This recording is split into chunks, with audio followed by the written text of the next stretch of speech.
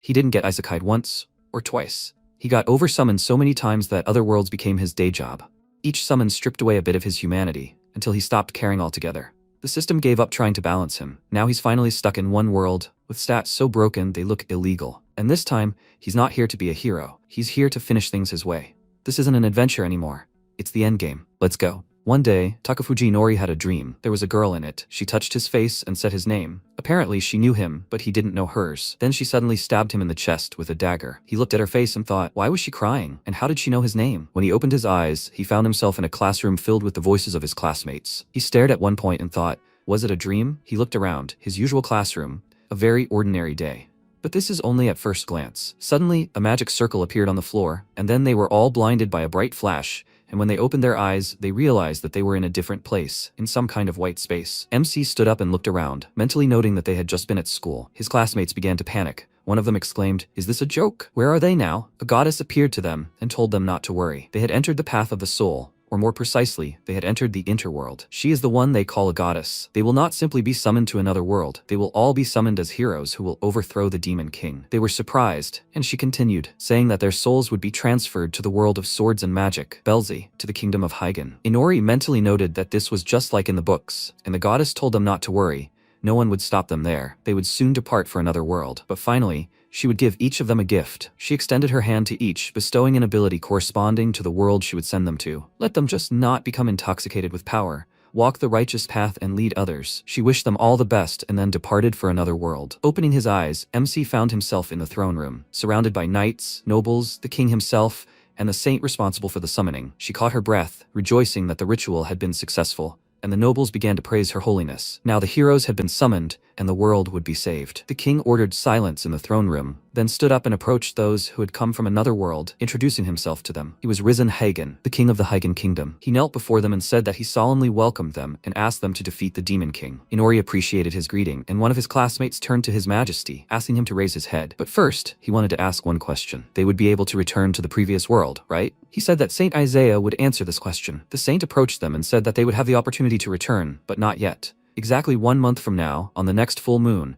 they will be able to return to their world. If they don't want to fight the Demon King, they will have to spend 1 month in the castle. The girls began to rejoice, anticipating a luxurious life, and MC thought it was not a summoning, but an excursion to another world. One of the girls asked how much time would pass during this month in their world, and the saint told them not to worry. They will be returned the same moment they were summoned. Time in their world will not move an inch. Inori suspected something was wrong, because everything sounded good and harmonious, even too good. Isaiah asked if there were any among them who wanted to wait until the next full moon, and said that even if everyone made this choice, they had no right to stop them. However, she would like them to save their country, save this world. She folded her hands in supplication and began to cry. And MC, meanwhile, thought that after this, they would all naively consider themselves great heroes. This is a hackneyed ploy to inspire them. His classmates began to mutter among themselves, and he hoped that there were no people among them stupid enough to fall for this. When the discussion ended, his classmates said that he didn't think they would be able to make a final decision just like that. Could they give them a month to think about it? The king remained silent, thinking it over.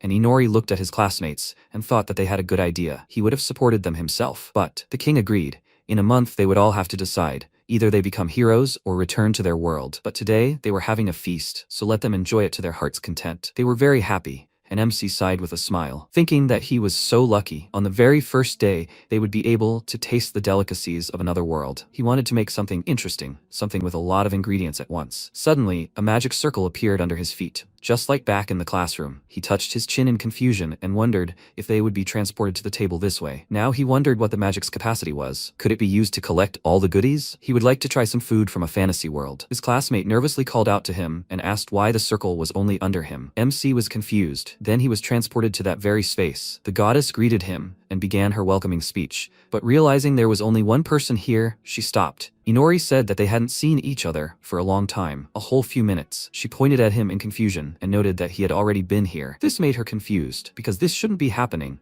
and he asked if she had summoned him again. She told him it was possible, then extended her hand to him and said that in any case, rules are rules. Since he was summoned, he should receive his gift. The magic circle appeared under his feet again, and she remarked that this was a mysterious case. She said goodbye to him and wished him luck, and he said that apparently she didn't understand her business very well. He was transported to another world, to some kind of laboratory. He noticed that the last time the summoning circle was purple, and now it was yellow, and the symbols, in his opinion, were different. But now was not the time to think about that, because he was confined to a chair, and some mad scientists surrounded him. The old man was glad that the summoning was successful, and his colleague said that from now on he was experiment number 12. The old man came closer to Inori and said that perhaps he would be the one to have the magic eye. MC doubted that the name experiment would turn out well, and wondered if this world was too hard for a second time. The two armed themselves with tools, and the old man told his subordinate that the experiment was above all else, and that he should be careful. He called him doctor and told him that he understood everything, and MC thought, is he really a doctor? He looks like a mad scientist. The old man suddenly began waving a scalpel in front of his face, delightedly saying that they finally got a real magic eye under the knife. It is given to people from another world the moment they cross the border. He showed him a full set of tools hidden in his cloak, saying that this is their work. Inori thought, so this time his gift is a magic eye? The old man used magic on him and said that it would be sad if he went crazy or went wild, so he would hypnotize him so that nothing could interfere with his experiment. MC kept his gaze fixed on the magic circle in front of him, but no matter how hard the old man tried, the hypnosis had little or no effect. This confused him, and he said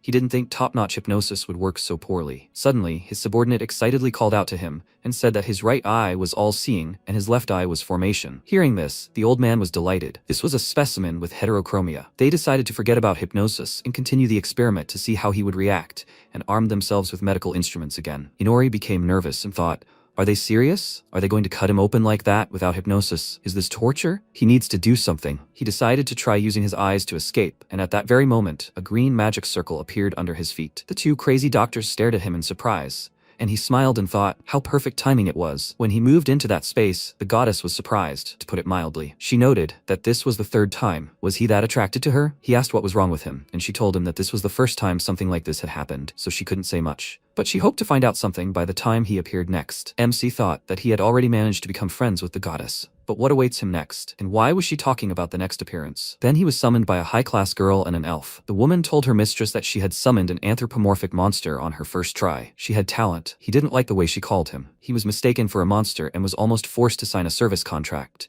when suddenly the summoning circle appeared again. He returned to the goddess, and she sighed heavily, noting that he couldn't get tired of this. He asked if she knew the reason for all this, and she told him there was no time, so she would tell him briefly. The summoning chooses a person with a strong soul. A strong soul is precisely what is needed to cross the world's border, but his soul was too strong. He looked at her in bewilderment and said that not only was he not a saint, but he could hardly even be called a good person. And she answered that it didn't matter. Simply put, what matters is the strength of the inner self. If his soul had been immediately secured with a hero contract in that world, this would not have happened. She extended her hand to him, granting him another ability, this time ability theft. This time, he was summoned by a beautiful girl, and in the end, he received 4 gifts. He also tried to make a contract before being returned to the goddess, but the magic circle appeared faster. On the 5th summoning, a girl summoned him using black magic. Apparently, his gift was somehow related to this. On the 6th summoning, he managed to become the demon king, who was resurrected by his loyal subjects. But he quickly returned to the goddess, and she noticed that he had collected quite a few of her gifts. He agreed with her, and then she declared that the next time would be the last.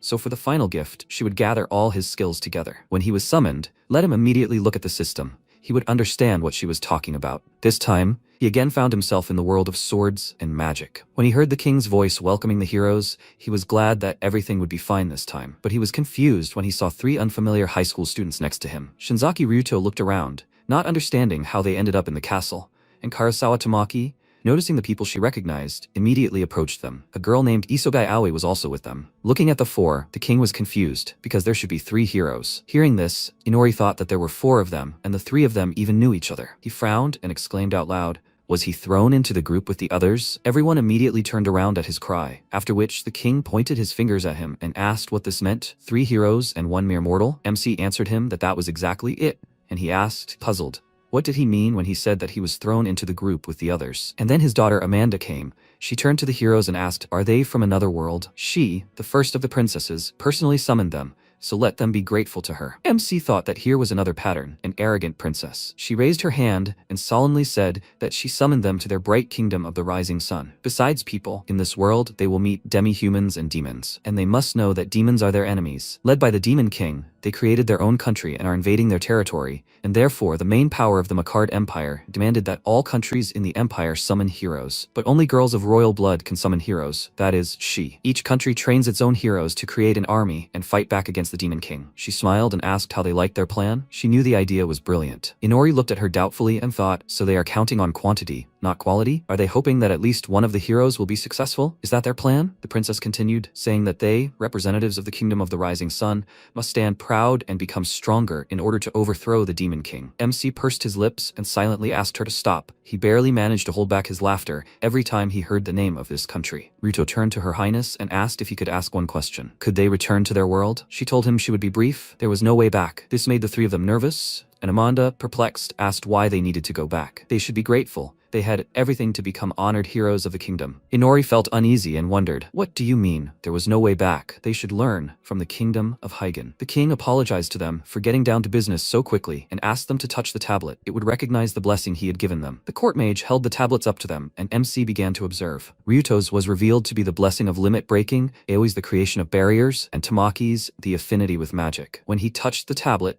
it revealed that his blessing was detection. The king was confused, as was he himself. He had received an interesting blessing. It didn't fit at all with these three, as if he were some kind of bandit and not a hero. Afterwards, they were taken to have their physical and magical powers measured. Rito demonstrated superhuman results in his physical abilities, and Aoi and Tamaki demonstrated inhuman mastery of magic. His extraordinary magic successfully ended at a completely ordinary level, which gave him the feeling that his body had been much stronger before this summoning. He lost to the girls in sports. It's just a shame. Although this is expected, they are heroes for a reason. Later, it was decided to gather in Ryuto's room to discuss their next steps. As soon as Inori was inside, he looked around and noticed that his room was much more spacious than his, and Tamaki's voice distracted him from his thoughts. She asked Ryuto what he was doing there. He's not a hero. He has no strength at all. Why even call him? MC smiled wryly. She said it straight to his face. Tamaki said that she wasn't that worried about him. She was just curious. He immediately thought, so she was actually worried about him? There she was, a true tsundere. Ryuto asked her not to say that. His detection was also an extremely useful skill. At that moment, MC realized that not all heroes thought the same about him, and Ryuto said that he agreed he most likely wouldn't be able to fight. But personally, he would like to be protected by Aoi's barriers. She said that she understood everything, and Inori thought about it. Energetic Tamaki and, in contrast, silent Aoi. A beautiful and sweet face says 1,000 words. Overall, all three are far from being the most beautiful people. Here they are, the lucky ones with personal lives. Tamaki asked if they thought it was worth staying in this country. Rito thought for a second, and just as he was about to say something, MC exclaimed loudly, "Isn't it wonderful here?" And they were received quite warmly. What could he even complain about? He put his finger to his lips and showed them a note saying that they were being eavesdropped on, so they better not say anything unnecessary. They all immediately tensed up and fell silent. Thanks to his gift of detection, Inori figured it out right away. It's hard to believe, but his ability is extremely powerful. It allows him to sense the presence of people and animals even behind walls. And now there are a couple of extra ears outside their door. The maid had already finished her work here, but for some reason she returned. Or was it someone else? He looked down at the notebooks and wrote a new note in which he asked Aoi to create a barrier that would block out sound. She nodded in response, then stood in the center of the room and raised the barrier above them. After that,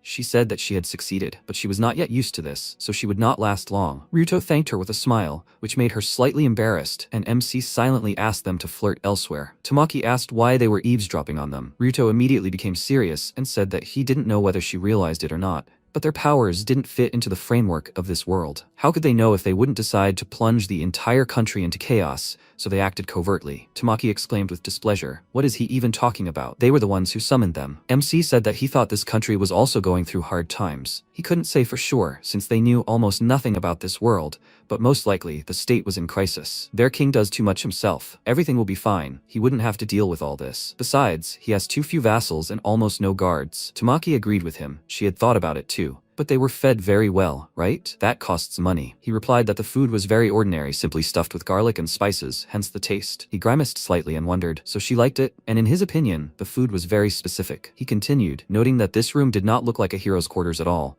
as if a private soldier had once lived here. And his room was even smaller. He remembered his first summoning and thought that he doubted that these three were summoned somewhere every day, and he had something to compare this kingdom to. He said that they should still consider escaping from this country. With his strength, they had a good chance of getting past the entire army and then start looking for a way home. They remained silent, considering his offer, after which Tamaki said that perhaps they were this country's last hope, and they should not let that hope evaporate. Aoi noted that they were saying there was no way out, but who's stopping them from hiding the truth from them now? Inori pointed out that it was stupid to spill everything right away, and Ryuto agreed with him. They don't have the strength or knowledge yet, so they'll just have to wait. Suddenly, Tamaki approached Inori and noticed that his left eye was yellow. Realizing he'd completely forgotten about it, he immediately covered his eye with his hand, thinking that it was obvious it would be noticeable. After seeing his reaction, Ryuto told the girl that some things were better left alone. It was a bit late, of course, but everyone goes through this, so she should leave him alone. MC thought he was smart, confusing his eye with 8th grader syndrome, although it was better for him, so he decided to play along for now and said that they shouldn't underestimate the power of his eye. When he returned to his room, he wondered what kind of ability this was.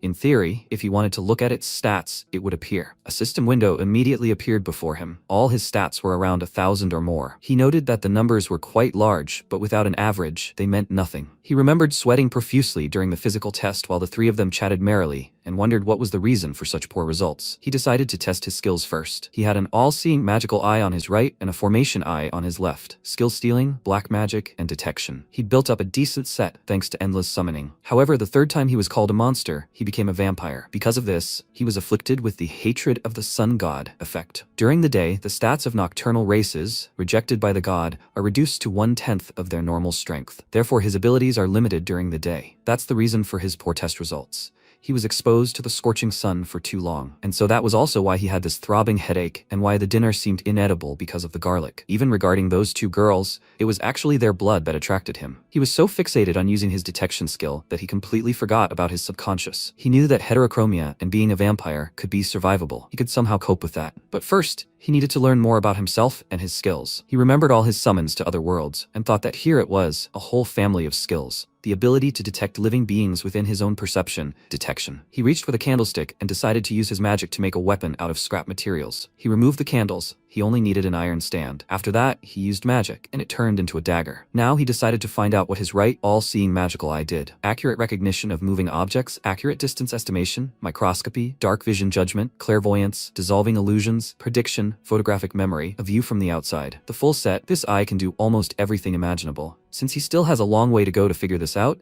he decided to look at the description of the left magical eye for now. It can transfer any magic circle it sees directly to the eye and activate it at any time. He didn't quite understand what this meant and decided to think about it when he was practicing local magic. He also has a bunch of other skills, such as increased pumping speed, dark magic, weapon creation, and so on. He was especially interested in the bloodsucker skill. If he sucks out almost all the blood, the victim will become a ghoul, and if he injects his blood into a virgin, they will become his vampire servants. But if they are deflowered, they will simply become ghouls. If you sprinkle a ghoul with your blood after its death, it will become a subject. Furthermore, if he sucks all the blood from a victim, the creature's memories will be transferred to him. This made him smile nervously and wonder what kind of monster he was. Also, if you suck all the blood from a person, you can steal all their skills. Even despite his weakness during the day, it's too early to write him off. But first, he needs to get used to this world and his new body. A new day dawned. They gathered at the training grounds, and a woman came to them. Now, the head of the Knights of the Kingdom of the Rising Sun, Agiana Izzy, will teach them the art of mastering their bodies. Inori was a little confused that the head of the knights was a woman, and he thought that although a fantasy world is a fantasy,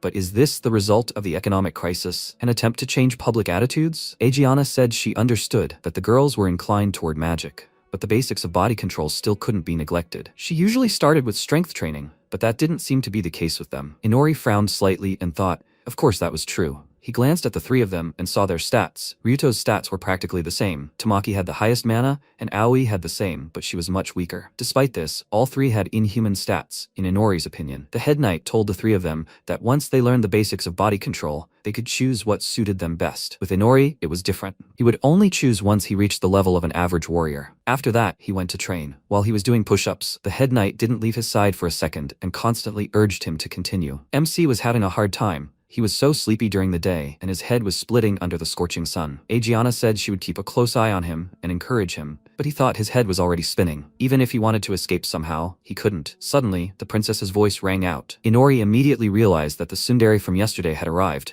but next to her was another girl, a stranger to him. He wondered, who is this? Does she even have a maid? Does she look like a princess? Or maybe she's just beautiful? Her expression unnerved him a little, a fake smile, just like a doll's. The head knight called them both princesses and asked what had happened. The second princess, smiling, told her that they had simply come to watch their heroes train, and Amanda told them that she had found the only bit of free time she had, so they should be grateful. MC chuckled, after which the second princess approached him and said with a smile that she was pleased to meet him. Her name is Arya. She will spend the rest of the day with him. After training, they went to one of the rooms of the castle, and Arya told him that there would be lectures in the afternoon. He looked at her and thought that this was bad. He was put in a separate class, and the other three were put together and taught by the eldest of the princesses. The reason is simple. Amanda said that she is not going to teach a non-hero, since it is outrageous. He sighed heavily and thought that it was not the time to be upset. One day his hands will get to her too. Arya decided to start the lesson. She took one of the books, and before she began the lecture, Inori raised his hand and asked if he could ask something. She inquired what was the matter, and he asked,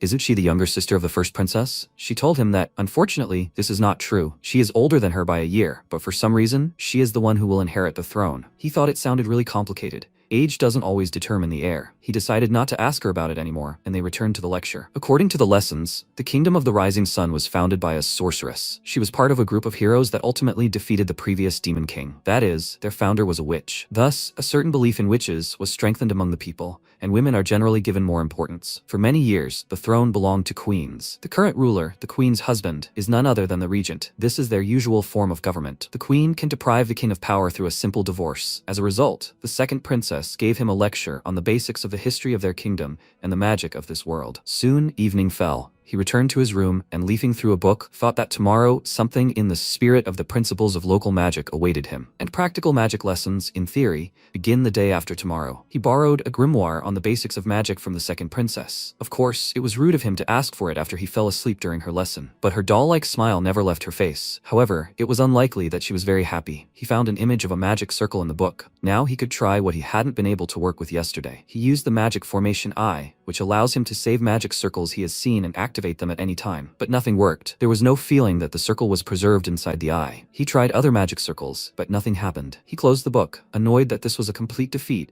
and suddenly he remembered that he had another magic eye. There was a pen and paper on the nightstand next to the bed. He drew a magic circle, which he remembered clearly. This circle was from the world where he got these eyes. That doctor's first-class hypnosis. Of course, you can't remember something like that in a split second, but his right eye, namely his photographic memory, was able to do it. Looking at the finished drawing, he decided to use his left eye and thought that both the eye and the circle were from the same world. And then he felt a completely new feeling. It seemed he had succeeded. He decided to test it out and called his servant Nala. When she entered, he said he had a small favor to ask, after which he used hypnosis on her, which at first took her by surprise, and then her gaze became clouded. He waved his hand in front of her face and wondered if he had succeeded. To test this, he decided to try a few questions, the first of which was what color her underwear was. She gave him the answer, and he, using his second eye for clairvoyance, realized it was true. His first-class hypnosis worked, and he thought, does that mean his left eye can't store circles from another world? That is, right now this eye is only capable of hypnosis. He thought that couldn't be true. He had been summoned so many times, and each time a summoning magic circle appeared under his feet, so he should have remembered it, and if he transferred this to his left eye, he would be able to teleport himself. After that, a magic circle appeared under his feet, and an identical one appeared somewhere in the forest. Thus, he teleported to a forest somewhere on the outskirts of the capital. A joint technique of farsightedness of the right eye and point of view transference of the left eye. Now he can leave the palace whenever he wants. It is night now, and his abilities are working at full capacity, so he decided to conduct a couple of tests. He approached the remains of some kind of structure and used dark magic on it, controlling it, causing objects to immediately begin to float in the air. Any inanimate matter is susceptible to dark magic, and he can freely move and hide objects under his control in his own shadow. Controlled objects also cannot affect uncontrolled ones, but if he frees them, everything will work as before. It's convenient and completely inconvenient at the same time. He also has dark magic. With one skill, he can dissolve into the shadows and freely follow them. He fell underground, then peered out from the shadow of a tree and thought that this was too convenient, and the shadows inside were quite spacious. Now it was time to master the skill of weapon creation. He created a sword from stone and concentrated. During training, he used the Eye of All-Seeing to memorize the movements taught to heroes, and at night he returned to the same place to repeat it as many times as time allowed. He made a few swings with the sword, and soon ran out of breath. But despite this, he felt a sense of triumph, and when he looked up, he saw a system notification in front of him. He had learned the first-level sword technique skill. Now he understood where this feeling came from. Time passed like this, far from immediately, but he succeeded. Then came the time to level up. As soon as this thought flashed through his head, he heard some sounds behind him. Peeking out from the bushes, he spotted a huge bird in the clearing that had just caught a rabbit. At first, he thought it was a demon and used the Identify skill. The system window showed that it was a bird-like demon, Ketyu, and he wondered if they were always this strong. As he had already realized, these birds were a popular local commodity, and the bed in his room was stuffed with their feathers. And do people in this kingdom hunt these huge birds? He wondered what to do next. Maybe he should start with simpler demons? He tried to evaluate the other demons in this forest, but except for intelligence, the rest of the indicators were around 500 or 600. Some of them even surpassed his. Either the demons in this forest were too strong, or he was that weak. They were much stronger than he expected. Of course, he still had a chance in a one-on-one fight, but if they surrounded him, he would be finished. Without leveling up, he couldn't handle it. Meanwhile, the second princess was wandering the corridors of the castle. The head of the knight stood in her way and said that even inside the castle, she shouldn't go out at such a late hour without an escort. Arya smiled and asked if she could talk to her. She was told that she didn't use magical tools during the training of Inori and the other heroes. She confirmed this. The three heroes were practicing with training weapons, and Inori was working with strength exercises. Giving them anything more serious when they hadn't yet properly mastered the basics of body control was unacceptable. Arya didn't let her finish and asked what the problem was. They would eventually touch the magical tools, so why not explain them right away? Egiana looked at her closely, and after a short pause, said she was right. If they mastered them, they would become stronger. But if they relied on such power from the start, all discipline would be disrupted. Personally, she believed it was more important to remove all temptations from their sight and temper their bodies and spirits. Arya didn't like her words, but she immediately forced a smile on her face and said she was right. There was no need to worry when the strongest of all people was working with them. Egiana looked at her with a certain sadness, then said it had been a long time since she had seen her old smile. The princess remained silent, then turned away from her and said her smile hadn't changed at all. Egiana carefully asked her what she thought of their future queen, and she, glancing at Amanda's portrait, said that of course she had talent, her own principles and convictions. People loved her. She was worthy of the throne. She asked, "Does she really think so?" The princess asked in response, "What is she talking about? You never know where someone might fall." One day, the kingdom would consider her words an insult. She replied that she understood, after which the princess left, and she silently told her not to worry about it. 2 weeks had passed since their summoning to this world, and the three of them were training at a rapid pace. Ryuto had already bonded with the sword. Now he was being taught only swordsmanship. Tamaki chose a staff. In theory, it should help her concentrate on casting spells, but in her case, the staff was nothing more than an ordinary club. It seemed she had muscles instead of brains. Aoi was learning archery. An archer is completely defenseless while aiming at someone, but with her barriers, that's no problem. A master of close range, fire at range, and destructive power up close, fire support and protection at any moment. Now that's a balanced squad. 3 days ago, MC also began serious training, not in swordsmanship, but in dagger and throwing weapon techniques, stealth training, and the occasional trap disarm. As he understood it, they wanted to make him a scout, and that made sense, because this role, combined with his gift of detection, is the perfect combo. What about his other abilities? He doesn't need nannies to develop them. Every night, he trained in the forest, controlling daggers in the air with dark magic. When he waited for the right moment, he severed the connection with the dagger, and then it pierced the tree trunk. Looking at this, he thought that the day's lessons were almost impossible to put into practice, and they were barely registering in his head. This hatred of the sun god irritates him so much. Will he be able to get rid of it when he levels up enough? After training with the dagger, it was time to level up his skills. Moving in the shadows, he tracked the bird demon, and when it was distracted by food, he immediately jumped out of hiding and approached the demon along the shadow on the ground. The bird noticed him too late, so he quickly did what he had planned. Using weapon creation, he created a thread of dark magic, which immediately bound the demon. The bird screamed, trying to get out, and he looked it straight in the eyes, using hypnosis. The demon's eye glowed yellow. Victory. He carefully reached out to the bird and waited a few seconds. It did not move. After that, he stabbed the demon with the dagger and killed it. Living creatures are not susceptible to dark magic, but the undead can be easily moved and stored within the shadow. Having thrown the bird into the shadow space, he descended there himself and thought that, based on his observations, there was no need to worry about the remaining demons here. He sank his fangs into the bird's neck and hoped that if he sucked almost all of its blood, his vampirism would help him raise his level, or at least his stats. After that, he went hunting again.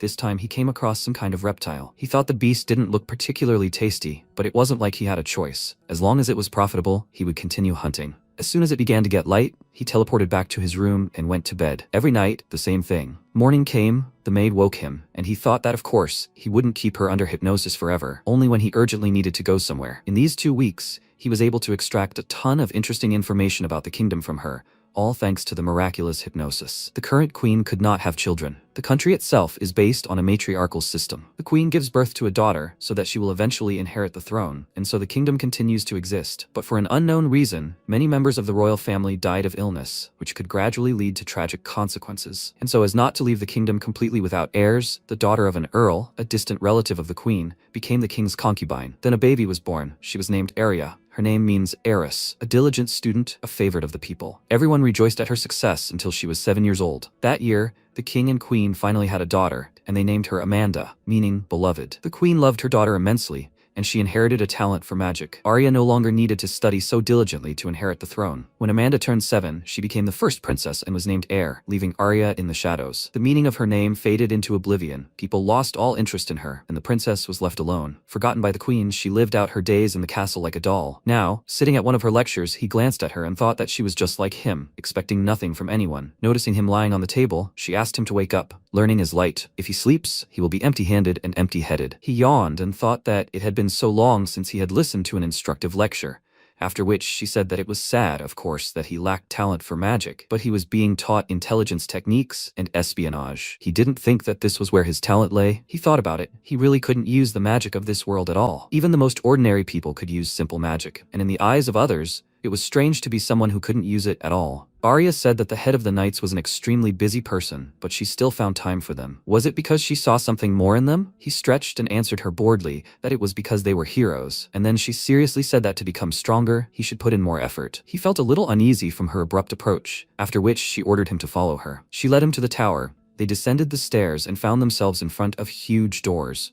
She opened them with magic and said that the class was rather crowded today. They would take advantage of it. He was a hero, but they called him weak. Did he enjoy these words? She turned to him and exclaimed that she didn't think so, and he looked at her in surprise. The past had left an indelible mark on her. She locked away all her emotions, and the inhabitants of the kingdom began to call her a doll. But now, seeing her, he couldn't say that. When she finished with her magic, a spacious training hall spread out before them. Arya walked to the center of the room and continued, saying that if he didn't work on this, he would be kicked out of the castle. They were not obligated to support those who don't work. He mentally noted that she had started with her trump cards right away, and then asked, so using the gift of detection doesn't count as work? Arya answered him that she also considered this treatment unfair, but he still wasn't putting in the necessary effort. Was it so difficult for him to pull himself together a little? A blessing is not given to everyone. He remembered how he slept during her lessons and trained at night, and replied that he had done everything in his power anyway. She nervously clenched her fist, and he said that he was far from those 3 heroes, and he had no talent for learning either. Everyone has their limits. She said that in this special training room there is a strong magical barrier. No screams, no noise. No one will hear anything, so he need not worry about that. He asked her how to open the door, and then she quietly approached him from behind and raised a furious glare at him, after which she kicked him in the back with all her might, pinning him against the door with a slam. He turned to her in bewilderment, and she exclaimed that he hadn't even smelled gunpowder yet, and if he was expelled because of his own fault, his life would end with the first demon he met. Even if he's not as cool as them, let him live with what he has and not give up. He looked at her and thought that she wasn't a doll, but a truly noble girl. She exclaimed that he had a chance to change. Let him not give up. This made him grin, then laugh out loud and say that she was a good girl. Her face immediately blushed at his words, and he said that he underestimated her. He didn't expect her to be so strong. She suggested that they do without playing on his nerves, and he told her not to worry. He loves life more than anyone else, just like her. She looked at him in surprise and after a short pause, said that perhaps she had underestimated him too. For some reason, he seems incredibly strong to her. He said that the fact that he will be expelled is a fact, but he will still think about what to do with it. He does not plan to leave here yet, since the gathering of information is not yet complete. When it was time for another training session, he decided to somehow demonstrate the significance of his discovery,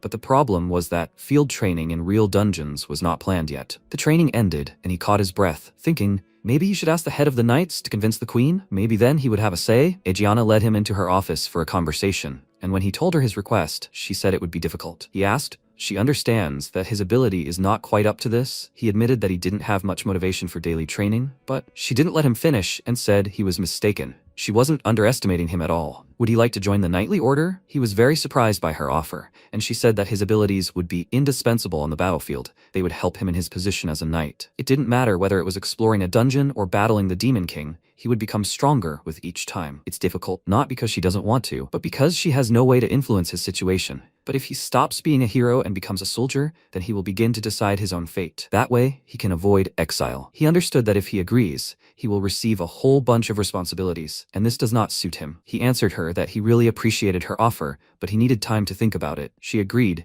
and told him to come to her when he has nowhere else to go, and he clarified, after the exile, Aegiana went to the window and confirmed this. A A few days passed. Inori was sitting at another lecture, half asleep, and asked, "Will the heroes from the neighboring country come? What do they need here?" The princess said that there will be a meeting tomorrow. She will also be there, so there will be no classes or training. He was surprised by such news, and she said with a smile that he will not be there either. He wondered why? He immediately understood what was going on. He was the fourth wheel. The next day arrived. The guests from the neighboring country were greeted with all due honors, and the MC, watching the celebration from the window, thought discontentedly, what about their financial crisis? Was there really not enough room to invite him? However, really, who would want to explain to the guests why another hero suddenly showed up along with the three? There would be an investigation, and he didn't need another hassle. With a heavy sigh, he got out of bed and thought that he didn't like sitting on the sidelines and watching others have fun. He used his all-seeing magic eye to see what was happening in the main hall of the palace. He saw the princesses in formal attire and, with a bored look, noted that his favorite lecturer had also dressed up. He immediately noticed that frozen smile on her face, after which he appreciated the rich appetizers on the table,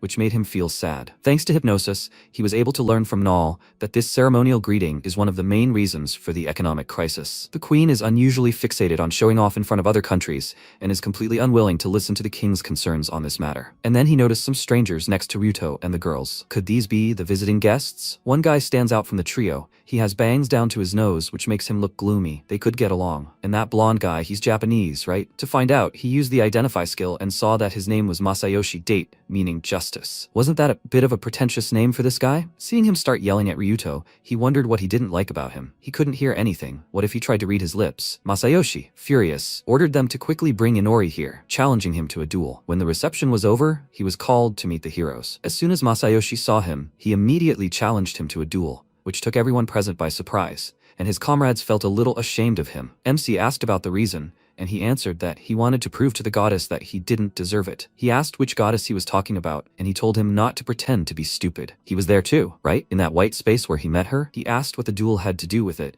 and he proudly answered that he proposed to her. After that, he grabbed Inori by the clothes and shouted right in his face that she said she would think about it if he defeated him. He sighed heavily and thought that he seemed to be starting to understand what was going on. Simply put, this goddess took and dumped all the problems on him. He swore that the next time they met, he would take revenge on her, and then Ryuto asked in confusion, what was this white space? Masayoshi's comrades also didn't know about any goddess, and MC found it strange. Were they summoned differently? He decided to end it and told the guy that he didn't quite understand what was going on, but he accepted his challenge. He was very happy and said that was a different matter, and he asked, had he already decided what kind of duel this was? Judging by the guy's reaction, he hadn't thought about it at all. And Inori said that his blessing was completely unsuitable for ordinary battles. And unlike the other heroes, he had the body of a very ordinary person. A simple one-on-one duel clearly wouldn't work for them. However, if he's the kind of hero who enjoys tormenting the helpless, that's a completely different story. Masayoshi shouted that he'd agree to any terms, and all the heroes were surprised at how quickly he agreed. This was only to MC's advantage.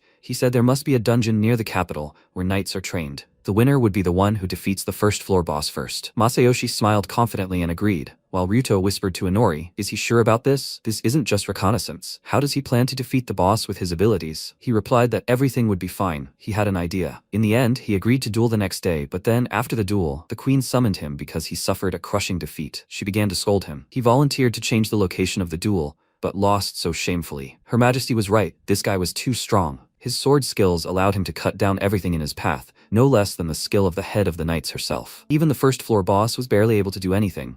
Masayoshi dealt with him immediately. MC, in turn, thanks to his gifted detection, snuck past all the monsters, traps, and even the boss. From the outside, it truly looks like a crushing defeat. The queen said with displeasure that until then, she had turned a blind eye to his laziness and incompetence because her husband and the knight's master, whose words she trusted, vouched for him and spoke of his untapped potential. But now the moment had come when he had damaged their country's reputation, and she would not tolerate it anymore. An oppressive silence reigned in the throne room for a few seconds, and then the queen loudly declared that he was banished from the kingdom, but he only smiled in response. Everyone around remained stony-faced. They had expected this. The queen asked if he had any objections, and he replied that he had one. Damage to the country's reputation. What was that?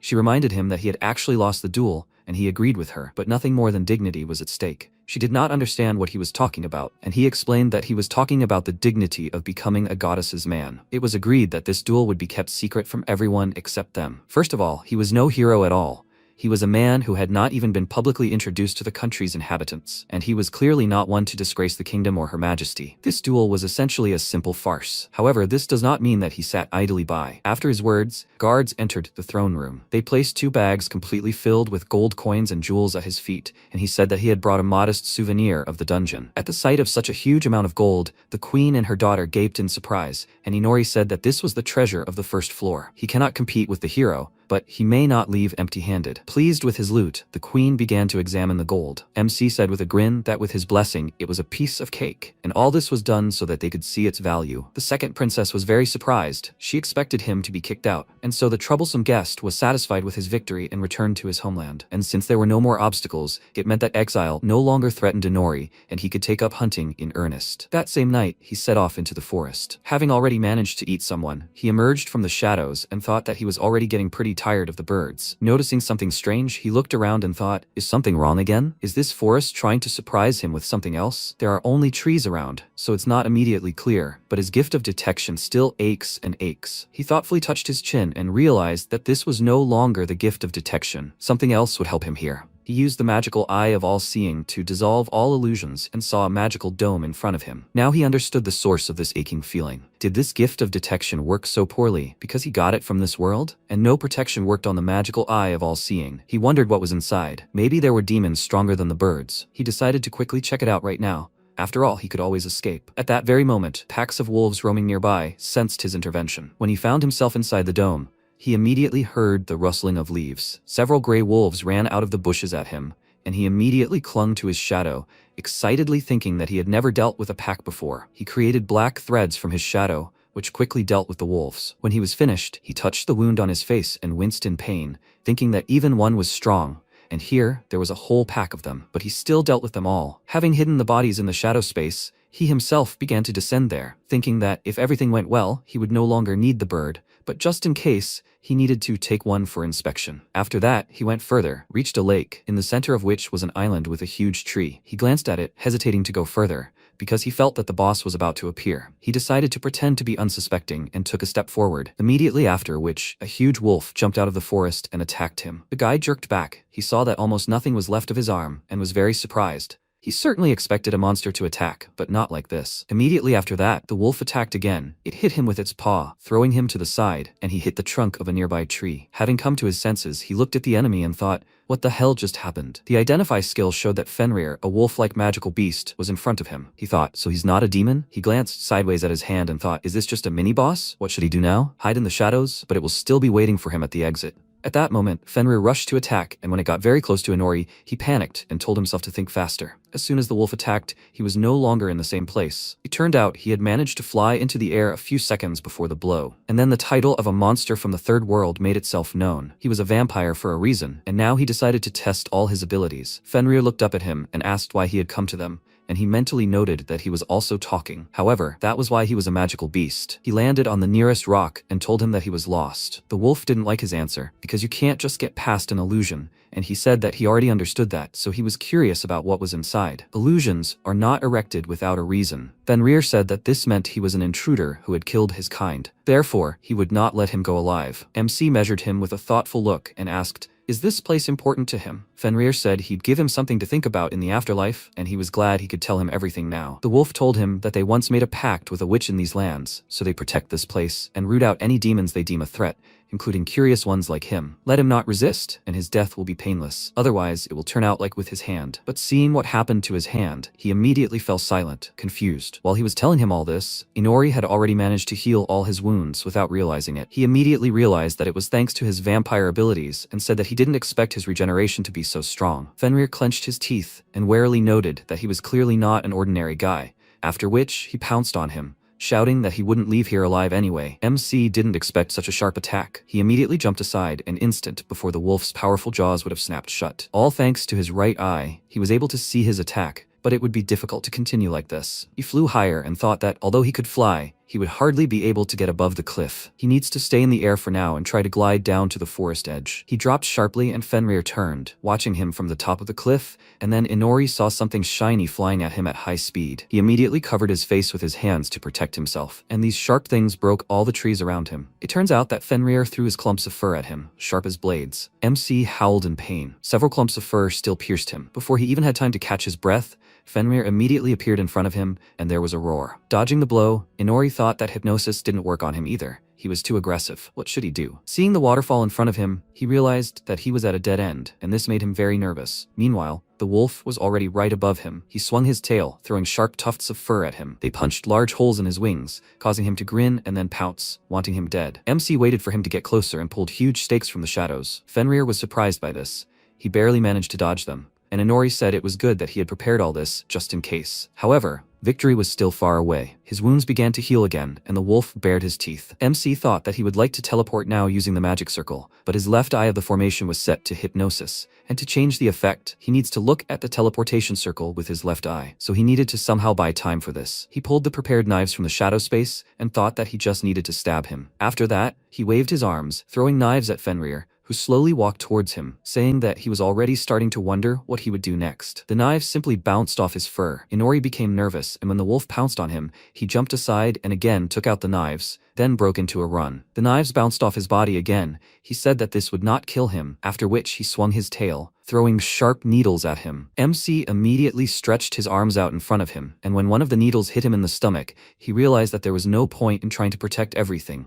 His heart and legs were enough. The wolf was furious, calling him a stubborn guy, after which Inori waved his hand, throwing a net of black threads over him and the entire area. The trees swayed with a crack under the tension of the threads, and the wolf was no longer able to move. He growled loudly, and MC was already glad that he had managed to hold him back. But at that moment, there was another cracking sound. The threads broke the trees and snapped, freeing Fenrir. The wolf growled that it was all useless, and he broke into a run, wondering how he could have broken the black thread. Now he had only one thing left. He created more threads and began tying them around all the trees around him, while making sure the wolf didn't catch up. He hoped that everything would work, after which he climbed a tall tree, and Fenrir exclaimed that it was stupid to try to escape through the sky, since he had become an excellent target. Inori, meanwhile, used his left eye. The threads glowed yellow, emitting magic, and when a magic circle appeared under the wolf, he said with a smile that the rewriting of the circle was complete. He used the magic of his left eye, movement, and when a magic circle appeared behind him, he began to dissolve into thin air. The wolf looked at him in surprise and exclaimed, "Did he decide to run away?" MC appeared right above his head and answered him that he had thought about it but decided otherwise. After these words, he plunged the knives into his eyes, depriving him of sight. Feeling a burning pain, Fenrir howled in pain, and Inori said with a smirk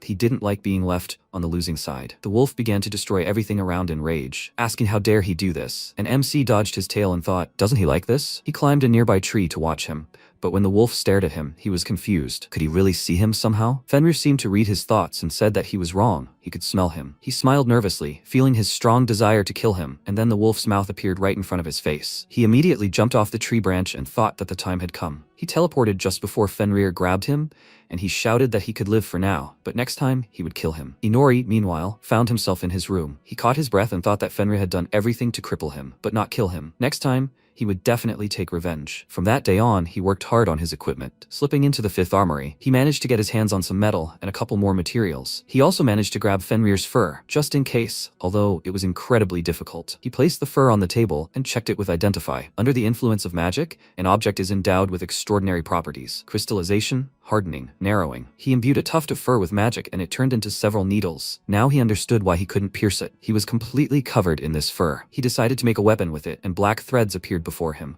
but with a different effect. Gleipnir crystallizes when exposed to magic if it is not strong enough to break the threads. He looked closely at the weapon and thought that, according to legend, this is what Fenrir was forged with. Could he really get revenge with this? An idea occurred to him. He made gloves from this thread, which now activate special properties when in contact with magic: hardening of darkness, hardening, crystallization, constriction. He experimented a little, and now some parts glow during crystallization, creating a beautiful magic circle. He came up with the idea of making a couple more things from these threads, and so he ended up with an entire suit of Gleipnir. Now, he was ready for revenge. Immediately after that, he set off for the forest, and Fenrir turned at the sound of his teleportation. MC greeted him, saying they hadn't seen each other in a while, and he asked if last time wasn't enough. He didn't think he'd come here again. He pounced on him, and he smiled, Noting that he now had such beautiful eyes, Fenrir responded to his mockery with a blow, ordering him to shut up, and he dodged and noted with surprise that even though he was blind, he was hitting right on target. Fenrir said that this was the second time he had invaded their lands, but this time he wouldn't let him go alive. He thought, so the fact of his invasion angered him more than his lack of sight, and he is unwavering. He has such excellent principles that now he definitely wants to kill him. The wolf rushed to attack. Inori summoned a pack of wolves from the shadows,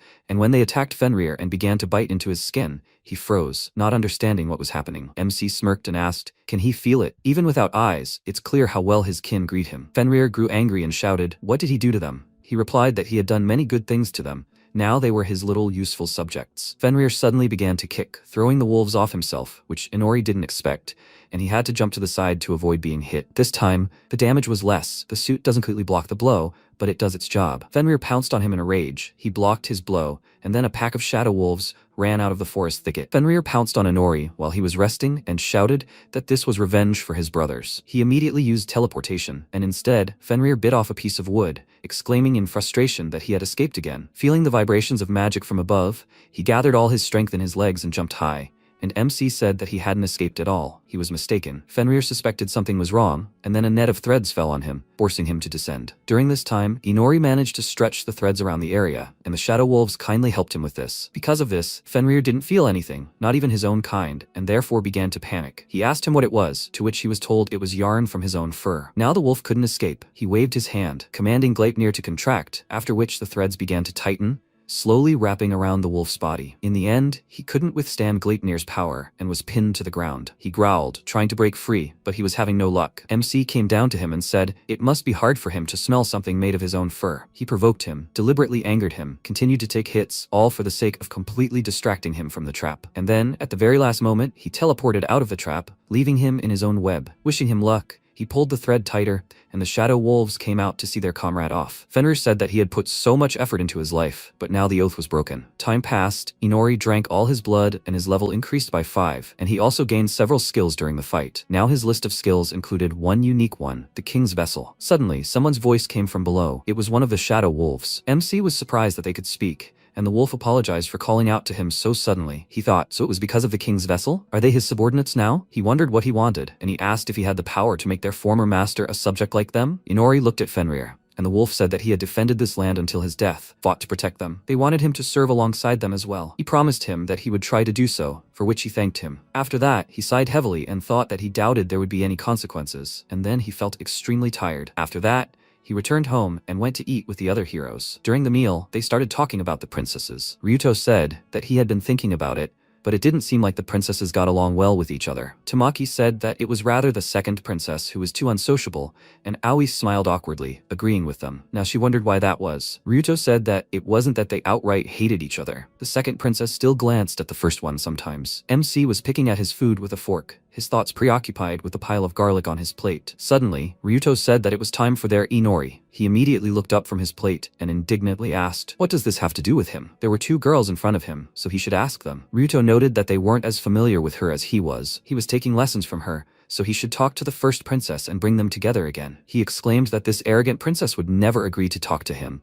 and Ryuto told him not to worry about it. He would ask her to listen to him. He asked doubtfully how he was going to do that, and he answered with a smile that it would be easy, since the first princess was crazy about Shinzaki Ryuto. The girls didn't like his words, and MC, seeing their reaction, really felt Ryuto lose his value. The guy said that, of course, it was all for a reason. How about a 7-day vacation? He would ask the first princess about it personally. Inori immediately agreed, and soon it was time to meet the princess. He knocked on the door and thought he agreed so easily, but what now? The princess haughtily told him to hurry in, and Ryuto told her about him. He entered the room with the thought that once he closed this door, there would be no turning back. Amanda said that she was giving him one chance to talk to her, so he should be grateful. At this point, he glanced around the room and thought that, unlike the others, this room looked luxurious, but there was not an ounce of uniformity in style. Noticing his thoughtfulness, she smirked and asked if he was already speechless. Of course, after all, there were things everywhere that he had never even dreamed of. He pointed his finger at a very remarkable vase and asked if she liked it. She confirmed this and boasted that there were gifts from her mother and people from all over the world. The royal family has no need to buy anything for themselves. Let him remember that. He decided to get down to business in order to get out of here as soon as possible and asked if she was worried about her current relationship with the second princess. She looked away and said, slightly embarrassed, that she was not at all worried about what was happening to her. So what did he want to talk about? At that moment, he realized that it would not be easy to finish the matter. Amanda said that she had been told he came to reconcile them, but it was not that she wanted to make peace with her. He asked irritably, that is, she does not want this at all? Because of embarrassment, she began to tug at her hair and said that it was absolutely none of his business. He tiredly covered his face with his hand and thought that this wouldn't work. He needed to use his trump card. He said that it was all Ryuto's fault. He arranged everything so that he could help her. But if she didn't want to, then so be it. Of course, when Ryuto finds out about this, he will be upset that all his efforts were in vain. Because of his words, Amanda got worried and asked him to wait. She just wanted to start explaining everything to him, but he was so impatient. Finally, he managed to get her to talk. In order to distract herself a little, she began to comb her hair and said that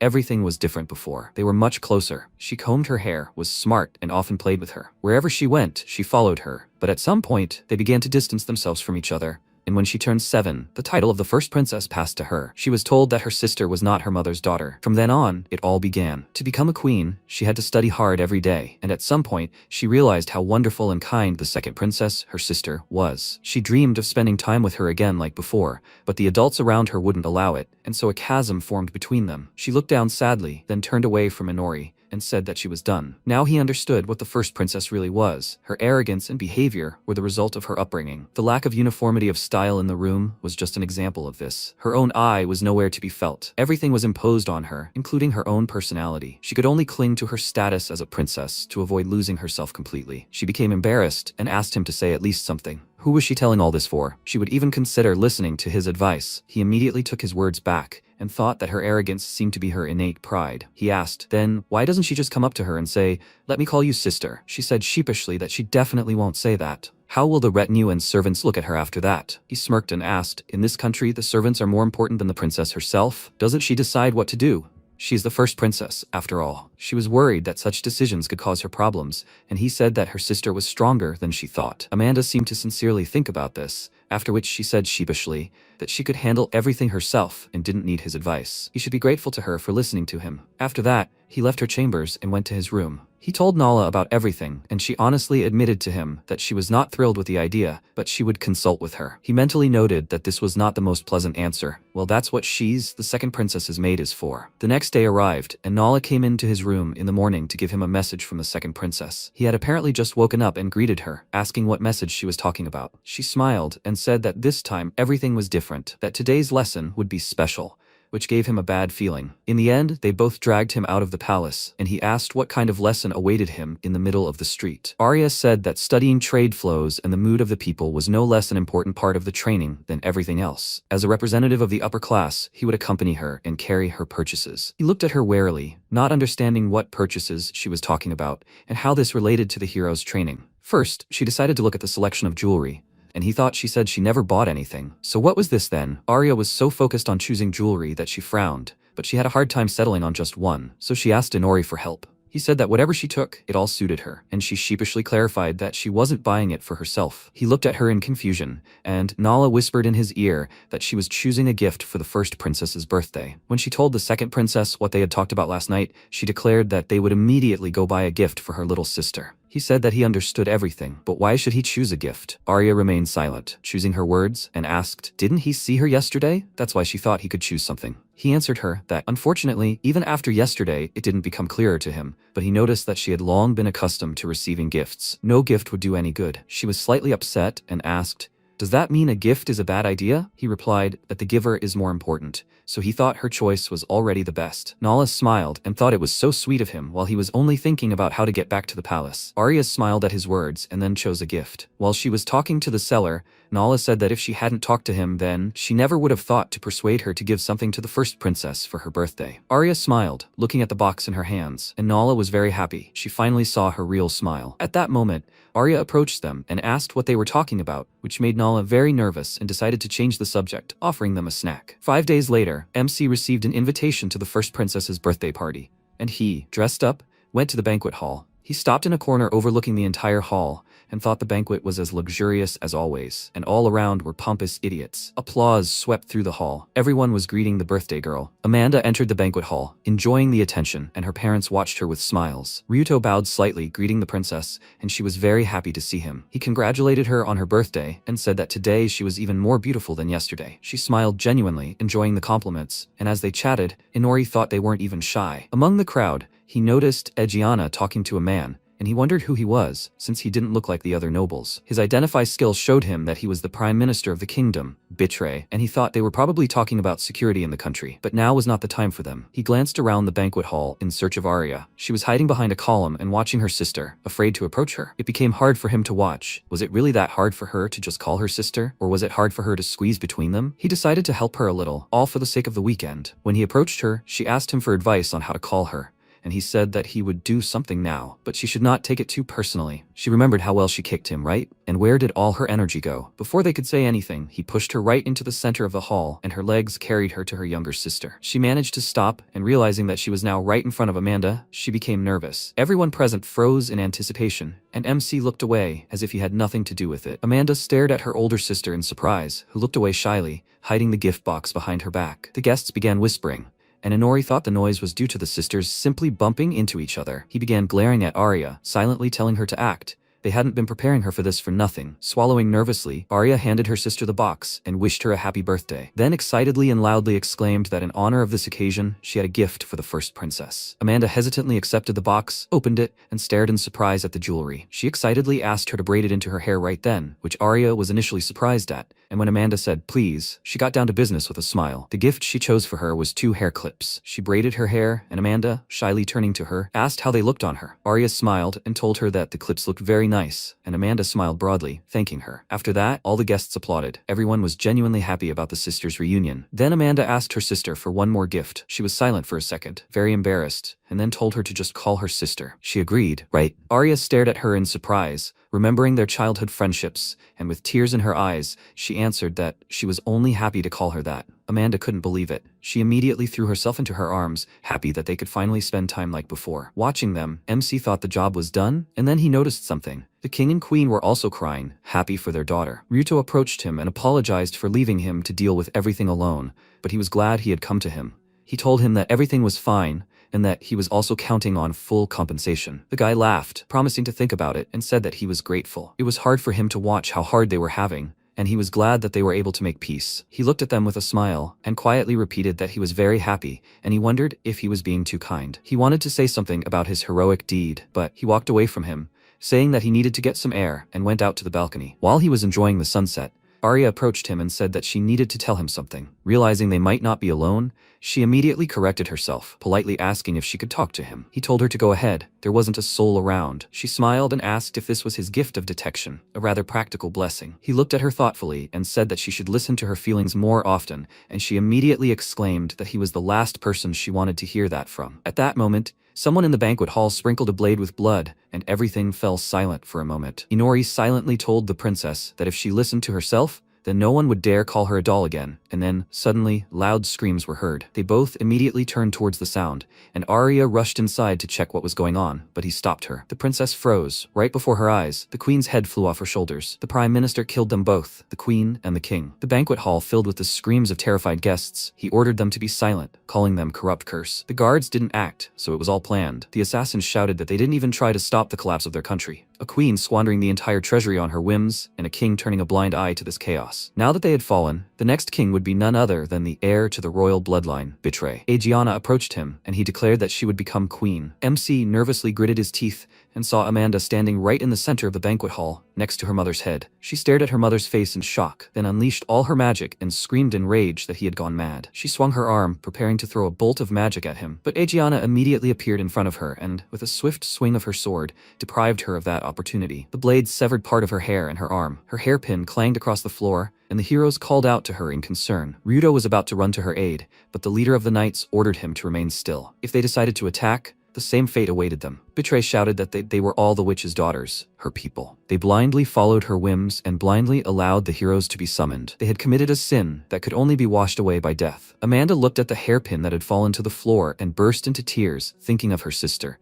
and then Aegiana executed her, and Betray shouted that she would see the witch in the afterlife. When her head fell, Arya's face contorted in horror, her mouth open, and Inori, realizing she was about to scream her name, immediately covered her mouth with his hand, causing her to let out only a moan. He nervously told her to be quiet, or they would be found. He glanced at Aegiana and wondered if this was a coup d'etat. The knights surrounded her, preparing to carry out orders, and Betray told them to act, to send them all to their favorite witch for their sins. The nobles rushed for the exit in horror, but the knights quickly caught up with them and killed them. Enjoying this carnage, Betray spread his arms out to the sides, looked up, watching the drops of blood fly, and listed all their crimes: usurpation, bribery, indifference to wastefulness. Together with power, they have ruined this country. Therefore, they all deserve to die. Arya was horrified by this sight. MC asked her to calm down, because if she moved now, they would kill her. She was left with two choices: either die in vain here, or escape and survive. As the carnage continued, Ryuto approached Amanda's body and fell to his knees before it, shouting that no one deserved to die. Betray said that all the nobles here deserved to die for neglecting their country. He shouted back that that was no reason to kill them, and Betray, after a moment's thought, said that if he had seen what they saw, he wouldn't have said that. One day, this country would show him its true face. He ordered Aegiana to capture the heroes, and the woman approached Ryuto, telling him not to resist unless he wanted to see hell. He immediately rose and used his gift, summoning his lightsaber and unleashing a powerful blow on his mentor. But even that did not harm her. The barrier she created with her sword absorbed all the damage, and she remarked that it was quite good, both the strength and the speed of his reactions. He nervously gritted his teeth, exerting more strength, and attacked again. She quickly parried each of his blows, and the banquet hall gradually began to collapse. When their swords cut one of the columns, Aoi noticed it starting to fall and immediately erected a barrier above herself. Tamaki told her that they should help Ryuto, and Aoi told her that it wouldn't work. There were too many soldiers. Tamaki cursed, because they didn't even have weapons, and Aegiana, meanwhile, looked at the hero, out of breath after their brief skirmish, and said that they had also decided to fight. It was a pity, because now they wouldn't get away with it. She swung her sword. Ryuto barely blocked her blow, and she asked what he would do next. He could fight until he dropped, but he still couldn't defeat her. Let him surrender. She would grab them, and then go after the second princess. Meanwhile, Arya was shedding tears, and Inori decided it was time to act. He apologized to her for stopping her from grieving, but if they stayed here, they would share their fate. It was her choice: surrender here and die, or escape and survive. She clenched her fists, and he asked if she wanted to surrender again, like back then. Arya remembered her sister and stared for a moment, then confidently exclaimed that she would not give up and would live for Amanda until her death. No one would dictate to her. He looked at her in surprise and then called her by name with a smile, saying that in that case they needed to escape. Meanwhile, the battle continued. Ryuto's sword couldn't withstand Aegiana's pressure and broke, leaving him confused. She noted that this was the end, and then kicked him in the stomach, throwing him into the air. The blow was so powerful that he immediately lost consciousness, and Tamaki, noticing this, called out to him worriedly. Seeing that he wasn't moving, she realized things were bad. They had to run, otherwise they would get it too, but first they had to get him. At that moment, Aegiana appeared next to them, and with one swing of her sword, she broke the barrier and left them defenseless. After that, she ordered the knights to seize them immediately, and they threw the girls to the floor, causing Aoi to scream, and Tamaki immediately began to stand up for her. Aegiana ordered her subordinates to take them to the dungeon, and glanced worriedly at Ryuto, wondering if she had drawn out the fight too long. Meanwhile, the princess and Inori began to escape, and Aegiana thought that it didn't matter now. The outcome would still be the same. She didn't think she could escape alone. All this time, while MC was leading the princess along the corridor, he was using his gift and was getting very tired from it. He told her that they couldn't go right, they would go left. They ran past the knights, and she thought that he easily determined the location of the guards, as if he was specially trained for this. He called out to her and asked, can she use magic? She told him that she could use the most basic magic, and then he grabbed her hands and said that 3 guards would appear around the corner in about 10 seconds. Let her deal with them somehow. She looked at him in confusion and asked, is running away not an option? He answered her that it would be problematic. They had nowhere to run. She swallowed nervously, then began the spell and asked, there are only 3 of them? He warned her that there were 2 seconds left, and as soon as the knights' shadows appeared on the floor, she fired a spell at them, enveloping their faces in streams of wind, causing them to fall instantly. MC emerged from hiding and noted that she had eliminated all 3 with one spell. She said that she had managed to prepare in advance, and they hadn't expected the blow. It was good that everything worked out. Noticing how heavily he was breathing, she remarked that he looked unwell. Is he alright? He told her that he was tired, but the enemy didn't care. There were almost no guards further on. First they needed to get there. The protagonist frowned, continuing to run forward, and thought that they could still cope with ordinary soldiers,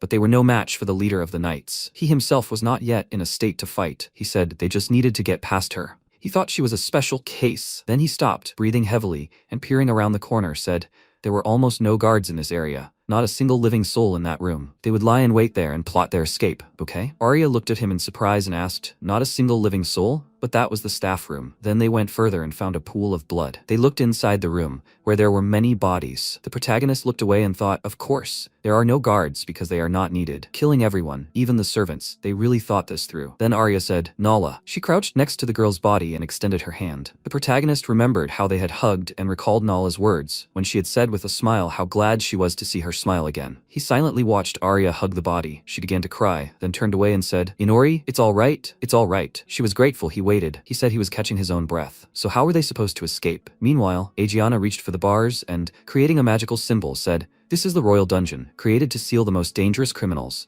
Without magical tools, they would never escape. They must remain quiet and not move. Tamaki had said, so cruel, will they at least remove their shackles? Ryuto had said, it's no use, Tamaki. If the summoning of heroes had provoked a coup d'etat, the Hero Alliance wouldn't have remained silent. He frowned and added, they're keeping them handcuffed to buy time, and the shackles are there to keep them from accidentally killing themselves, right? Aegiana looked at him and said, there's nothing else to add. The body is filled with rage, but the head is clear as day. He glared at her, releasing a terrifying aura, and Aegiana thought she'd seen those eyes somewhere before. She remembered standing surrounded by bodies and thought about her own stupidity, her own helplessness, her unpreparedness for this nightmare, the same eyes she'd once had. Then she turned around and said that he was still young. Well, if he wanted to survive in this world, he should remember these feelings and remember to think clearly. If only they'd done everything right back then, she'd have considered letting Aoi and Tamaki go. Then she left, and Ryuto indignantly shouted, why is she still acting like a teacher? At that moment, Aegiana was climbing the stairs. She placed her hand on the wall and said, they haven't found them yet. He's doing better than expected. She'll join the search for the second princess once she's retrieved her gear. They should move on. The guards walking behind her shouted, yes. Meanwhile, Arya said, if they're going to start, it's best to start from here. She pointed at the plan and the protagonist, looking at her, asked, is there something there? She replied, a secret door leading to the underground sewers. They'll be able to escape the castle through that. He said that's what they'll do. Do only the royal family know about that route? She turned her gaze to him and answered, yes. It's an emergency exit for members of the royal family only. But frankly, she didn't know if it was possible to go through right now. Then he stood up and said that it was as if they had a choice. They had to go. She frowned and turned to look at Nala, thinking she was apologizing for not being able to help and grateful for everything. After that, they left the room and MC ran forward, looked around and thought, this is bad.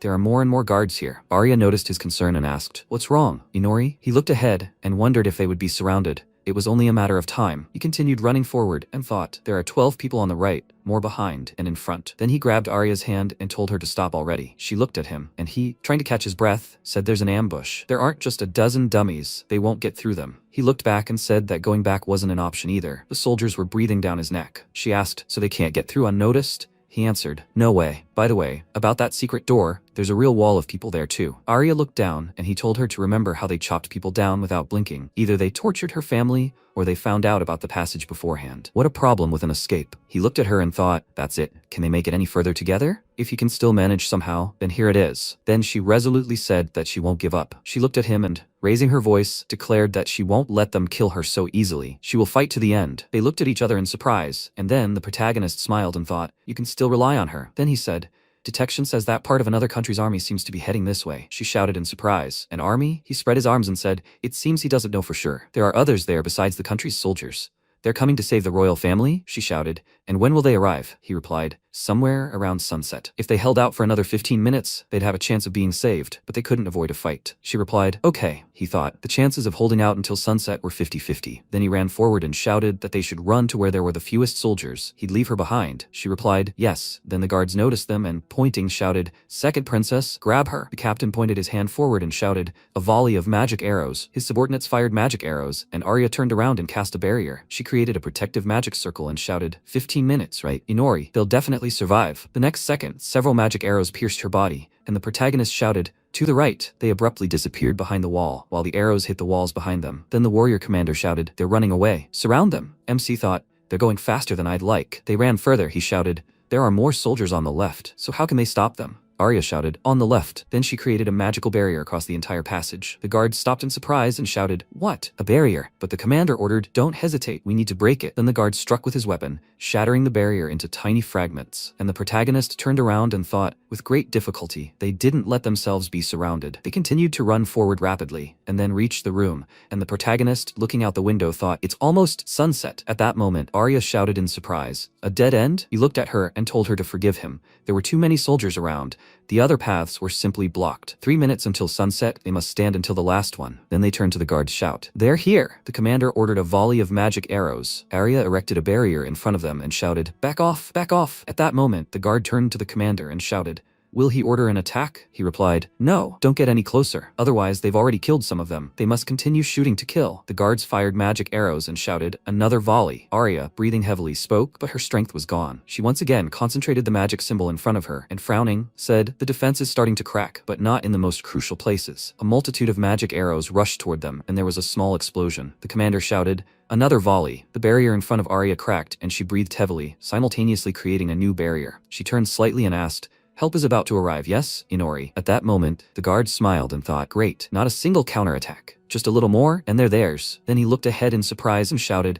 one of them had disappeared. Arya, trembling all over, lay on the ground and noticing the dark liquid in front of her, thought, "Inori?" She propped herself up on her hands and looked around, shouting, "Where is he? Inori?" She frowned and thought, did he distract them with her so he could escape? But he himself said that we need to escape together. Or were the words about helping just a lie to make her fight? Was it all a lie? At that moment, the guard shouted for the others to keep their eyes open. The next volley would finish them off. At that moment, the sun hid behind the horizon, and MC smiled and said that he apologized. But now, it was his turn. The guards were surprised. Darkness? It's pitch black. They have to bring light. How is that possible? Light faster. I can't see a thing. At that moment, the protagonist exclaimed, "Oh, his subject, Fenrir. He must deal with them." He replied, "Yes, sir." The next second, he opened his toothy maw wide and attacked several guards at once, while the others shouted, "What? Who was shouting? Report the situation." At that moment, the remaining guard looked into the darkness in surprise, noticing the bodies of his comrades, and asked, "What was that?" He shouted, "Where's the commander? Take a roll call right now. Hello, are they deaf?" At that moment, MC appeared behind him and asked, "Have they gone deaf? I find that hard to believe." The guard suddenly turned to him and shouted, "Inori, where did he come from?" At that moment, the protagonist looked up and asked, "Fenrir, is he done?" The guard looked at him in bewilderment, and Fenrir appeared behind him and said,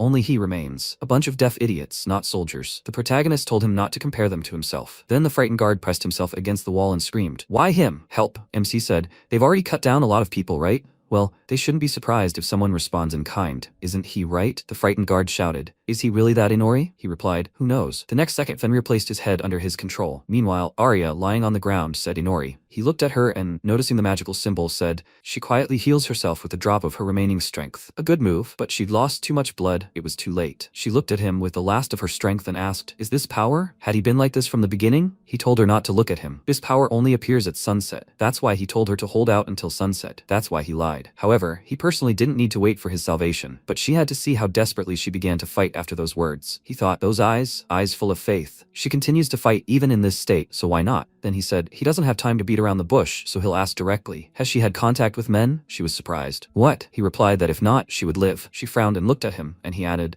"But then she would obey him, meaning she would become his servant, either accept death as a human or live, rejecting all that is human." It was her choice. She spoke with human dignity. She remembered Nala and added, whatever it took, she would sell her soul to the devil, but live. He smiled and said, "Good answer, true. Closer to the devil than to God." With these words, he bared his fangs and leaned toward her neck. The next second, the poison penetrated her body. After a while, the protagonist turned to his subjects and said, and they too, once they were done with the bodies, they must take care of the other soldiers and protect her until she woke up. At that moment, Arya, her eyes closed, sat near the wall. He looked out the window and said that he would go and have some more fun. After a while, the guards knelt before the king, and one of them shouted, "His Majesty, King Betray." Another knight added, "He reports. The second princess is cornered." The ruler declared, "I see. The beginning of the Renaissance is near. They must not let them escape." They answered, "Yes." The king said, "Hunger and poverty, like a plague, have engulfed the country. Abandoned orphans. He was the same, and he was also to blame. He could do nothing about it." He looked up and added, "A long road lies ahead, but together they will make this country what it should be." At that moment, MC, in shadow form, crept up behind the king and pointed his weapon at him. The guards cried out in confusion. Egiana, standing in the corridor, heard the scream and, frowning, wondered what this unpleasant feeling was. At that moment, Betray's head separated from his body. The protagonist held his head, and those present shouted,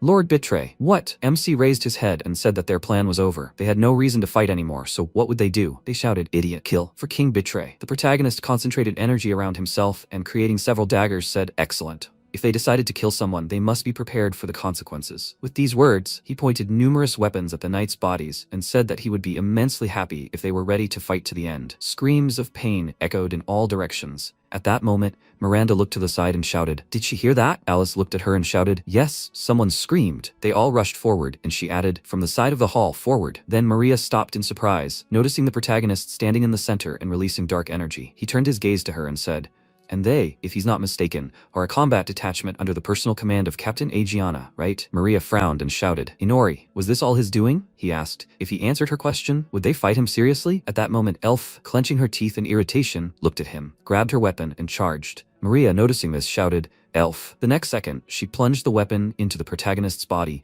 tears streaming down her face, and the protagonist was surprised by so much emotion. Did he accidentally hit her beloved? At that moment, in Elf's eyes, the man standing before her wasn't the main character, but another guy. MC said it was rude, it turns out. With these words, he plunged several blades into the girl's body, and Maria shouted in surprise, What? She thought it was a draw? No! And then she shouted, Miranda, or they should get ready. He's dangerous. Eliminate him. They all concentrated energy in their bodies, and Maria, looking at the protagonist, thought Elf had pierced him without him even blinking. She has no idea what drives him, but he can't live without a head. At that moment, the protagonist used his appraisal, and looking at Maria's weapon, thought, a magical tool? It didn't look like the kind they give to ordinary soldiers. Then he looked at his leg, which was covered in ice. Miranda directed energy at him and shouted, Get it. Alice concentrated energy in her hand and shouted, He's hers. She directed a powerful stream of energy, but MC waved his hand in time and thought, Is this also a tool? Speed and power at an exceptional level. The next second, the attack hit his face, injuring it, and Maria, running further, turned slightly and thought, Well, now that's it. At that moment, the protagonist smiled and thought, These tools are a much bigger thorn than he thought. The next second, he leaped upward, leaving part of his leg encased in ice. Maria screamed. Still alive? She thought, trying to avoid the subsequent attacks. But it was a lousy move. He'd be right there on a silver platter the moment he landed. Then she heard loud screams and said, Miranda and Alice. The girls pressed themselves to the ground and screamed, Damn! And the protagonist put his hand to his face and, smiling, said that on any other day, he would have happily enjoyed this entire coordinated attack.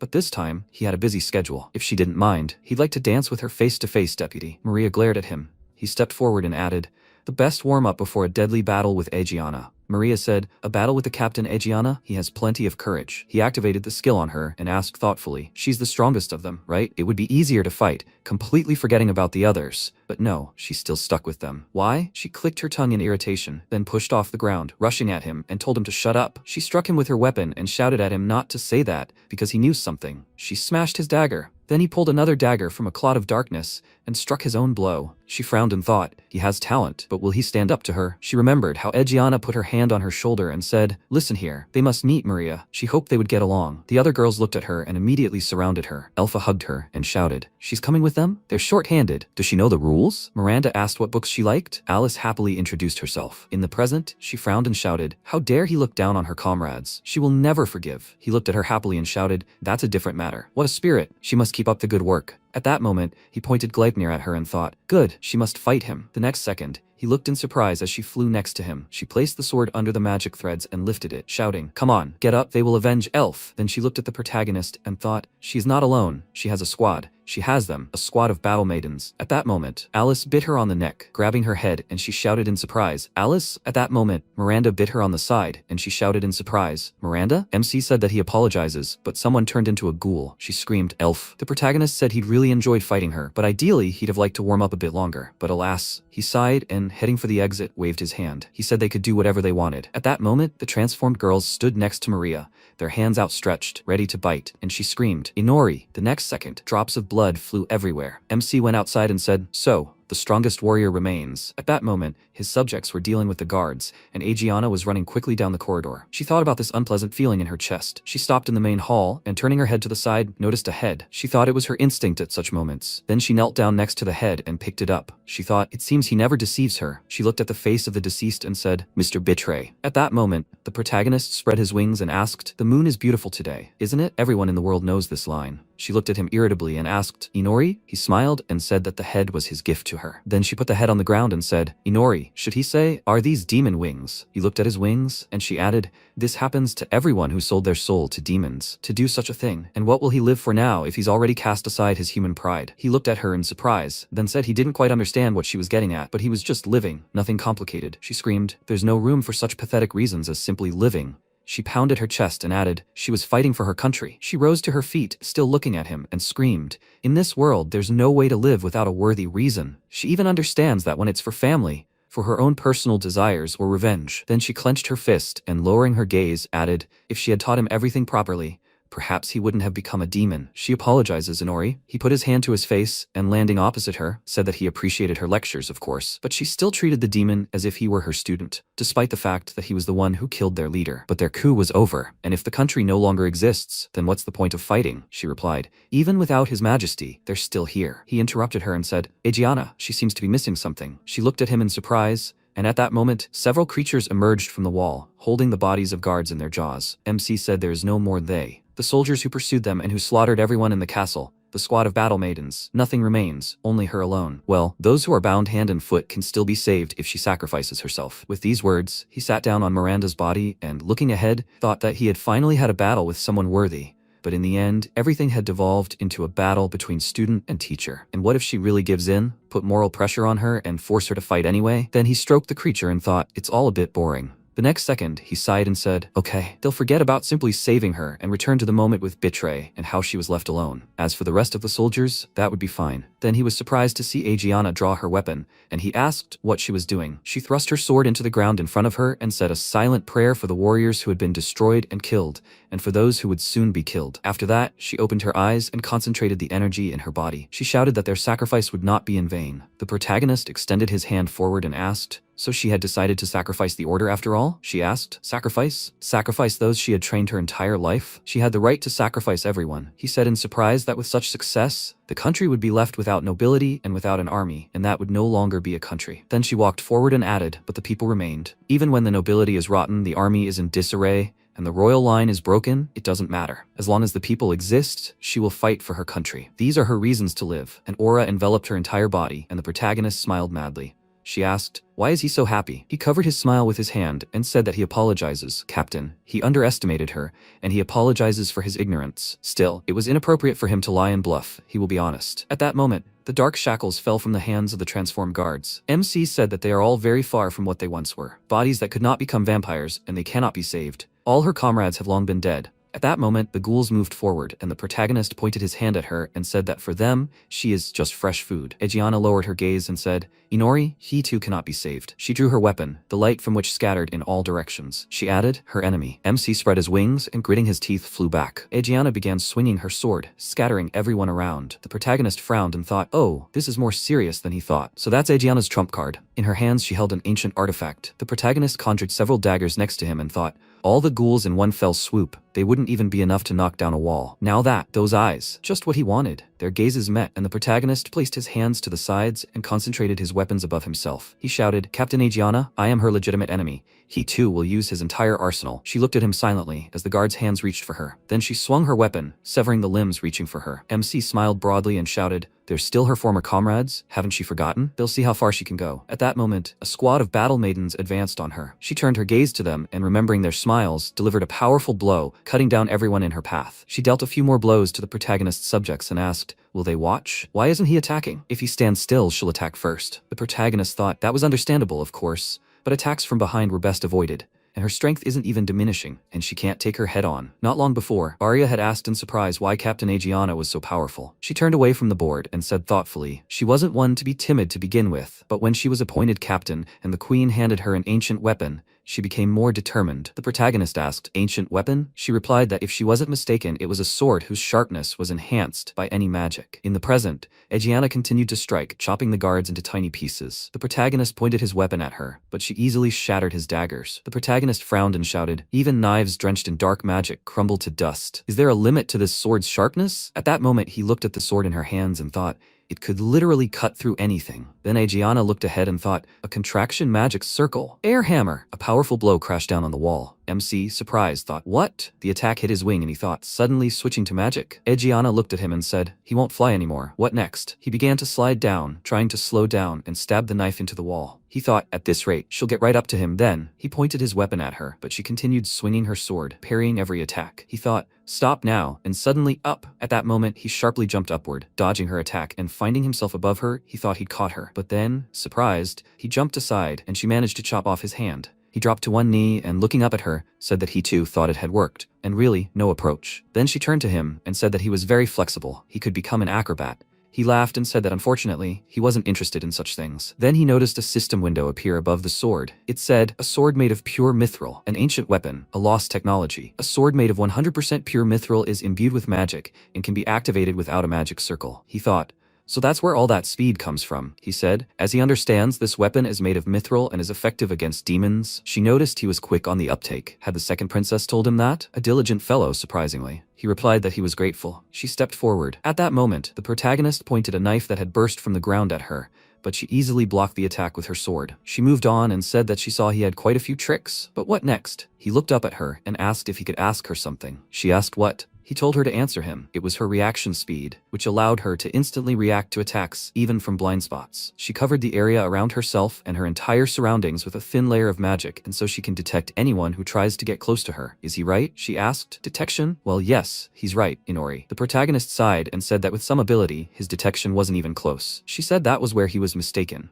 Her ability constantly emitted magic, and it was easy to detect. Therefore, it is not suitable for reconnaissance and covert operations, but it significantly increases reaction speed and is very useful in combat. Then she took a step forward and added, by the way, she also sees this perfectly well. He asked, did she notice? He thought, Gleipnir. Magic threads appeared around Aegiana, but she swung her weapon, cutting it. MC cried out in surprise, she even cut that. Then she moved forward, but at that moment, Fenrir fired several magical volleys right in front of her, raising clouds of smoke. The protagonist frowned and thought, even attacks outside the range. How? Aegiana asked. Are they his subordinates too? Attacking from the outside is a good idea, but at this distance, attacks take too long to reach her. He thought, she didn't notice with the ability, but simply managed to react and dodge. The next second, Aegiana used the air hammer again, aiming it straight at the roof, and Fenrir managed to jump to the side. The protagonist turned and shouted, they can't get too close and must keep attacking. They mustn't give her a moment's peace. The next second, he ran forward, pointing several knives at Aegiana. He shouted, she's doing well, but how long will she last? She shattered several of his weapons with a single swing of her sword. He turned around slightly and wondered if he should continue until she ran out of magic. No, she'd been fighting for so long without slowing down for a second. It was simply unthinkable. He would soon be out of knives and ghouls. He had to think. There had to be a way. He spoke. Field that allows her to detect any attack. Infinite combat power to deal with countless enemies.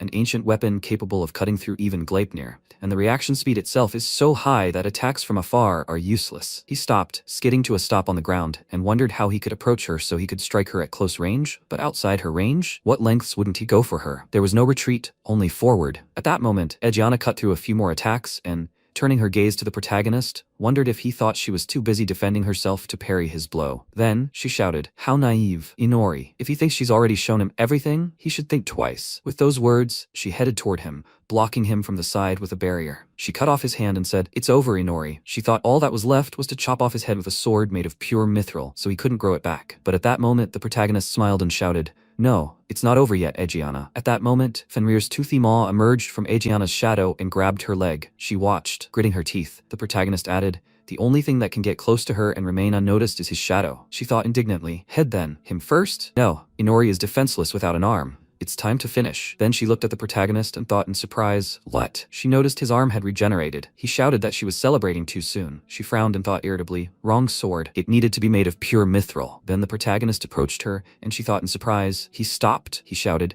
does she remember his eye? Then he used hypnosis. The magic symbol was aimed straight at her, but the next second she cut it with her sword. MC laughed and thought, this damn sword even cuts circles. Then he thought, Gleipnir, back off. They stopped opposite each other, and Fenrir began to appear from the shadows and aimed his mouth at her leg, but she swung her weapon and asked, what is this now? The protagonist replied, who knows? She asked, why is he so happy? He said, because he's having fun. Isn't that obvious? She's having fun too, right? She replied, who knows? They smiled, looking at each other, and he shouted, come on, Aegiana. He aimed several attacks at her, but she swung her weapon, cutting them off. He thought, it's time to finish. He adjusted the glove on his hand, creating a magical symbol behind Aegiana's back. She turned and thought, another circle? Not today. At that moment, the protagonist appeared behind her and she shouted in surprise. What? He thought, great. She was distracted by the circle. If he can catch her hand before the blow, he can catch her off guard. Then he grabbed her arm and opened his mouth wide to bite. Aegiana, gritting her teeth, thought, this is bad. With a bitten leg, there's no way to dodge, and the mithril sword in her other hand simply won't have time to reach. Do or die. Air hammer. She concentrated powerful energy in her hand, then pointed the weapon at the protagonist. He looked at her sword in surprise and thought, her? Launch the hammer on her own hand. At that moment, the blade of the sword slashed across the protagonist's shoulder and neck, separating it from his body. He thought Egiana, and she, gritting her teeth, thought Inori. Then the protagonist's body and head fell to the ground in different places. The next second, Fenrir rushed at Egiana, opening his mouth wide, but she turned sharply, swinging her sword, cutting him down as well. She crouched near the protagonist's head and breathing heavily said, "Farewell, Inori." Sometime later, when night had fallen, all the knights were destroyed and lay in a pool of their own blood on the ground. Egiani stopped amid the slaughtered people, covered in blood, and looked up at the sky. She thought she couldn't remember the last time she fought to her last breath, but it was too early to retreat. For now was no time to relax. The second princess remained. Suddenly, Egiane was attacked, and splashes of her blood flew everywhere. She was stunned by the pain she experienced, and in that moment, she realized that the head wasn't the most important part of the protagonist's body. Inori had managed to use his magical powers, and rising from his headless position, his body attacked Egiane. She turned around in surprise, and saw Inori quickly approach and kick her. She began to fall, blood splashing from her mouth. The force of the blow caused her to smash through the wall, and she remained motionless for a moment. Her body shook, and she watched as Inori lifted his head and set it back in place. It hurt, but everything was fine now. Egiane remarked that even mithril was useless. Inori replied that he'd already realized she was using mithril against demons, but it only worked against demons of this world, while he existed in another world. Egiane was dumbfounded when she heard this, and Inori remarked that he'd confirmed mithril had no effect on him when she'd cut off his arm. Egiane understood and said he hadn't intentionally restored it. That was clever. Inori silently looked at her, musing that he'd assumed the head wasn't the most important part of a vampire's body. During the fight with Fenrir, he clearly grazed his spinal cord a couple of times, but his body wasn't paralyzed and he continued fighting as if nothing had happened. Now, he understands that a vampire's most important asset is their heart. He'd suspected this, but he hadn't had the chance to test it. Egiane acknowledged her defeat with a saddened expression, her head bowed. Inori also apologized for the fact that he ultimately survived. After all, he didn't have much experience in such hand-to-hand combat. Egiane noticed this during the battle, and Inori remarked that it was understandable since he fought like it was his last. Egiane laughed and said she'd noticed it too, when suddenly Inori looked away. He turned to her and said he'd gladly accept all her power and thought she'd be bored being his subject, especially as a ghoul. With these words, he approached her face and opened his fanged mouth to bite, after which he bid her farewell and destroyed her. Sometime later, as Inori was descending the stairs, they heard his footsteps. Inori came closer and said through the bars that Ryuto looked terrible. He looked at him with bewilderment and was surprised that Inori had come to them. He replied that yes, he had a magical tool that could open this cage. The girls were very surprised that he was unharmed, as they had been very worried about him. Inori told them to worry about themselves first, calling them kind-hearted. Ryuto couldn't stand it and screamed, "What is he doing?" Inori used his magic eye and looked at Tamaki, who was dumbfounded. He asked her to calm down, as he wouldn't do anything bad. Ryuto became even more angry, but Inori told him to come closer, and suddenly he too froze. His body shook and he screamed, "What's going on?" He couldn't move. Inori was surprised that Ryuto was still conscious and thought about it. His spell should have worked by now. Did the technique really rely on the victim's mental faculties? He placed his hand on Tamaki and Aoi's heads and told them he had a small favor to ask. Could they please clean up here? He needed them to deliver something to the people of the country, and so they should listen carefully. Ryuto, stunned, asked, was he making them clean up? Inori continued, saying that much had happened in the castle and he wanted to be presumed dead, so he handed his staff to Tamaki and told her to use it to burn the entire palace to the ground, leaving not a single corpse behind. She asked again, "Do you really need to burn the entire palace down?" Was she really capable of that? And Inori decided to reveal the secret to her, that for some reason she was subconsciously holding back her power, and that if she freed herself from this limitation, she would be able to do so without a problem. He then turned to Aoi and asked her to create a barrier around them to prevent them from following the palace. Aoi calmly replied that she understood, and Ryuto, watching what was happening, loudly shouted, "Stop! He wants to burn the palace?" When Tamaki used the magical powers of this staff, she admitted that Inori was telling the truth, as she had a feeling it would be easy and she wouldn't leave a single piece of the palace behind. Ryuto shouted that if she burned the castle, everyone who survived would be gone, but before he could finish, Tamaki was already under his influence and said that everything was fine, she would try to do it. Ryuto shouted loudly for her to stop, but he was unable to influence what was happening, and Tamaki was transported within the palace walls. When she arrived, she literally blew the palace from the inside out, and every part of the building blazed with fire. Inori watched from afar and considered this. Of course, he told her to remove the limiter, but with this power, even within the barrier, the heat could be felt. What a blessing. Suddenly, the protagonist glanced to the side at the frightened Ryuto and asked if he could appoint him as the one who would tell the people the truth. Sometime later, the palace was burned to the ground, and the people around watched the bright flames. Arya walked through the flames, carefully examining the fire. She looked with sadness at the destroyed princesses of the kingdom and all the members of her family. Closing her eyes, she recalled the outlines of her former self and opened her new red eyes after the transformation. Her hairstyle had changed so much, and she emerged from the flames. The protagonist appeared next to her and asked, "Is it all over yet?" Arya asked, "Have you finished cleaning up yet?" Inori asked how she knew about this. She replied that his knowledge and thoughts had entered this body along with his blood. She hadn't thought even her hair color would change. Inori approached her and said she had become his subject, but the only thing that interests her is this hair color, not that he knew what it was like to be a subject. Arya remarked that she also reacted strangely to his thoughts and words, as if she were connected to them. If she understood correctly, it would be difficult for her to disobey him and harm him. Inori took her hand in his, when suddenly she slapped him on the cheek and stepped away, angry. Inori asked, "But it wasn't that bad, was it?" Arya turned and looked at him in bewilderment. The protagonist tried to rise from the ground, and clutching his sore, red cheek from the blow, said he thought black hair suited her much better. She looked at him silently, a sad expression on her face, and watched him struggle to rise from the blow. A smile appeared on her face, and turning back to her destination, she said that she hadn't lost everything. She had saved her life and gained a little freedom, and she was grateful for that. But she also had a goal. She didn't know for sure, but she would stop being his subject if she became stronger than him, right? The protagonist looked at her in surprise, and Arya continued shouting with a confident expression that one day she would become stronger than him and gain her freedom. He silently watched her go, smiling as he said that it would be fine. Let her have that freedom if she could. When he stood up, he said that the former princess had decided on her goals and that they could now go to his domain. Arya, frightened, asked again where he had acquired his domain. He replied that he hadn't been idle and that it would be safer for them to stay there than somewhere in the city. After some time, a bright pink glow appeared in the sky above them, and Arya watched in amazement. This place used to be Fenrir's home, and the local barrier hides it from prying eyes. Here, they would have time to understand their abilities. Inori led her to his domain, and she asked again, "What does this house mean? Where did it come from?" Inori replied that it had originally been a dilapidated hut, but as an experiment, he had tried creating tools for himself and repairing it. Arya asked in surprise, "He created the tools?" He replied that he would tell her more about that later, but for now, she could consider it their base or fortress, whichever she preferred. Arya remarked that he was fond of evading questions and not answering them. When they entered, Arya remarked that there was very little space for two. He replied that, compared to the palace, yes, it was quite cramped. But alas, they would have to get used to living differently now, especially with only one bed. Arya became very embarrassed and her face turned red. She was silent for a moment, then suddenly sat up next to the protagonist and said she'd never considered herself royalty and wouldn't mind sleeping in the same bed with him. She'd only survived thanks to him and didn't want to remain in his debt. Inori looked at her silently, and Arya continued saying that for now, this was the only way she could repay him. Inori looked away and said he couldn't believe she'd responded before he'd even given the order. Arya said she was ready, and Inori ordered her to undress. She blushed deeply and lowered her head, then immediately undressed in front of him and cried out, "Is he satisfied?" Inori pondered the all-seeing eye, plus weapon creation, and using his magical powers, he crafted something extraordinary for her, telling her to catch it.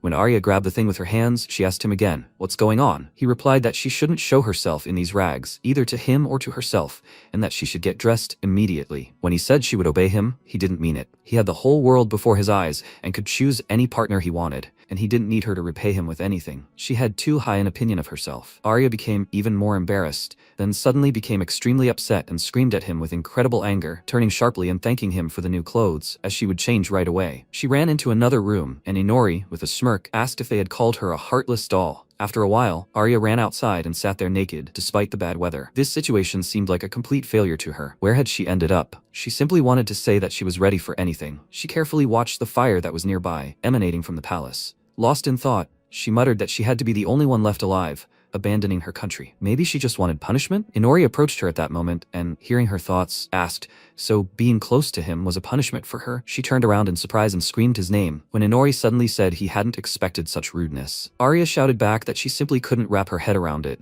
but she was grateful to him for saving her. He asked her again, "Is that so?" Arya screamed yes. She hadn't even had time to calm down. Even if she had ceased to be human by choosing life, she didn't regret anything. Inori told her that everything was fine. He just had something he wanted to check and needed her help. Arya was delighted by this option and shouted that she would help in any way she could. Inori opened the system window and announced that he had taken several new skills from those who were in the castle, and there are some he can't level up on his own. Arya wondered if he needed help with those. Inori confirmed, adding that she would have to help with romantic techniques. Arya, frightened, asked again what he was talking about. Inori replied that he wanted to test whether touching someone's breasts would level him up, Arya screamed angrily at him to stop. Inori asked, so simply touching her was even worse for her than being together in a romantic setting? Arya screamed back that simply touching was abnormal, that it shouldn't be like that. Inori asked her again, so why did she say she'd help with anything? Arya reached out to him and screamed that he was a demon. After that, he checked his stats. Bow archery was level 1, bamboo pole mastery was also level 1, spear mastery and shield mastery were level 1, cooking, cleaning, and laundry were level 3, and sewing and mental arithmetic were level 2. Roguery and pen twirling, poison resistance, and charm resistance were also level 1. Poker face mastery, fake smile mastery, and so on were all level 1. Inori carefully examined the stats in the system window and thought he didn't yet know where all these abilities would be useful, but he needed to at least level up each of them a little. He turned to Arya and told her to come down to him for a minute. She flew past and said, okay. Thanks to her genius ability, she was able to do this easily. Inori thought about how quickly she had mastered flying. Did she like her clothes? He could change them if necessary. Arya smiled and said that everything was fine. The clothes were light and loose. Inori stared at her silently, wondering how she was floating effortlessly in the blazing sun while he was supposed to be huddled in the shade. Had the sun god's wrath decided to pass her by, or what? Let her try to draw that sword. He held it out to her and Arya looked at it questioningly and replied, okay. When she took it, she raised it high and said it was very beautiful, as magical rays emanated from it. Did he make that himself? Inori replied that it was the Aegean sword, formerly the unstoppable longsword. He had enhanced it with dark magic. Arya was dumbfounded and screamed loudly when she heard this, and Inori continued to say that the sword was now called the Absolute Black Longsword, or something like that. Or if he explained it briefly, it was simply a black sword. Arya examined the weapon carefully and realized, so this is what the captain had been fighting with. Where did he get that? He replied that he had been able to retrieve it at some point, but had tried to use the sword and nothing happened, so he believed he didn't have a drop of this world's magic, which was why it hadn't worked. Arya asked again, meaning he couldn't use magical tools? Inori said that was probably true, and that was why he was giving her the sword. This immediately resonated with her as soon as she picked up the sword. Somehow, she'd learned to use this weapon. Arya asked him with a smirk. Was he sure about what he was doing? What if she became stronger than him now? Inori calmly explained that she shouldn't worry, since he didn't need to rely on such toys to be stronger. Besides, if they were to measure their strength, it would obviously be without weapons, right? Arya asked again, who knows? Inori stood up and, touching the tree, said, okay, they need to take stock of what they had now. Unlike him, she can use magic and the magical tools of this world, but she can't level up her skills as he does. Arya added that, unlike her, he can't use magic and magical tools, but he can level up his skills and level up. So who will be stronger? Maybe they should argue? Inori asked again. Maybe it was him after all? That's because he gets stronger and stronger over time. Arya laughed and asked, so what does that mean then? Inori turned around and asked, what is she talking about? Arya pointed to the fangs in her mouth, and Inori said, I see, so she can become stronger by sucking blood,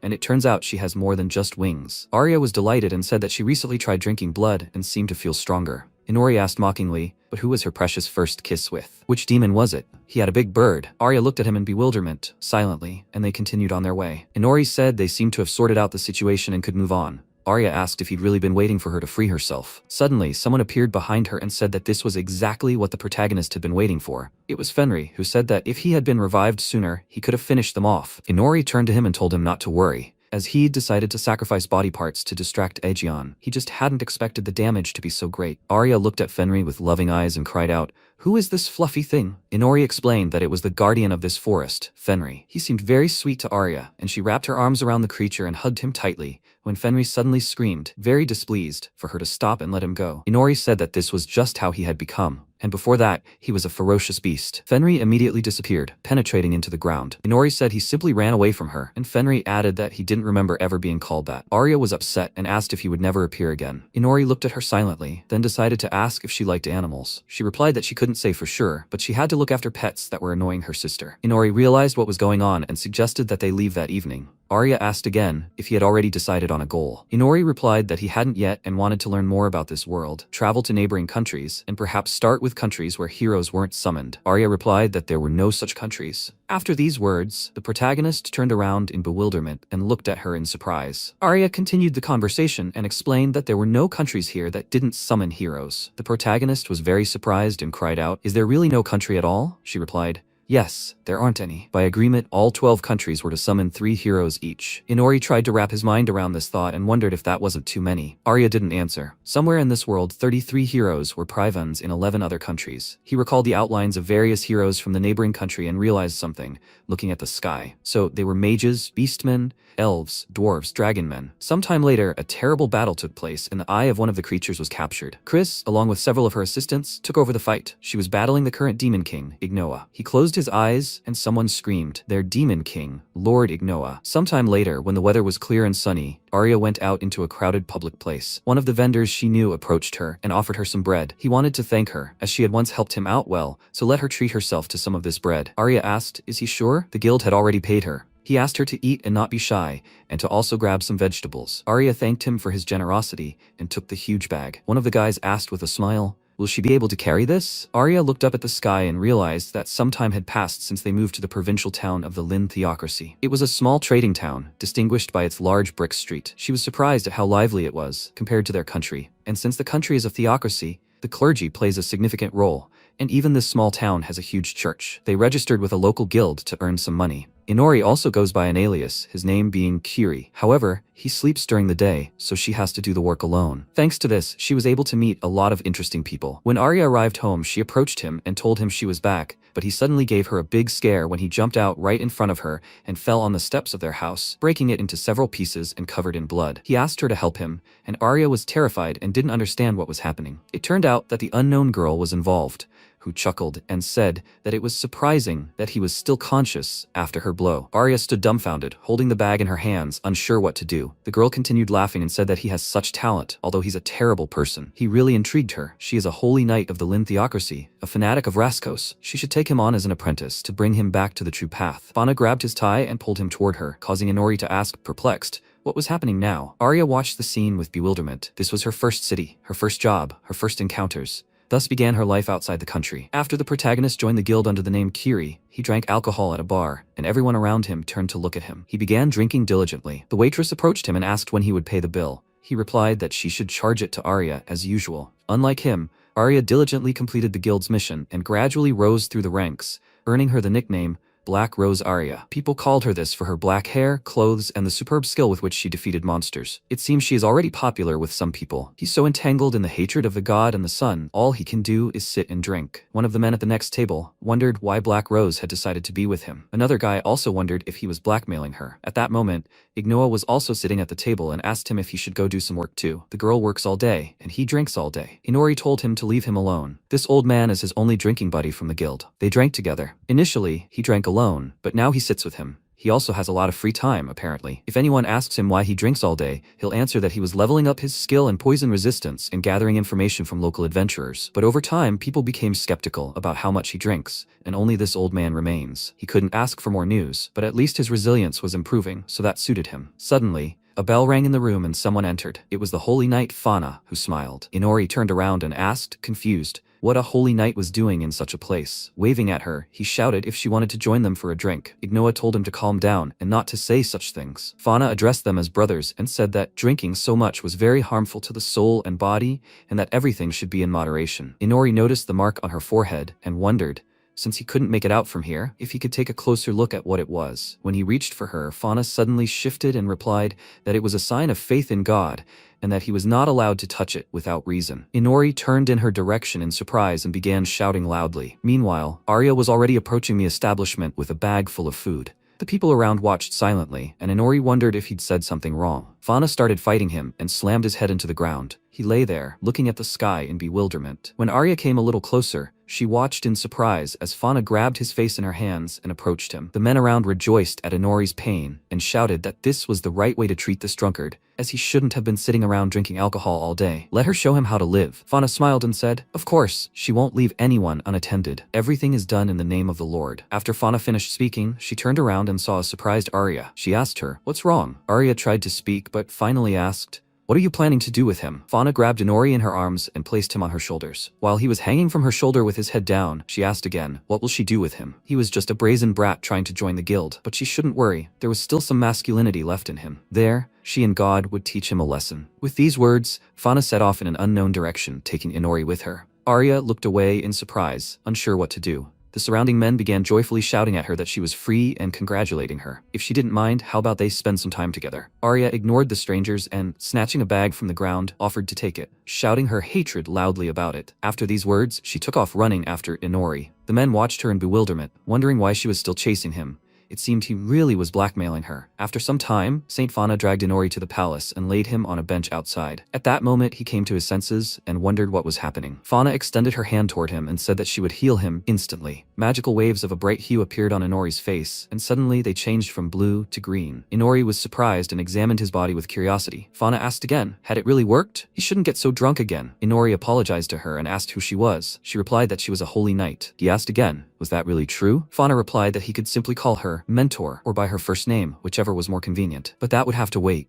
She grabbed his hand and led him along, as first they needed to pray. Arya, who had been watching them, peeking around the corner, wondered if they were already holding hands. It reminded her of something. She frowned and grew angry, wondering if this was even normal. That girl looked very dangerous. Arya called Fenry, who informed her that he didn't know if his master had realized it, but he felt her divine blessing. Arya asked again what he was talking about. Fenry clarified that she had felt it too and decided to follow his master. Arya confidently replied that it was indeed so. Fauna, meanwhile, continued to lead Inori by the hand and said that this was the largest church in the entire region. He was very lucky today, incredibly lucky. She smiled and looked at him silently, then asked his name. He told her his name was Kiri, after which he noticed a huge statue standing in the center of the church. His mouth dropped open in amazement, and he asked again, "What is that?" She replied, "It's a statue of the Lord God. If he doesn't know how to pray properly, then he should just imitate her. You need to put 5 fingers together, 1 for the god, and 4 for the 4 goddesses. After that, he should close his eyes and pray." Inori did everything as he was supposed to, and thought that he simply couldn't imagine how it had come to this. But it would be better not to argue with Saint Fauna. If he thought about it, he'd never believed in anything or prayed to anything. Suddenly, he felt strange and continued praying silently when suddenly someone turned their attention to him. Inori immediately sensed it and became wary. He didn't understand what these feelings were. He had a feeling as if someone was watching him. Maybe they have a connection? Is it her work? No, he doesn't think so. So who is it? His detections reveal nothing. It's not the magic of this world, or even a physical phenomenon. He feels as if someone is looking straight into his soul. His teeth clenched in anger, and he mentally wondered who allowed this to touch him without permission. Whoever it was, it had to leave him alone. Suddenly, a bright flash of light appeared in the room directly above Inori, who continued to silently pretend to pray. Fauna looked at him in surprise and said that she didn't expect him to give himself entirely to this prayer. Let him agree that there is nothing more wonderful than prayer. She is very glad that his mind is now clear and invites him to move on. Inori looked up silently at the statue again, paying closer attention. He no longer felt the connection, but now he was interested in this mysterious power. Someday he would return here again. Meanwhile, on the other side of the world, a girl asked, "Did he cut the path?" Another goddess, who formed a connection with Inori, replied that she herself did not expect that a person was capable of such a thing. These sparks emanated from the planet into the universe. After some time, Inori reappeared in the bar, and everyone turned their attention to him. He looked at his table, where Ignoa was sitting alone, and asked if he was still alone. Ignoa noticed him and said he had improved his appearance. Inori looked disgusting,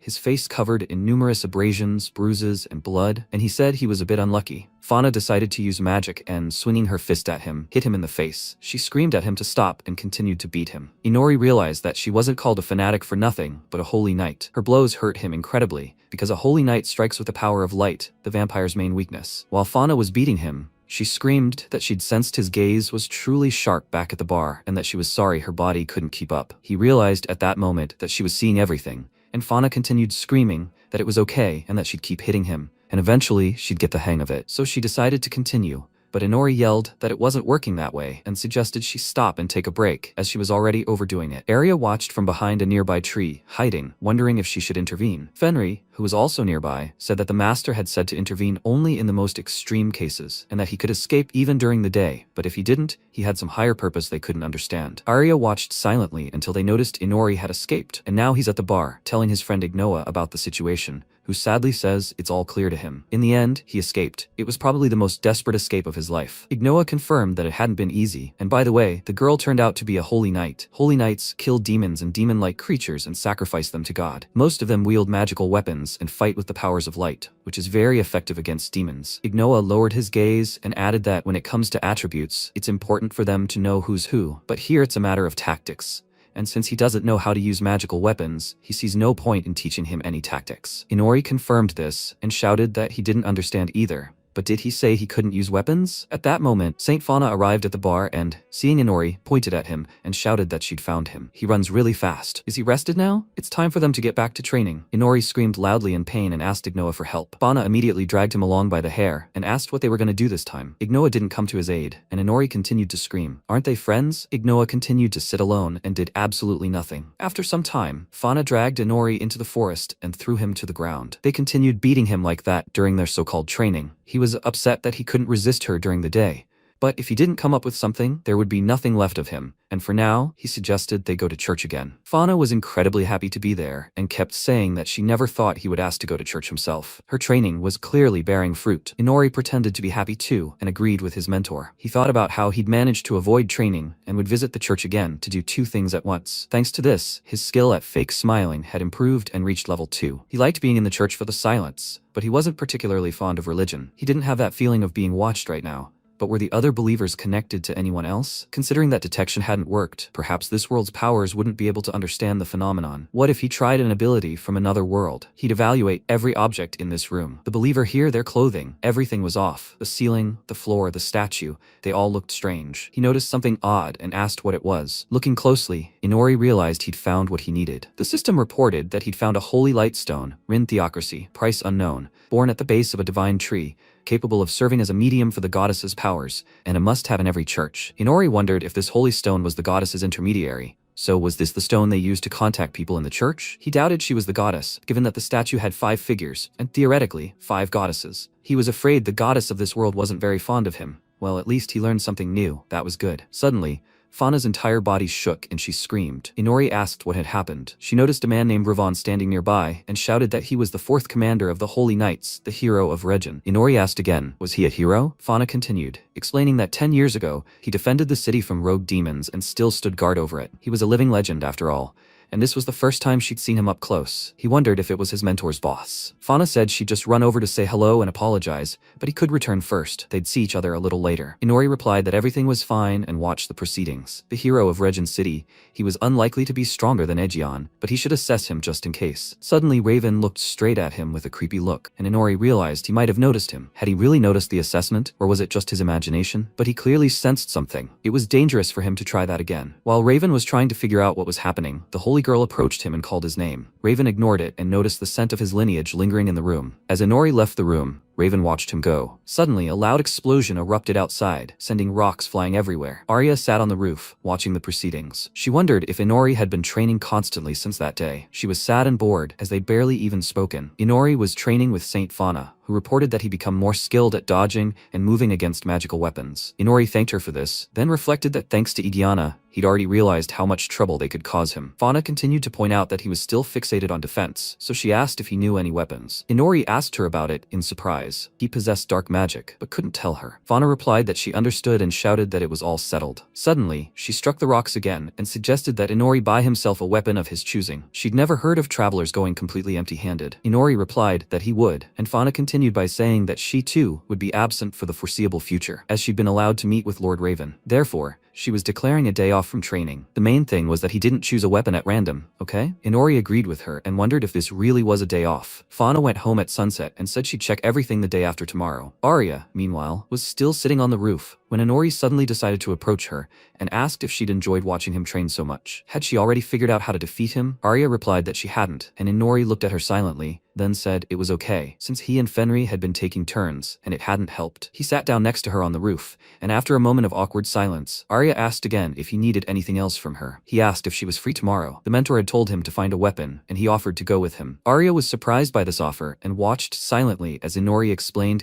that he had no idea what or where to buy in the city, but she was a local and knew everything. But if she was busy, he could figure it out on his own. Arya was delighted by this offer, and shouted, confident that she would go with him. She had no requests from the guild, so she was free tomorrow. Inori was happy about this, and Arya said he couldn't cope without her and would have been lost long ago. Now they needed to go back immediately and prepare for tomorrow. Inori asked, what do you mean prepare? She grabbed his hand and pulled him along, and Inori, perplexed, asked why she'd started talking so much so abruptly. Arya replied that they needed to go. The next day they went out into town together. Arya turned to Inori, pointing at some food, and said that this looked delicious too. He sighed and said that he understood, but it seemed that wasn't why they came here. Arya looked at him in surprise, then shouted that everything was fine and that they were heading toward the weapons shop. When they arrived and examined all the weapons, Inori was surprised to find that it was a decent shop. Arya replied that travelers had recommended it to her. There was a two-handed sword there, for 6,000 coins. Inori looked around and couldn't find what he needed, as it was practically a magical instrument. Arya asked again, what about that huge sharp sword? Isn't it too small for him? Inori shouted that he would never take such a weapon. Arya was upset and said that this would suit him. In that case, he should buy a weapon for her too. She liked to grab a black sword every now and then, didn't she? And this sword really stood out, and they needed another sword to carry permanently. Arya wanted to find something comfortable and simple, when suddenly they turned towards a beautiful, neat blue sword. She stared at it silently, and Inori asked what it was. He immediately grabbed the sword in his hands, and Arya yelled at him to stop. He asked again, was that a mithril dagger? This weapon was made of high-quality mithril, and it looked like the dagger was an addition to the main weapon. It suited them. Did she agree? Arya saw the price and began to doubt it, when Inori suddenly told her not to worry about the price, as they had plenty considering the money he'd paid for the night demons. He could barely sit at the bar all day now, so he'd at least give her a little in return. Arya was embarrassed by this offer, after which the seller handed them the sword and thanked them for their purchase. Inori sighed, upset that they still hadn't found anything for him. Arya asked again, does he understand the meaning of this dagger? Inori asked again, is there any meaning? Arya smiled, embarrassed and blushed, saying it was possible. They walked a little further and saw another armory. Could it really fit in such a tight space? They decided to enter this room, when Arya suddenly became frightened when she saw a web of spiders. Inori turned and said that the owner didn't like to exert himself, as it seemed, but she should come in and not be afraid. When Inori looked ahead, he saw a neat salesman standing across from them. He greeted them and informed them that they worked on request and would craft a one-of-a-kind piece especially for them. Inori listened silently to the salesman, then asked if they could even create a non-magical weapon. The salesman replied that that was no problem. They would do everything possible to meet their expectations. Inori used his magical eye and asked if he could then place an order. This seemed very quick for Arya, but the salesman nodded and said, of course, then suggested they follow him to a comfortable spot, as they needed to learn about his habits and his physical abilities. Inori asked if it was okay for Arya to come with them. The salesman agreed, after which Inori asked, by the way, didn't he think a cleaner entrance would attract more customers? There were a lot of spiders there. He knew that. The shopkeeper replied that, just as a spider hides in its web, so do they, old men, find a quiet place. Inori thought the man was very strange and apologized for the inconvenience. Arya said she'd been right to avoid that place. The spider would probably be happy to hear that. After a while, they went outside and sat down at a cafe's lunch table. Inori said warily that he thought they'd be able to finish faster. Arya replied, well, at least they didn't have to avoid many more weapons shops. It worked out well, didn't it? At that moment, Arya noticed the tea. It was delicious. Inori replied that he thought it was the same tea they had in the palace. Arya replied that even if that were true, everything else here was not like a palace. The atmosphere and mood were different here, and every time she came here, she just wanted to sit down and quietly sip tea. Inori asked again. She had the desire, she had the money, so why did she need him? Arya got angry and shouted that she needed to talk to someone, as it was very important. They had a hearty lunch, and Arya asked why he had chosen that store so abruptly. He replied that he had assessed both the store and the owner. The entire selection was high quality, so he decided the old man was reliable. Although he had a long way to go as a merchant, as the building was covered in spider webs and spiders at the entrance, and not everyone sees that every day. At that moment, Fauna appeared, shouting in surprise, did he really buy a weapon? She came closer and overheard their conversation, as she had been looking for him. Inori asked again, what about her meeting? Fauna replied that the meeting had already ended, and she had been on her way home when she noticed him. Is he flirting with girls again? Arya blushed, then shouted that they were partners. Fauna flew over the fence and asked if they really thought so. One of the guards standing next to her asked her not to jump over the fence, as the ladder was there for a reason. Fauna laughed and apologized to him, saying that, as followers of the god, they should be an example to the people. He supposed this was Lord Kiri. He was ordered to watch Fauna, and he could be called Mask. Inori asked again why he would watch his mentor. Had she done something wrong? Fauna replied that the church was so strict that it doubted their relationship with Inori, even though she had told them they were simply teacher and student. Holy knights have strict commandments and must maintain chastity. Simply put, they must remain virgins. Inori's mouth dropped open in shock, and Fauna blushed. Mask suddenly remarked that when the beautiful black rose Arya and the drunkard Inori appeared, rumors about them quickly spread throughout the city. Inori said it sounded terrible, but Mask continued that becoming Fauna's apprentice and living off the money he earned from black roses was very curious, for which he apologized. Inori looked at him questioningly, when Mask suddenly pulled out a special card and announced that it was Black Rose Fan Club card number 5. He wanted to know the secret. How did he manage to win this girl over? He suddenly bowed and asked to be taught. Fana shouted that he had forgotten his own words, since he himself was one of the saints. There were many sweets on the dining table, which Fana decided to snack on. Mask was chatting with Inori at the next table. Arya remarked that men were good friends because they quickly found common ground. Bana turned to her and asked, Is her name Black Rose Arya? Is she really friends with that drunkard? Arya replied that she was, and Fauna looked away, then asked why the mithril dagger was on their table. Arya didn't know what to say, and an awkward silence ensued.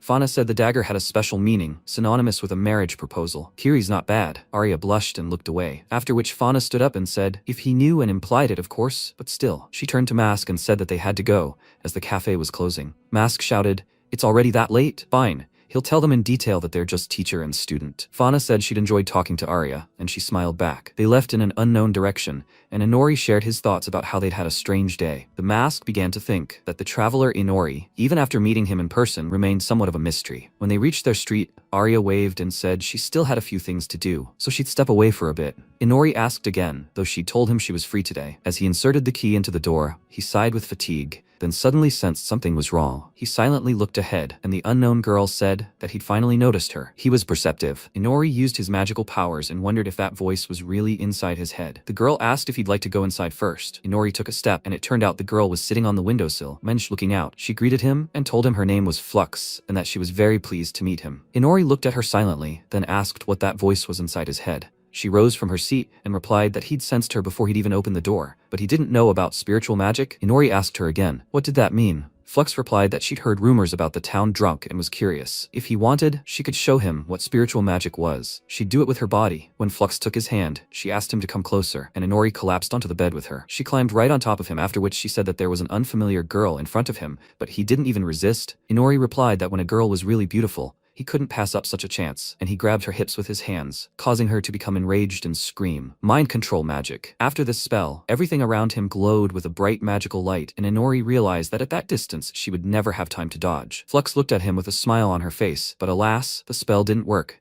and she kissed him. Inori, perplexed, wondered what was happening. Another world appeared in his mind, and Flux said he was in her spiritual world. This is a unique dimension that exists within each of us. Inori was very surprised, and Flux continued to say that this was her world, where everything was under her control. Absolutely everything. Did he understand what she was talking about? For example, she can easily remove his clothes, and moments later, Inori found himself naked. He was dumbfounded, and Flux said that she could also drive him crazy with pleasure. Did he like that? She could make his body and soul want to depend on her. Inori gritted his teeth in irritation, and Flux asked him again what was going on. He is a man, and the girl is already in his arms. Why wasn't he hugging her? Was he really that afraid of getting involved with someone? Inori grew angry and ordered her to be quiet, but Flux refused, saying he wasn't afraid. Suddenly, some unknown magical field formed behind her, and she tensed. The magical forces emitted loud sounds and filled everything around them with darkness. This darkness enveloped Flux's face, which became frightened, and Inori ordered her to be quiet again. Flux wondered what was happening to her world. Why was it withering before her eyes? How could one soul do something like that? Inori reminded her that she had said she controlled everything in this world, right? What a coincidence. He was also very good at controlling everything. At that moment, Arya approached their house and realized the door was unlocked. When she opened it, she yawned and announced that she had returned home and thought leaving the door wide open wasn't the best idea. But before she could finish, she saw the girl sitting on Inori's body. They were kissing, when he suddenly realized Arya had returned. She became wary and remembered the dagger's spell, saying that if she was betrayed, she could stab him with it. A moment later, Flux jumped up and fell to the floor. Inori used his magical powers and threw her aside, causing a fairy to emerge from his mouth. She fell to the floor completely wet, and said that the goddess had tasked her with seducing him. She was also supposed to get closer to him by transforming into a human, but she was deceived. She was now a sylph spirit, a supreme wind spirit controlled by the goddess's traitor. Information about her status had surfaced. Inori asked again, was it normal for her to tell them everything like this? The sylph screamed that he himself had told her to tell him everything, and forced her to do so. Arya found her very sweet, and Inori, wrapping his fingers around her, asked if she had contacted him at the church. The fairy replied that it was possible, but she didn't know, as she had taken her first step faster than he expected. Arya asked again, is that a goddess? Inori asked her to tell him everything she knew about the goddess and spiritual magic. The fairy was terrified by his expression and said that, as a wind fairy above, she had pride, and he should understand that. Did he really think she would tell them everything so easily? Inori replied that she was very impudent, and wondered if he could make her talk by paying her back in kind. His intimacy level rose to 3 and he kicked her away. The fairy screamed at him to stop. He asked again, wasn't she the one who started doing this in her spiritual world? Arya watched in bewilderment, after which he told her to get what she deserved, and Arya closed her eyes. She heard terrible screams, and the protagonist's intimacy level rose to 4. The fairy collapsed onto the bed, and Inori asked again, well, does she understand now who's in charge here? Besides the goddess of magic, he also needed to know what she herself was capable of, and now they would test that. The goddess replied, okay. She understood he knew nothing about spiritual magic and would be easily deceived. She had tried, but it hadn't worked. Inori asked again, is this what they'd come all this way for? Was she really the supreme wind spirit? The fairy replied that she herself was curious as to why this was happening. The protagonist asked again, is she even capable of anything? The fairy shouted at him to shut up, then looked at her hands and realized her hair had turned black because she was now under his control. Why did control, which shouldn't work on living beings, work on a fairy? Aren't spirits living beings? Perhaps it somehow helps him maintain control. By the way, where else are spirits found? She asked again. Where? They're everywhere. They're all around them. Can't they feel it? It was thanks to these spirits that they were able to find him so quickly. They can use spiritual magic and observe them with impunity. Inori couldn't understand what could be worse, so he asked, does she mean they won't see them? The fairy replied that she didn't know if it was possible to simply see them, but they should try. A moment later, the forest glowed with magical powers, and Arya was very surprised. She gaped in astonishment, and they wondered, so these are spirits? She replied that they were, indeed, spirits. Arya expressed shock at what was happening. The fairy replied that it was obvious that even if she couldn't use magic now, her status as a higher spirit and a little persistence would prevent other spirit magic from detecting her. Inori looked at her in surprise and remained silent, then realized they'd need it. The fairy asked again, hadn't she earned at least a little respect? Only now did she notice she'd learned something new. Suddenly, powers appeared around Arya, and the fairy announced that she didn't know if it was in place of wind magic or equal to it, but she could freely release something similar to darkness. It was black wind or smoke, just like a shadow in the air. Inori examined these shadows carefully, then smiled and said he'd definitely need it. A bright flash hit the demon's body directly, and the protagonist said, excellent. He said it would prove itself in his hands. He looked at the dark sphere in his hand and said, good thing, this black wind. At that moment, Sylphie asked, even so? Wow. Then she added thoughtfully, if he were an ordinary demon, his body would have long since dissolved, so that means he's from the demon world? The protagonist asked, demon world? What's that? She said, a mythical beetle. Those only live in the demon world. Where did it come from? He was surprised. What do you mean? Some kind of rare thing? She replied, creatures like that can't just appear in this area. He asked thoughtfully, like a fish on dry land, right? He'd never seen one himself. Arya looked at Sylphie and asked, have you been to the demon world? She flew past her and waving her hand said, of course not. Isn't it obvious? The spirits of the forest seem to go crazy. The spirits of light are especially displeased. MC said he can't see the spirits, but he can understand them. Arya said, this entire territory is protected by holy knights. It's hard for demons to resist them.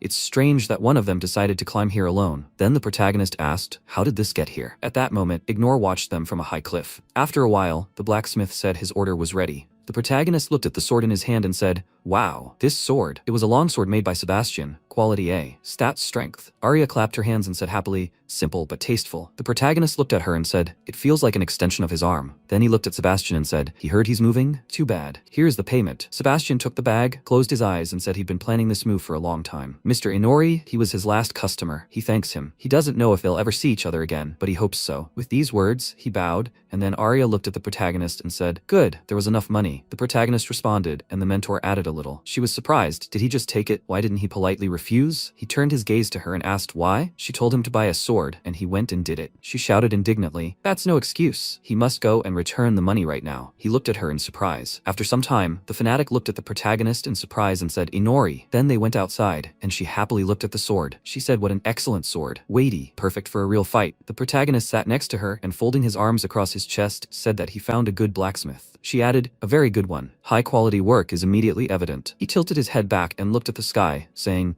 and apparently, it's an ordinary sword. It just so happened, but he can't use magical tools. Even under her guidance, he's unlikely to become stronger. She smiled and asked if he didn't like her training. He asked, from the very first day? No? She was indignant. He said, what's the point of doing something that's obviously useless? Just a waste of her time, don't you think? She laughed and noted that he was right about that. With his attitude, training could waste an eternity. He replied, he wasn't joking here, as if. Then she added, in that case, she would train him for eternity until he became stronger. If there was one thing she had going for her, it was faith. Then she looked at him, and he closed his eyes and said, what a stubborn one. Well, it's time for him to put in a little more futile effort. She asked, is that so? Excellent. After some time, the protagonist looked at the girl, flushed from alcohol, and asked, what about her? Raven replied, passion lurking in the depths of his cold gaze. Lovely lips, not yet knowing the taste of men. Innocence itself. Then the protagonist looked at another girl and asked, what about that one? He replied, a hardened body, like an insurmountable wall for men. No doubt, innocence itself. Then the MC laughed loudly and shouted, he sees right through them. Brilliant. Raven adjusted his mask and answered, of course, church ministers should be able to assess the purity of people. Then the protagonist thought, mask. Lately, he sometimes started spending time with him at the bar. If he gets carried away, he might blurt out something unnecessary.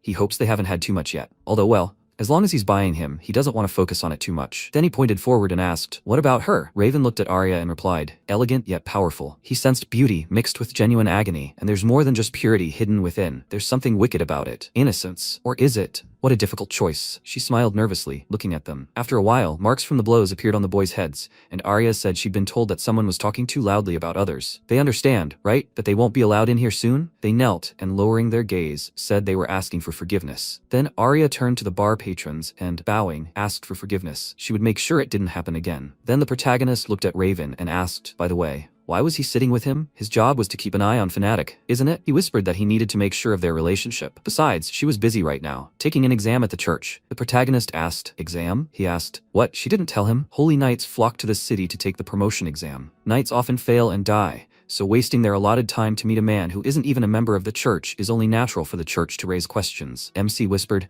"So she came to this city to take the exam." Then he looked at Raven and asked, "How is she doing?" He replied that he'd heard she was taking her final exam, set by Lord Raven himself. "So yes, she's doing well." He said, "Wow." At that moment, Arya looked at them and wondered, is she nothing to them? The next second, the bell attached to the door rang loudly, and Ignore walked forward, hiding under his hood. The protagonist looked at him and said, "Man, he's just in time. He has to help them out." He replied, "He started this mess himself, so he should clean it up himself." The protagonist sighed and said, "You little brat?" He asked, "Are you kidding?" At that moment, Raven said that he apologized, but he had to leave them for today. Then he rose to his feet and, looking at Arya, said that he would apologize to her later. She looked at him in surprise, and the protagonist asked, "Where is he going? He should apologize with him." Then Ignore said that he should learn to choose better friends, haven't he? He replied that he was the last person he wanted to hear that from. He has an even worse reputation than he does. He replied, "Perhaps." Then MC raised his hand and shouted, "Girl, more drinks." At that moment, he heard Sylphie's voice, asking why he was so calm. Even in his shadow, she couldn't stand it. They all feel something contradictory. It's the instinct for self-preservation. She hugged herself in fear and added, "He feels them, spirits." The protagonist's mouth dropped open in surprise, and Ignore said, "Looks like a new companion has joined. A spirit this time, right?" He wasn't arguing, a good choice. MC looked at him in surprise and he said, okay, look at him like that. But he knows, he can see others' abilities. At that moment, the protagonist used the ability on him and information appeared before him. Ignore. Race: Demon, Chimera Homunculus, Demon, Draconid, Dwarf, Elf, Beastman, and Human at 16.66%. Divine Gift: Demon King, Punishment of the Six Gods. Status: Current Demon King, Former Demon King, Reincarnated from a simple worker, Subject of Divine Punishment, Absolute, and so on. The current Demon King: Ignore. The protagonist thought in surprise, huh? At that moment, Arya looked at him in surprise. And then Ignore suggested leaving this place. There are too many people here. Does he agree? Inori. Arya looked at the protagonist in confusion, and he lowered his gaze and said, "Yes, wherever he wants." Arya shouted, "Inori, she's going with them." But he ordered, "She's not going with them." She cried out in surprise. He added, "Only he is going." Ignore asked, "How about the forest, outside the city?" He replied that he would agree to anything. Arya watched them go and thought, "Inori?" After some time, they stopped in the forest and Ignore said, "A good place. Okay, he should relax." With these words, he looked at the protagonist, who looked at him silently. Then the current Demon King added, "Although it would be absurd to relax in such a situation." The next second, he released a powerful pulse of energy, and Sylphie emerged from the protagonist's back. She screamed loudly, and Ignore said he didn't want the evil spirit eavesdropping on them. He'd almost forgotten it was inside him, so he had to. Well, finally they were alone. With that, he removed his hood and asked what he thought. MC thought, "Ears? A beastman? No. Horns? Long ears? Long hair." He said that it's kinda a jumbled mess. Ignore looked back and said he understood. He was getting tired of this sight himself, even having a tail. He was now a Chimera Homunculus, something like that. Yes, he felt the same way. He was originally a demon, but was reincarnated in this body. The protagonist looked at him, puzzled. He asked, "Is he the same, right?" He personally managed to pass through 2 worlds. This will be his 3rd life. In the first world, he was born a demon, a former demon king, born with incredible power and the ability to do anything. Anyone who stood in his way, he killed, and he became the reigning king. He got everything: alcohol, women, money. He laughed in the face of that world. After the demons, he began to slaughter the other races one by one. People sent their heroes to stop him, but they failed. He destroyed the dwarves, and he seized their wealth. He burned the forests of the pesky elves, ate the companions of the beastmen, and poisoned the lakes of the dragons. He was free and happy. His smile knew no bounds. It seemed to him that he continued to strive for happiness even at the very last moment. The protagonist asked, "Did he die?" He looked at him and replied that he realized he had never met anyone who could kill him. He had a long life, and when he died, he immediately fell into a white space and met God. MC wondered, white space with God? Couldn't he be talking about the very goddess who sent him here? The Demon King said that God called herself the god of this world. The protagonist thought not her. Ignore added, and told him that he overdid it. Memory, magic, strength, talent, she took it all from him, and forced him to reincarnate in an abandoned world. The protagonist asked, "Abandoned world?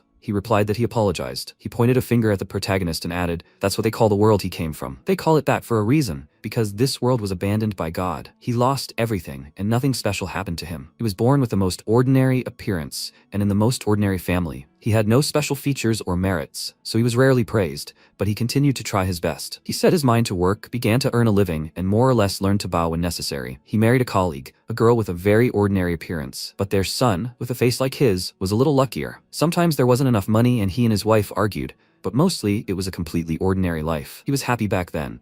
On the throne of the Demon King, he thought he had everything. He lived happily, laughing in the face of that world, but in reality, he didn't even know what happiness was. It took him 2 lifetimes to find it, so now he wants to make someone happy." The protagonist asked, "Who?" He replied that he wasn't saying he wanted to make everyone happy, but he would continue as long as this body allowed him. With these words, he showed off the muscles in his arms, and MC asked, "Keep killing?" He replied, "Of course not." He said that his race was a chimera, a homunculus, right?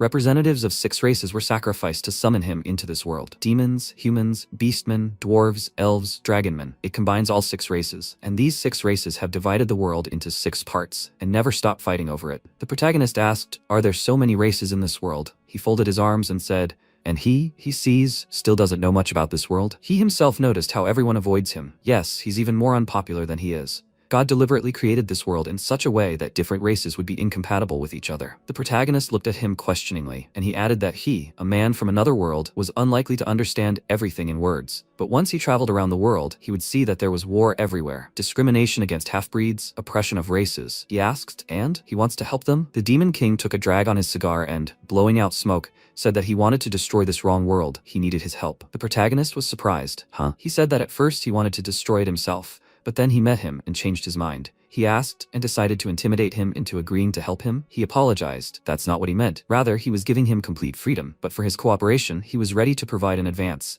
knowledge of this world. The protagonist was surprised. An advance? He replied, he will destroy everything, even if it was not part of his plans. Ultimately, any action he takes will help him achieve his goal. Trampling on the lives and destinies of others, that's how he lives. Then MC sighed and said it was selfish of him, but he would have agreed anyway. He asked, "Right? That's great." The protagonist smiled and added, "But only if he provides more knowledge." Ignore said he was being greedy. "Okay then." He replied that he'd been on edge since he'd called him. This was his retribution. Not long before, Arya extended her hand after the protagonist and Ignore. After a while, she sat down by the tree and thought, she's not going with them. Is she? She'd never seen him so tense. She just thought that she could finally help him. But the order made her remember that no matter how far she went, she would still stay here. She lowered her head to her knees, and at that moment, several demons were descending the tree trunk directly towards her. At that moment, Fanatic asked why she was sitting there. She attacked several monsters with lightning speed, and Arya looked at her, perplexed, and then thanked her. She replied that she shouldn't be doing this. This isn't the right place to settle under a tree. She apologized again, and then Fanatic smiled and said that she didn't know how Black Rose managed not to sense the demons approaching. Was something bothering her? Something with Inori again? She replied that nothing was bothering her. She sighed and said both Inori and Arya. The next second, she pointed her hammer at her and chopped down the tree behind her. Arya jumped back and shouted,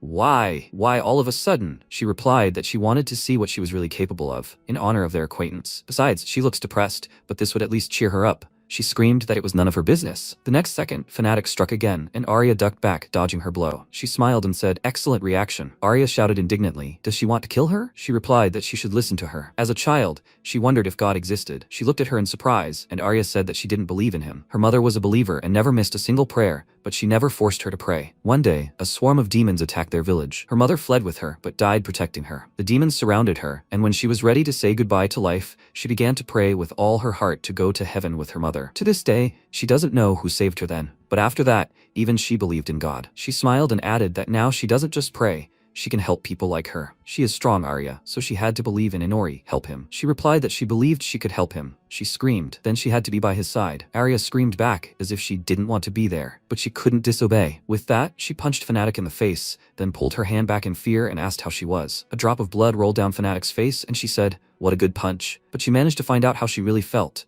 She sighed loudly and began to fall to the ground. After a while, Fanatic said, "Even in time for their training with Inori," and then she thought, how could she be so stupid? She replied that she didn't know. The written exams were easy for her. She said, "Okay, really impenetrable." Then Fanatic added, although it was a little offensive, she didn't know Inori as well as she knows him. Arya smiled, looking at the girl lying on her lap, and said that she was right to think that such a clumsy girl like her would solve problems only by force. but she was grateful to her fanatic. She replied that she felt thorns in her words. Black Rose, she asked, is that so? Then they laughed loudly together. Sometime later, Arya, sitting on the bed, looked at the rising moon. At that moment, the protagonist appeared from the shadows behind her, and she screamed in fear. She asked him not to scare her like that. He walked up to her and said that they had been talking so much that he had forgotten about time. The fastest way to return was through the shadows, but he had learned a lot, and when the time came, he would tell her everything. She looked at him silently, then sighed and asked, had they been talking too much? He didn't attack him? He asked. No. Was she worried? She replied, well, yes. If he were to accidentally die somewhere, it would be an unfortunate story of her release, not a joke. She doesn't even know if he'll release her at all in that case. He said thoughtfully, I see. Then he turned his gaze to her, and she asked, so, why did he go silent? He closed his eyes and answered, no, nothing. Then he smiled, looking at her, and said that he saw that she was painfully cheerful. Next time, she would go with him for his little experiment. He wanted to see what she was capable of. She asked in surprise. She wouldn't mind, but what was that smile about? He replied that she would soon understand. She said she didn't like it. After a while, several girls were sitting near the wall, and Raven, looking at the half-open door, asked, have you arrived yet? He apologized for calling so suddenly. Raven stepped forward and asked, did he want something? And he replied, no, nothing special. How's the search for the escaped apostate going? According to the plan, they were supposed to have her working by now. He lowered his head and said, sorry, they need a little more time. And then Raven threw the church servant forward and told him to hurry and find her. They needed more nights for the next exams. Didn't he need his authority to gather devout parishioners? He replied, in the name of God. After some time, he sat at the table and removing his mask said irritably, Chris, she mustn't think that she was freed from him. At that moment, Chris, with demons behind her, looked at the city and said, not enough, we need more, even more enormous ones. First, they must gnaw on this entire forest. With these words, she sent dark energy forward, and a huge number of demons headed for the forest. And then she added, then all of Rig. After some time, Sylphie asked, is this how he plans to sleep? Arya held a bag of food and walked next to her. She replied, he can't do much during the day anyway. Let him sleep. She replied, how awful. Then she thought, so if she wants to escape, she has to do it during the day? Then Arya said that they had arrived, and after a while, Sylphie looked at the piece of cake in surprise and asked, what? Arya smiled and said cake. She really loves the local sweets. She said that she knew what it was. Why would she need it? Arya was surprised. What do you mean, why? She doesn't like sweets, but she's a girl. She sighed and replied, she's a spirit and doesn't need food. She shouldn't compare her to people. Arya asked if she had any favorite foods either. She replied, of course. She sighed and said, that's news. She didn't mean to be mean. On the contrary, she wanted to make her happy. And then Sylphie looked at her and said, okay, she'll try it. Then Sylphie placed her hands on a piece of cake and said that just because she didn't need food didn't mean she couldn't eat at all. She then took a small bite and said that spirits were closer to plants than to animals. After that, she swallowed the piece of cake and cried out in surprise, what the hell is this? How delicious. Arya smiled and said, she told you so. Then she pointed to the next piece of cake and said, this one is cheese. She highly recommends this one too. She must try it. Sylphie was surprised. Cheese? Right now, it has such a harmonious sweet and sour taste. She replied, exactly. Sometime later, she was lying on a plate with a full belly, and Arya smiled and said she'd already lost count. Here it is, the forbidden taste. She said that it turns out that people even know how to do something. Arya gestured and told her not to tell Inori that they'd left him and gone to the cafe themselves. Next time, they'd all go together. Sylphie looked at her and said she wasn't like him. She's kinder perhaps? She replied, well, yes, Inori isn't the kind type. Sylphie said, he only thinks about how to make fun of them. So why does she even talk to him? Arya clenched her fists and replied, so she could defeat him one day. Sylphie sat up and looked at her in surprise, and she punched forward and added, yes, Inori is not a kind person, but he saved her life. Now she, like her, is also his subordinate. She is grateful to him, but that is another story. In short, she is with him until she surpasses him. Sylphie said, their relationship is strange. She asked, is it? At that moment, Fenrir jumped out of the shadows and said, girl, she must answer where the master is. Arya looked at him and shouted, Fenrir. Sylphie was surprised. Who? She said they should be acquainted, Fenrir. Fenrir smiled and told her not to call him that. He is superior to her. Sylphie asked, superior? What a cute little dog. He replied that he would eat her spirit. Then Arya said that he should be in bed, but maybe he was sleeping in his shadows. If he didn't find him in the room, then that was it. He said okay, then she would go with him to the forest. She was surprised to the forest? He answered, more like to where the forest was. After some time, they came to an empty forest, and Arya cried out in surprise, disappeared? Even the trees? Fenrir said that this was not an isolated incident. The question is,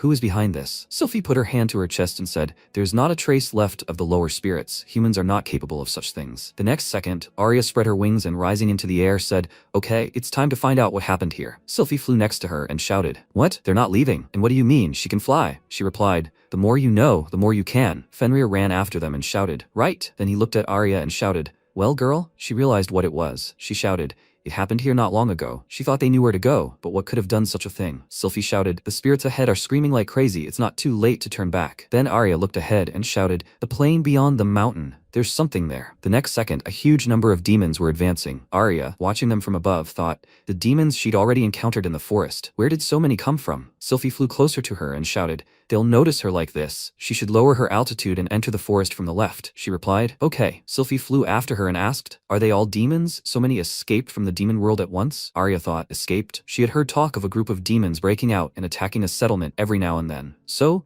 they're moving to the side. At that moment, she glanced away and remembered Regin. She gritted her teeth in irritation and thought that Regin had been calmly dealing with demon attacks for years, but neither the church nor the guild were ready for this now. They attacked at the most inconvenient moment. Sylphie asked if it wouldn't be better to wake him up first. The situation was not pleasant. Arya asked if they could turn around right now and find Inori. Fenrir shouted that he could, but what was she planning? She gritted her teeth and thought that she doubted Inori would help Regin. He hadn't planned on revealing his cards. If she reported in time, would the guild help? If she contacted Fnatic, then the church? No, she wouldn't have time. She turned around and shouted that she would somehow handle this herself. Sylphie was surprised. She wanted to fight? Fenrir added. He could sense how strong they were. These are no ordinary demons. She can't defeat them. But she surged forward and reached for her weapon. She thought, she's not the same anymore. She's going to fight. At that moment, one of the demons stopped and looked at them, and Sylphie cried out in fear. They've noticed. The next second, the demon opened its maw wide, heading for Arya, and she frowned and thought she was tired of just watching. The next second, a flash of energy tore the demon's head apart, and Fenrir said, she's already shown them her magic before she even drew her sword. The meaning of initiative is lost. Then he tore the demon in two and added, her technique is far from perfect, but fighting for protection, that's what he likes. He's weak and won't be able to maintain his form for long, but he will help her. He too had land and comrades to protect. Arya looked at him and said, Fenrir, he's grown. He replied that he was like that. Then he headed for the next demon and said, there. Arya drew her sword the next second and launched an attack, slicing through the demon. Fenrir said, yes, she really can do something. She smiled, looking at him, and shouted that she would gladly accept his help then. He must fight by her side, Fenrir. Then the next monster's head flew off, and Fenrir continued to advance, tearing apart the monsters in his path, and he said that they would thin them out. She must not stop fighting and she must not let herself be surrounded. Arya frowned, looking at him, and shouted, yes, that's right. The next second,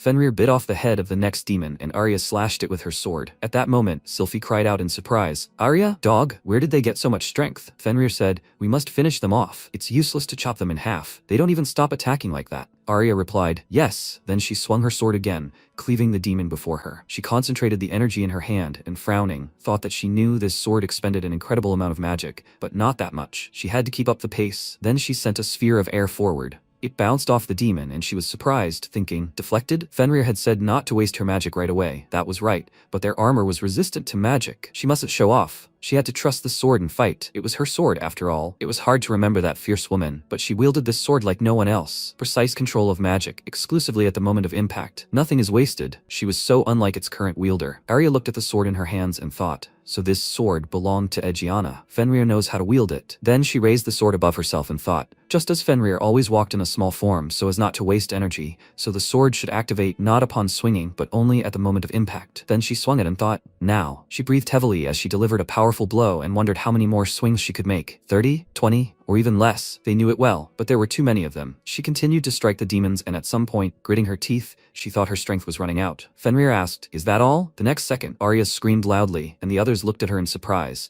She jumped on the demon and bit off a small piece. She thought, what the heck? Sylphie screamed in bewilderment. She's eating him? The next second, Fenrir laughed loudly and said, a vampire replenishes strength with blood, just like his master. After that, the fight continued, Arya striking with her sword while Fenrir added blows with his energy. At that moment, Chris extended her hand forward and then clasped her hands. The demons advanced with renewed vigor, and Arya, her body shackled by small centipedes, thought smaller centipedes had appeared and surrounded her. Fenrir told her to keep fighting. Sylphie cried out in alarm, Arya, she must fly. The next second, a demon rushed past Arya, grabbing her arm, sending her arm and sword flying off. Fenrir cried out in alarm, girl! At that moment, Arya looked in surprise at the wounded part of her arm, and then another demon attacked them and sent them flying. Arya flew back and Sylphie, pointing her hand forward, thought, what's it called? Black wind. At that moment, a dark space appeared before the demon, followed by several streams of powerful energy piercing the demon's body. Fenrir bit it with a final, hateful bite. Arya fell to the ground, and he asked how she was. Alive. His strength was already waning. They must retreat. Sylphie thought she had instinctively saved her. Then she cried out, Arya. At that moment, Arya looked ahead and, noticing Amanda leaning over her, heard her say, sister. She asked, so what would it be like for her to experience the same thing as her? What a pity. She had decided to abandon her then and save herself, hadn't she? Abandoned her, and she lost her head once and for all. At that moment, Arya smiled. She wondered what was so funny. Arya rose to her feet and said, The real Amanda wouldn't have said such a thing. She's just an illusion created by her weakness. But she was glad to see a familiar face. With these words, she raised her sword and added that she was too weak to save her back then. She apologized, but she would change and become stronger. So she had to keep an eye on her from above. Sylphie, perplexed, looked ahead and shouted, "Arya?" Fenrir told her to jump on him. They were retreating before they were surrounded. But at that moment, Arya rushed forward, cutting the enemy in front of her into tiny pieces. She breathed heavily and shouted for him to go first. She could still fight. At that moment, the protagonist said, "Stubbornness can be a good quality, but there's no point if it leads to the grave." The next second, he pointed the Gleipnir at Arya's wounded arm, and she looked at it in surprise. MC walked forward, right over the demon's body, and said, "For vampires, blood is life itself, and he didn't give her part of his just to waste it so foolishly. She must cherish it." Arya gaped at him, asking, "Inori, but when?" He answered when she got too carried away and stopped looking around. With that, he plunged the weapon into the demon's eye, then jumped aside and added a blow with the weapon, slicing the monster's head in two. Fenrir joyfully said, "Master, he has come." Arya shouted, "Inori?" The protagonist landed next to her and said that, unlike the shell, their insides, eyes, and joints weren't protected by magic. If she'd noticed this earlier, she wouldn't have lost so much strength, and especially her arm. With that, he grabbed her arm and the girl herself. Then he fastened the torn parts together and said that it was unlikely to heal as quickly as his, and that she should sit down and focus on recovery. She'd made many mistakes, but the most egregious was that she'd somehow decided to stay instead of abandoning this city. Had she gotten that attached to it? She smiled slightly and apologized, saying she'd rushed things. Then MC added that she'd missed something. No matter how many bugs they killed, they couldn't save the city. They had to check one thing. Arya looked at him in surprise, and the next second, several demons headed straight for them, while Chris, with a sly smile, clasped her hands. At that moment, the protagonist, carrying Arya, jumped out from the ground behind Chris and, pointing his hand forward, said, "That's who's responsible for the demons who've attacked." She turned around in surprise. He told her to hold still and that she had to answer a few questions. He bound her body with Gleipnir, and she cried out in surprise. At that moment, Sylphie, looking up at the cliff, thought, "Inori, who suddenly appeared, then immediately appeared somewhere up there." Fenrir asked, "Where did the master go?" Sylphie thought there were almost no spirits left, and she couldn't say for sure, but they were holding someone captive? At that moment, the protagonist looked at the hostage and asked, "Chris Kamser, right?" She clenched her teeth in irritation, and he added, "It's obvious from her abilities." Arya was surprised. Her? But how was the girl able to control her? He said she had the power to control demonic creatures. Regin is regularly attacked by escaped demons, and each time, the Holy Knights, led by Raven, repel them. He is hailed as a hero, and the church and Regin gain fame and prestige, to the point that it becomes holy ground for testing holy knights like his mentor. A very fortunate coincidence for the church. Or is this girl simply in cahoots with the church? Chris smiled and remarked that he knew a lot. True, far from everything. He leaned over her and said that he had someone to ask, but what he couldn't ask, he would find out from her personally. Then he used his left eye. Hypnosis. She smiled madly and shouted, "A magic circle?" What a surprise. Then she created a magic circle around herself, from which several demons appeared. MC jumped aside and, gritting his teeth, thought, "Mental interference doesn't work?" She said he's right. They orchestrated all this. She did everything this man told her, but she was so stupid. She won't work with this bastard anymore. Then the protagonist asked, "Bastard? Someone from the church?" The next second, the demon headed towards them, and Arya shouted, "Attack!" MC fired Gleipnir at the demons, then placed the weapon in the body of one of them and cut it into several pieces. He smiled and shouted, "Is this the only attack they can do? Isn't that all they can do?" Arya shouted, "Inori," from above. At that moment, the demon opened its mouth wide right above the protagonist, and Chris, laughing loudly, shouted, "Didn't they order minced meat?" But the next second, the blade of a sword emerged from the demon's body, followed by the entire protagonist, cutting the monster in two. Then he licked his finger and said, "Ah, not the most delicious blood. It tastes of iron somehow." The next second, Chris clenched her teeth in irritation and said, "What is he doing? Stop bothering them already. She has no time for upstarts like him." He wiped his mouth and said she'd rather rip off her own arm than break that thread. Then Sylphie looked ahead in surprise and thought, "All the demons at once? Arya!" The demons are heading towards the city. At that moment, MC smiled and thought, did she go to them for help herself? She was starting to understand who was in charge here. She told him to shut up. She was talking to Arya. At that moment, she shouted in surprise, "Towards the city?" Then she turned her gaze to Chris and shouted, "Did she sacrifice her guards and direct them towards the city?" She smiled madly and replied, "What a pity. Now even her death won't stop them." The protagonist said he'd hoped they'd be done with their leader, but given that she'd resisted his hypnosis, he'd unexpectedly underestimated her a bit. At that moment, the demons continued to advance, and Chris, as if mad, screamed, "Forward, forward, her family. They must follow their wishes." The next second, the girl put her hands to her face and said, "Chris's little sister. They must destroy those who called them demon children, along with their city. Destroy the church that toyed with them. Destroy the one who deceived and used them. Destroy them too." At that moment, Chris began to break free from the threads that bound her, but it was tearing her apart. She screamed that nothing could stop the big ones. Forward, they must devour everything in their path. She began to laugh loudly, and Arya, gritting her teeth, said, "This is bad." The protagonist said, "She must wait, Arya." Personally, he didn't care what happened to that city, but he took responsibility for underestimating her. Arya looked ahead, perplexed, and the next second, the rainy sky began to let in rays of light. The protagonist said she should say area. She knew why the raindrops falling from the sky didn't bite into their skin, thanks to the atmosphere and its resistance. He pointed his hand forward and added that the enormous thickness of air dampened all the energy a drop tried to absorb. But objects under his control didn't affect the atmosphere, and accordingly, weren't subject to its resistance. The atmosphere didn't hinder this, and unlike raindrops, it could accelerate to unimaginable speeds. Then, at some point, he realized the black wind led to the same space as his own shadow, but it was capable of hovering in the air. And now she had to imagine how the objects under his control flew out of his shadow and fell into the black wind, flew out of his shadow again, and fell into the wind again. So the little rocks had been swaying back and forth high in the sky for 7 minutes and 28 seconds. At that moment, Arya looked up in confusion, and MC added, "It's even simpler from here." He just needed to cut the black wind at the right moment, and boom. The next second, several rocks, coated in fire, headed straight for the demons, and a powerful explosion occurred. Arya, shielding herself with her hand, screamed loudly, and the protagonist, smiling, said something like that. The next second, Chris opened her mouth in confusion, and they stared at the huge holes in the ground before them. She said, "Yeah, he's joking." The protagonist smiled and said, "Roughly speaking, they pelted her with rocks. However, their power is so great that it's perfect for exterminating an entire army." At that moment, Arya gasped loudly, and Fenrir appeared from her shadow. She turned around in surprise and shouted, "Fenrir, is he all right?" At that moment, Sylphie, perched on Fenrir's head, asked, "Doesn't she want to worry about her?" Fenrir added, "If it weren't for the Master's shadow, things could have been much worse." So that's how powerful his new power is, but to cover such a large area. Then the protagonist grabbed Chris by the face and used hypnosis. He spoke, and this time it worked. One way or another, she gave in. Arya wondered if she'd willingly allowed him to interfere with her mind. But why? She looked at her severed arm, then turned her gaze to the protagonist and shouted, "Inori, doesn't he want to ask her why she attacked?" He looked at her, then closed his eyes and said he'd find out the most important things, not the details. She'd asked.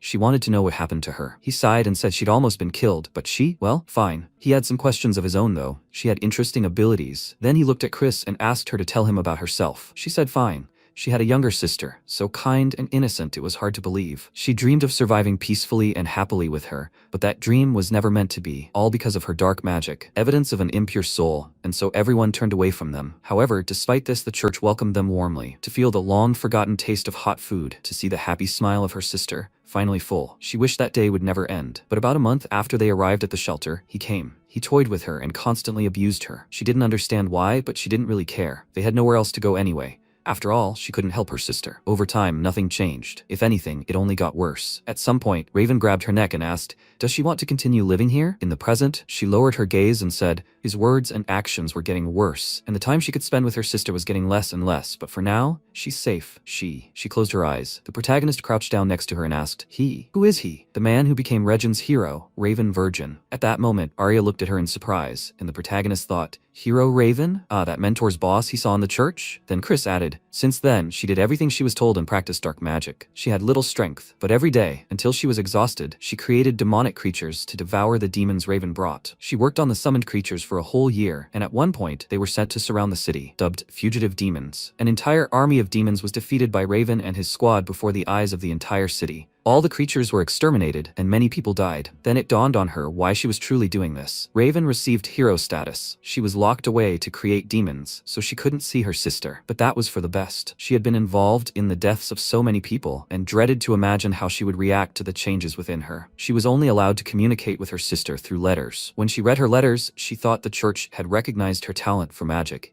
and wrote that they were proud of her. At that moment, tears began to stream down her face, and Arya asked, "Where is her sister now?" She answered, "She died. Not just died, but it was that same man who informed her of her death." It turned out that her soul was tainted by the fact that she created demons, and her sister served as a toy in the church and atoned for her sister's sins, hers, because she used dark magic. Ultimately, she couldn't take it anymore and died, but she was told that if she stopped doing what she was told, she would too. The question was, how did it all happen? Was it simply because she had been able to use dark magic since childhood, because no one in the city wanted to accept them, or because they decided to stay at this church? Something inside her snapped. At some point, a demon approached her and leaning over her said, "She's a summoner like him." Very appropriate. A demon named Neon was kept in the same cage with her. Then he asked, "Do you wish to have power?" She decided to escape imprisonment and made a deal with him, becoming a demon, to take revenge on him, but they stopped her and her army, and now she has no idea what's next. MC asked who exactly this Neon was. She answered, "A demon. That's all she knows." The protagonist looked away and thought, this doesn't look like the work of a demon king, but still, Then he thought for a moment and said,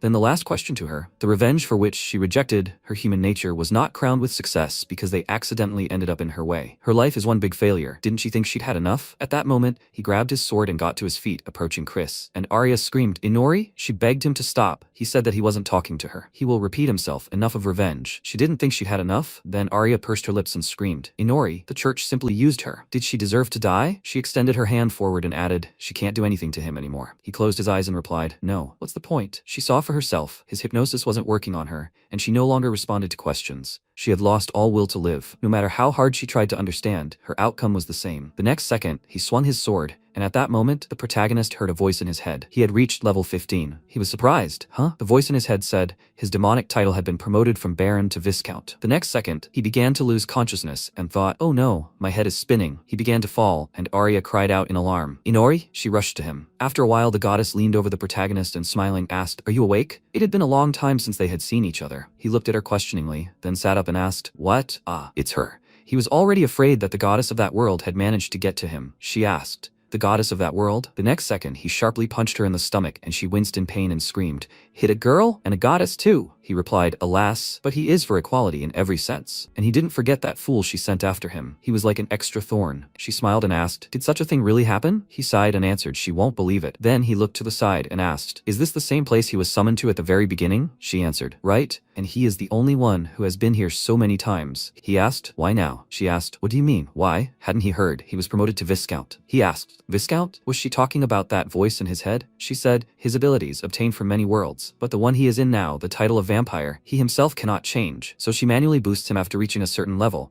He should be grateful. He folded his arms and said, well, the goddess has nothing better to do. She screamed, not at all. And then she directed energy from her hands at his head. And he asked, anyway, why did they summon him here? She asked, didn't he notice how his level suddenly skyrocketed? If he didn't adjust the boost manually, it would get even harder later. What did he manage to do? He closed his eyes and thought, he mowed down an entire army with meteorites. Maybe that's why? Then she happily said, everything is ready. She has no idea what new things he might have acquired, so good luck finding out yourself. In response, he thanked her, and she added, and finally she will give him one piece of advice. The goddess of that world is a little special, He looked at her in surprise. After a while, Arya, holding the hero's head in her lap, placed her hand on his head and said, he scared her. What's wrong with him? Fenrir came closer and said, Master is unconscious, but he's fine. They were very lucky that Master's compulsion hadn't worn off this girl. He doubted they could have stood up to her. It was dangerous to leave her alive. Arya looked at her thoughtfully, then let her gaze fall, thinking that she had given in to her feelings, asking for something she wasn't ready for. But what to do now? At that moment, she heard Ignor's voice, saying it was useless to try to reason with her. She turned around sharply. She said he did it. At that moment, MC suddenly sat up and grabbing his weapon asked, old man? But why? Arya cried out in surprise. Inori. The protagonist said he woke up from a surge of magic caused by his appearance. Ignore said he was apologizing. What could he do? The protagonist asked, but then again, why was he here? Ignore looked away and told him to look at what he had done, and then asked questions. The sound and vibration reached the city itself. He wouldn't be surprised if someone came here at dawn to find out the reason. He replied, okay. He overdid it a bit. Then Ignore said that he could return everything to the way it was. Did he want to? The protagonist looked at him and asked, what do you mean? He looked back and said that he could return everything to the way it was. Literally everything. MC asked, again? He replied, he seemed so young, but his hearing was already bad. He would restore the area to its former state so that the townspeople wouldn't go crazy when they saw this picture. He asked, how? In what way? And how much did he owe? It just sounded serious. He closed his eyes and said that he didn't have to worry. After that, he approached Arya and, pointing his finger at her, said that he just wanted to talk to her alone. After a while, he looked at the holes in the ground and said that he didn't even know if he could do it. He sat down on the ground and added that it had been a while since he'd had the chance to do anything serious. And in front of a young lady, too, which was unusual. Arya looked at him and remembered how the protagonist had told her to remain vigilant around the old man. It probably wouldn't help much, but she still had to be on her guard.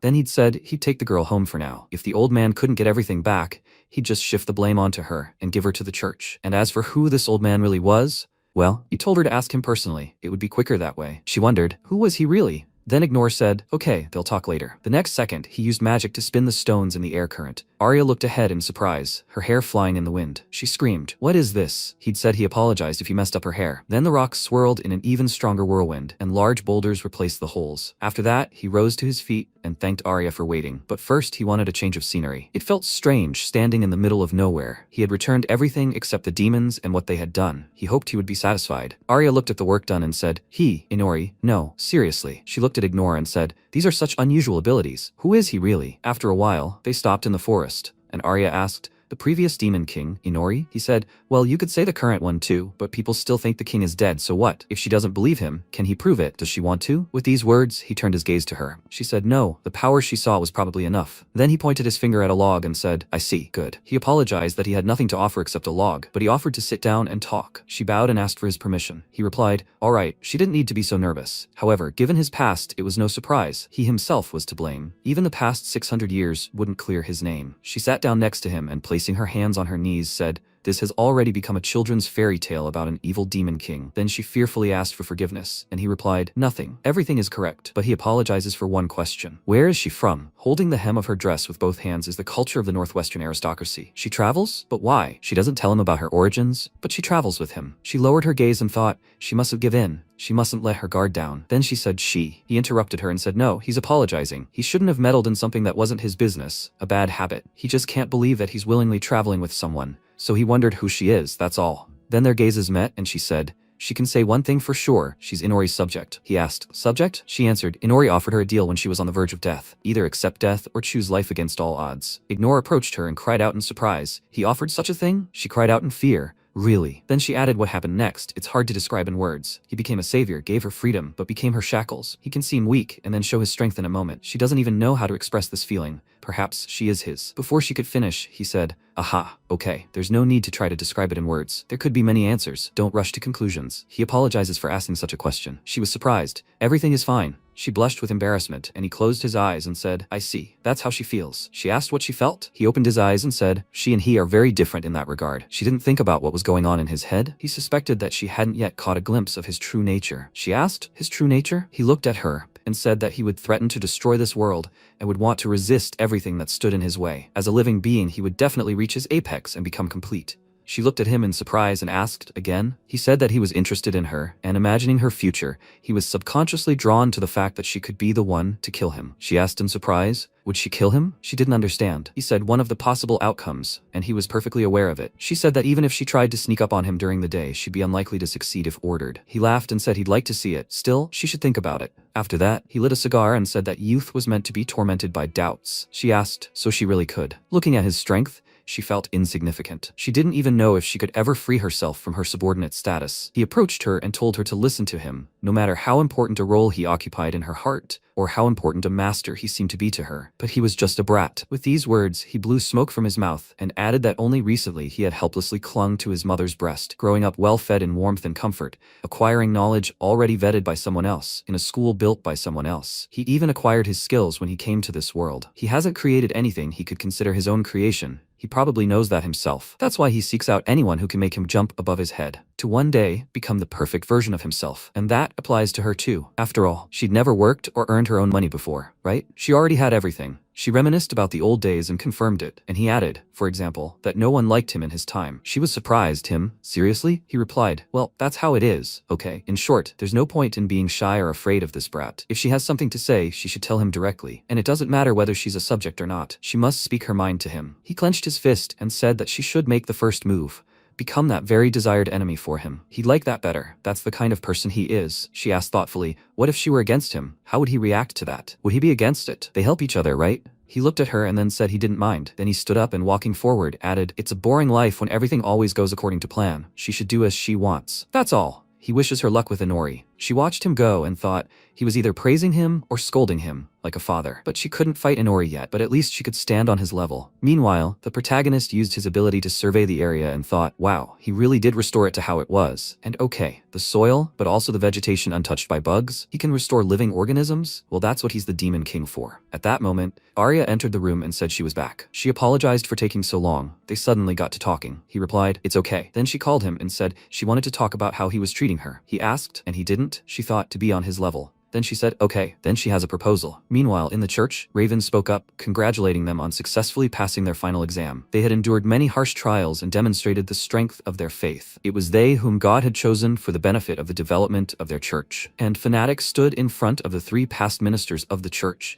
and Raven, looking at them, asked if they were ready for their bodies to no longer belong to them. He extended his hand forward and added that they would become a shield called upon to protect people from demons. The girl next to Fanatic said yes, She is ready to become a shield in the name of the Lord. Raven asked if they were ready to sacrifice themselves to help the parishioners of the church. Another girl answered, yes, she will save people in the name of the Lord. The next second, he waved his arms and shouted, amazing. Their determination proves they are worthy of serving in the church. From now on, they will strive together for a common goal. They congratulate and welcome them with all their hearts. The next second, several church workers closed the door. The fanatic, hearing the sound, wondered if it was the door. Then she noticed that some energy had bound the body of the girl next to her and shouted, Commander Raven, something is wrong. Then she suddenly jumped up, dodging the attack of the magic-struck church workers. The man shouted, quickly seeing through it. At that moment, the fanatic, flying above them, thought, is this a binding spell? Why? Never mind, she'll deal with it later. Then she drew her weapon and thought, this must appear, the holy hammer of Onrith. The next second, she shouted, what is this all about? The men looked at her in confusion and she struck with her hammer, but they managed to erect a barrier in front of her. The man said it was a favor the church bestows in the name of God. That's what it is, zealot. There was a crystal in the center of the barrier, and then it cracked, and the crystal in Raven's hands turned into a staff. He shouted that she must humbly accept this with her body. She cried out in surprise, Commander? The next second, he attacked her with his weapon and said, in the name of the church. The next second, she spat out a clot of blood and flew far into the wall, covering it with cracks. He said, it's incredible not to lose consciousness after such a blow. She dropped to all fours and asked, is this also part of the exam? He replied, I'd like to believe it, but of course it isn't. At that moment, she grabbed her weapon and ran to attack, but he parried it, and she thought, every blow she struck. Then she turned around in surprise, noticing how the girls who had just been enchanted with magic were surrounded by men. She shouted, stop, they must not touch them. At that moment, Raven said, no matter what happens, never take your eyes off your opponent. The next second, his weapon transformed into a chain that bound Fanatic's body. He held it in his hand and asked, does she remember what she was taught here? Then he slammed her to the floor and added, this is their first chance to prove themselves before God. They should rejoice. The next second, he reached for the girls and violated them. After a while, Fanatic, chained to the wall, opened her eyes. Raven, standing opposite her, asked, has she come to her senses? She shouldn't worry, her body was still untainted. The next second, he threw the exhausted girl to the ground and said she was no longer needed. They must carry her away. His subordinates replied, yes, and he added, he was waiting for her to wake up, to hear her moans. He spread his arms and offered to dedicate themselves to the church together. At that moment, the abuse continued behind him. Zealot clenched her teeth and screamed, what is he doing? What is he doing, Commander Raven? This is unforgivable. He's a holy knight human. God will not forgive such a thing. He replied, that's right, Zealot. This is unforgivable. She frowned at him, and then he pulled the mask over his face and added, utterly unforgivable. Tears began to stream down his face and he said, if there is a God, of course. Then she cried out in surprise. A mask? He asked. Why? She thought so. She wondered why God didn't punish him then. She sincerely didn't believe in him, and he could only envy that. He had once been as devout a believer as she was, fighting for his people alongside fellow holy knights. It had been a difficult time, but he believed that God saw his devotion, although deep down, he knew it wasn't so, that something was missing. And then one day, for the first time, he was invited to this feast. At that moment, he wanted to kill everyone involved, but he didn't. The innocent girl was completely at his mercy. Such a blasphemous act clouded his mind. His heart yearned for reward for all his labors, and now, having satisfied his secret desires, he stood before her body. That's when he realized, this is it. All those years he dedicated to serving God didn't even come close to the joy of that sin. Since then, everything had changed. He played the hero before the townspeople's eyes, the church's congregation grew ever larger, his hunt for girls continued. This was true treason against God, full of lies and greed. Well, now God must punish him. He raised his hands and cried out, God, if he exists, he's asking. He must punish him. He's no longer the saint he used to be. He can clearly see what he's become. Or maybe he was never with them. At that moment, the fanatic said he was wrong, and he turned sharply to her and said that God himself would decide that. Do you think he would allow a believer to be used? Well, now they will find out. At that moment, MC said, terrible logic. Several demons made their way forward, and Raven, perplexed, looked around and shouted, what is this? The demons grabbed several men, and the protagonist said, for his beloved God, maybe it is important whether he is a sinner or not. Then Raven looked at the protagonist and shouted in surprise, Lord Inori? He answered, but they didn't care. The fanatic looked at him in surprise and shouted, Inori? Raven asked, why is he here? And with demons too? The church servants shouted, why are there demons in the church? The protagonist put his hand to his side and told them not to let them escape. The next second, the demons dealt with the servants, and the fanatic watched in bewilderment. After that, Raven asked, are these his demons? Did he have dark magic all along? He replied that he didn't. He borrowed it. He knew perfectly well who. He said, Chris. The fanatic asked, Inori? What did all this mean? Why were the escaped demons suddenly here? He said that the church itself had raised these demons, so he was bringing them back. No surprise, right? The girl didn't like what they forced her to do at the church. Raven said that Chris had sent him that way. They saved her life, and she repaid them for their kindness this way. What impudence. And since he agreed to help her, he's no better. The next second, the crystal in his hand turned back into a staff, and the protagonist asked, was he angry? He apologized for distracting him from his hobby. He ran to the attack and shouted, no, he sincerely regrets that he will have to raise his hand against his friend. The fanatic shouted, Inori, he must run. Then Raven struck, but the protagonist jumped sharply to the side and smiling said, "Wow, he should listen, not bad, for a legend of the city." In response, he shouted, "Excellent, wonderful reaction, but how long is he going to fight him without even drawing his sword?" MC flew on and said that he bought this sword especially for his mentor. He does not want to break it on a magical weapon. Then he grabbed the enemy's staff and said, "Even if this weapon is nothing compared to the sword Aegiana." The next second, Raven's weapon returned to a crystal state, and he said, "Incredible." He had no idea he was so strong. The protagonist waved his hand and said, "Yes, he can stay in the shadows." And it seems he got it all a little wrong. "It wasn't Chris who sent him," he asked. "Then why?" He replied that he had some unfinished business. He said, "Interesting." The next second, MC summoned a shadow in which a crystal appeared. Raven cried out in surprise, "That's it!" The protagonist smiled and said he came for it. The Stone of Divine Light. It's installed during the construction of temples. Raven was surprised, but where did he get it? He replied that it was very simple. Thanks to his feast, all the church guards had flocked here. Raven said that he was afraid, but he was right. Of course, it could be sold for a certain amount, but in itself, it didn't have any special properties. He didn't believe he came here just to steal the stone. Then the protagonist said that he had the power to evaluate objects, and according to this, God watches over humanity through these stones. It doesn't possess any power on its own, but sensing someone's prayer near it can become the eye of God. Currently, he blocks it with his control, but one day it activated, and God immediately tried to kill him. He stole it so that God would immediately understand his intention. Raven asked, "Does God exist?" He spies on people, and, among all of them, found him and tried to kill him. The protagonist answered something like that. Then he looked away, and asked if he thought God considered him a heretic, like kill him quickly, something like that. Then Raven bowed and said that he admitted there was something about him that could brand him a heretic. Then MC added, although okay, heretic isn't quite the right word, more like an eyesore. Raven said, then all the more reason he should explain it to him. The protagonist asked, what? It all depends on how you look at it. He replied, if God is watching them, if God takes lives, then why did he try to take his life and not his? At that moment, the demons continued to deal with the church parishioners, and the protagonist said, it's very simple. God doesn't care about them people. The fanatic looked at him in surprise. He asked, now does he understand why he's here? Raven reached for his mask with a trembling hand and, laughing, said, how awful. But now he realized he wanted to test something. He grabbed the crystal and, running forward, asked if he'd be interested in the god if he offered his head. Would he even notice him then? Then MC chuckled and said he was starting to worry the night would be boring. Now that was something else. He understood. The next second, a chain bound his hand, and he clicked his tongue in irritation, and Fanatic shouted, Inori, he mustn't let him grab him. Raven said he'd repelled all of his previous attacks, but this time, he'd used the weapon of divine execution. At that moment, the protagonist appeared, the statue's doors opening, revealing sharp spikes. Then Raven reached for his mask again and said, God, he grants it to him. Then he clenched his fist, and the statue's doors slammed shut, trapping the protagonist inside. Fanatic screamed in fear, Inori. After a while, blood began pouring from the statue's eyes. Fanatic continued calling out to the protagonist, and Raven approached her and told her he would never hear her voice again. He walked forward and said, farewell, my foolish friend. The next second, a powerful beam of energy erupted from the statue, shattering it into tiny pieces. Raven turned around in surprise, and the protagonist, whose body was battered, said, he should listen, and not bad. He smiled madly and, grabbing the crystal, said that he would give him advice. He threw it forward, hitting Raven and destroying the chains binding the fanatic. The next second, Raven fell to the ground and thought, he's strong. He should have underestimated him. When did his vision become so dim? Even the light. There will be no judgment or salvation for him. This is the answer to his prayers. The next second, the fanatic approached him. He said, Fanatic? To be honest, he didn't even have time to lay a finger on her. Of course, the god will protect her, untainted and uncorrupted. He asks that she take his place. She must find the god in his place. She is the only one worthy. He will surely answer her. She stood next to him, and then took the crystal from his hand, and the protagonist asked, did he die after all? Sadly, he alone shared his tastes. They drank so well together. The fanatic looked at him and said, Inori, he must answer her. Who is he? Inori said surprised. He'd never been asked what he was before. What was he to her now? A thief who killed the church's disciples?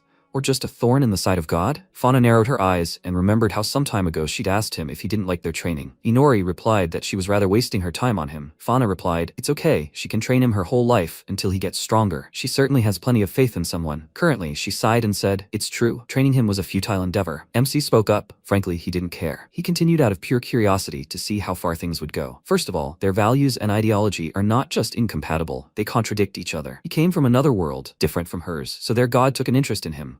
And he, in turn, moved here to eradicate the church, to destroy the main instrument of God. So he killed everyone he deemed necessary, because now nothing is more important to him than defeating their god. All this time, Fauna listened to him, motionless, her mouth only slightly open. MC said nevertheless, he would not mind taking part in her little performance of student and teacher. He flashed his eye and said, however, this too has come to an end. Fauna said, Yes, indeed, it is time to put an end to this. She thought she would never be able to touch the real him, but now she is little by little beginning to understand him, and that his path is only just beginning. She extended her hand and asked, but will he let her know? She placed her palm on MC's cheek and added, his real self. Inori took human form and said, that's it, it's time for him to go back. He started running, and Fauna loudly asked Kiri to stop. He turned around and said, Inori, let her call him that if they were alone again. Fauna looked at him carefully, and he said, and also those novices who were with her, they're still alive. It was news to him too, but it turns out those demons only react to movement. They didn't even think to let the poor sinners in on the details of their plan. He climbed out of the hole and said, they'll see each other again, master. Fauna looked after him and said, Inori. Everything around her began to crack, and she looked around in fear. The monsters began to attack, and Fauna began to lead the girls out of the building. People were shouting loudly in the street,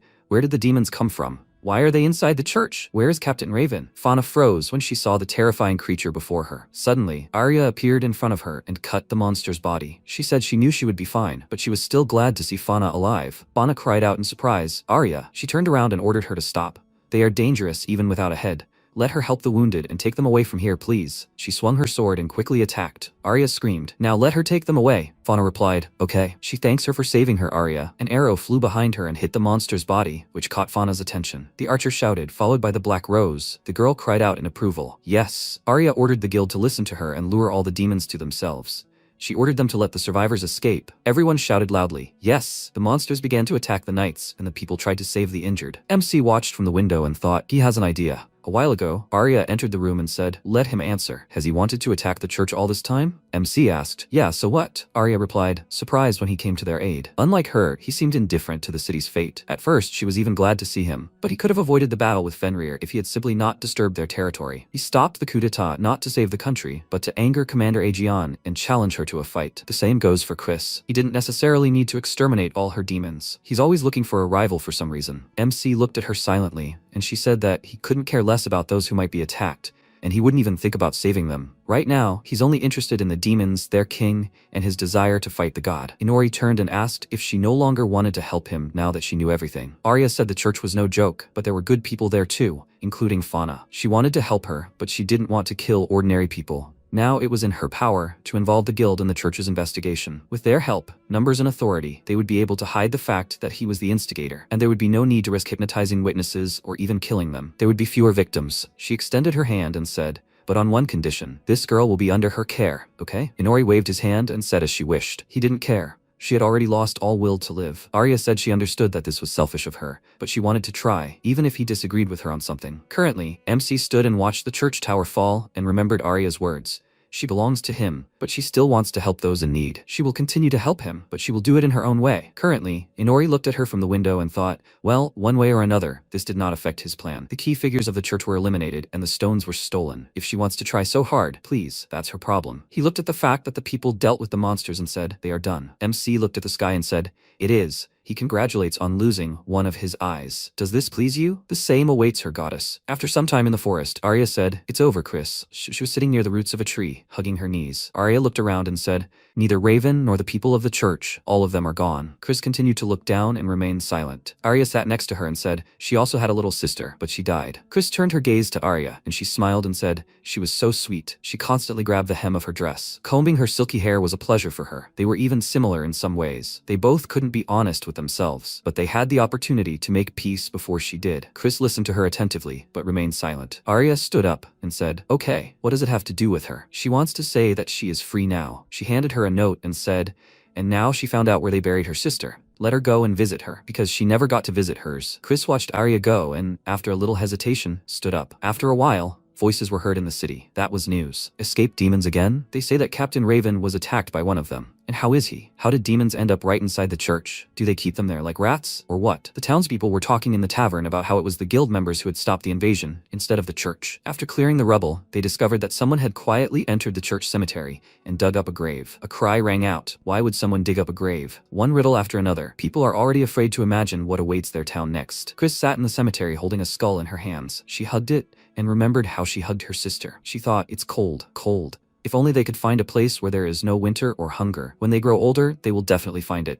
but for now, this is enough for them. Chris wondered if that was her sister's voice. The cold is no big deal when there is someone who can warm it. Her sister warms her, and she warms her, and they are warm. Chris hugged the skull and cried. She said, her sister was a fool, such a fool. At that moment, Arya asked, are they leaving here? MC answered, yes. This city has nothing more to surprise him with. Doesn't she like it? Because he's watching, she's settled in very well here. But alas, the decision is final. Arya replied, everything is fine. She's also ready to set off. Inori turned around and asked, already? Great. Arya asked, and where are they heading now? MC answered, he doesn't know. Arya said, puzzled. Sometimes he just amazes her. After a while, Chris was riding a monster and saying, they will find a place where it will always be warm. She looked up and thought, far, far away from here. Arya thought, to meet new lands. After a while, people in the city were talking. Is Black Rose leaving the city? The man said, they say she's going to move. The guy said with tears in his eyes, but he didn't have time to say a word to her. A girl entered the room and screamed, fanatic, her water and medicine. She looked at the open window, puzzled, and asked, where is she going? After a while, a voice rang out in the house, fresh baked goods, her tea service, all the gifts and other things. MC said, everything is safely transferred to the shadows and they can hit the road. Arya smiled and said, that's convenient. Inori asked, well, are we going? She smiled and answered, yes. They went outside when suddenly loud shouts were heard. Arya, is she really leaving the city? Who will protect them from the demon invasion now? The man folded his arms across his chest and said, that drunkard must have whispered something to her again or done something bad. The guy extended his hand and said to leave him. She doesn't need people like him. Let her marry him. MC carried bags and said, they had just packed their things when they managed to do everything. People joyfully shouted, Arya! She turned around and, laughing slightly, waved her hand. She said that this morning she submitted a notice to the guild that she was leaving them. Everyone found out about it quickly. Inori rolled his eyes and said, but she shouldn't have carried out every guild assignment with such devotion. There wouldn't be such problems.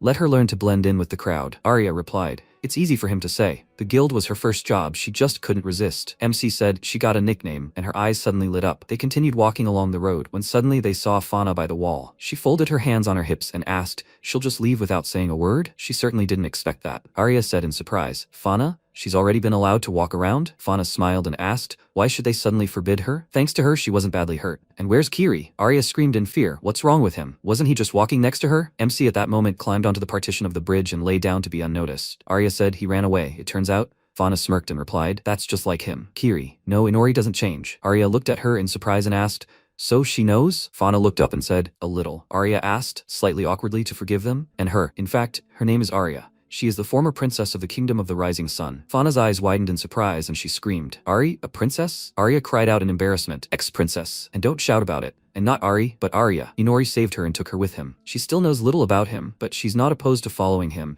and unraveling his mystery. Fauna smiled and said she was glad she liked him. Arya blushed and screamed, why do you immediately say like? Fauna replied, it's obvious, that's who she chose.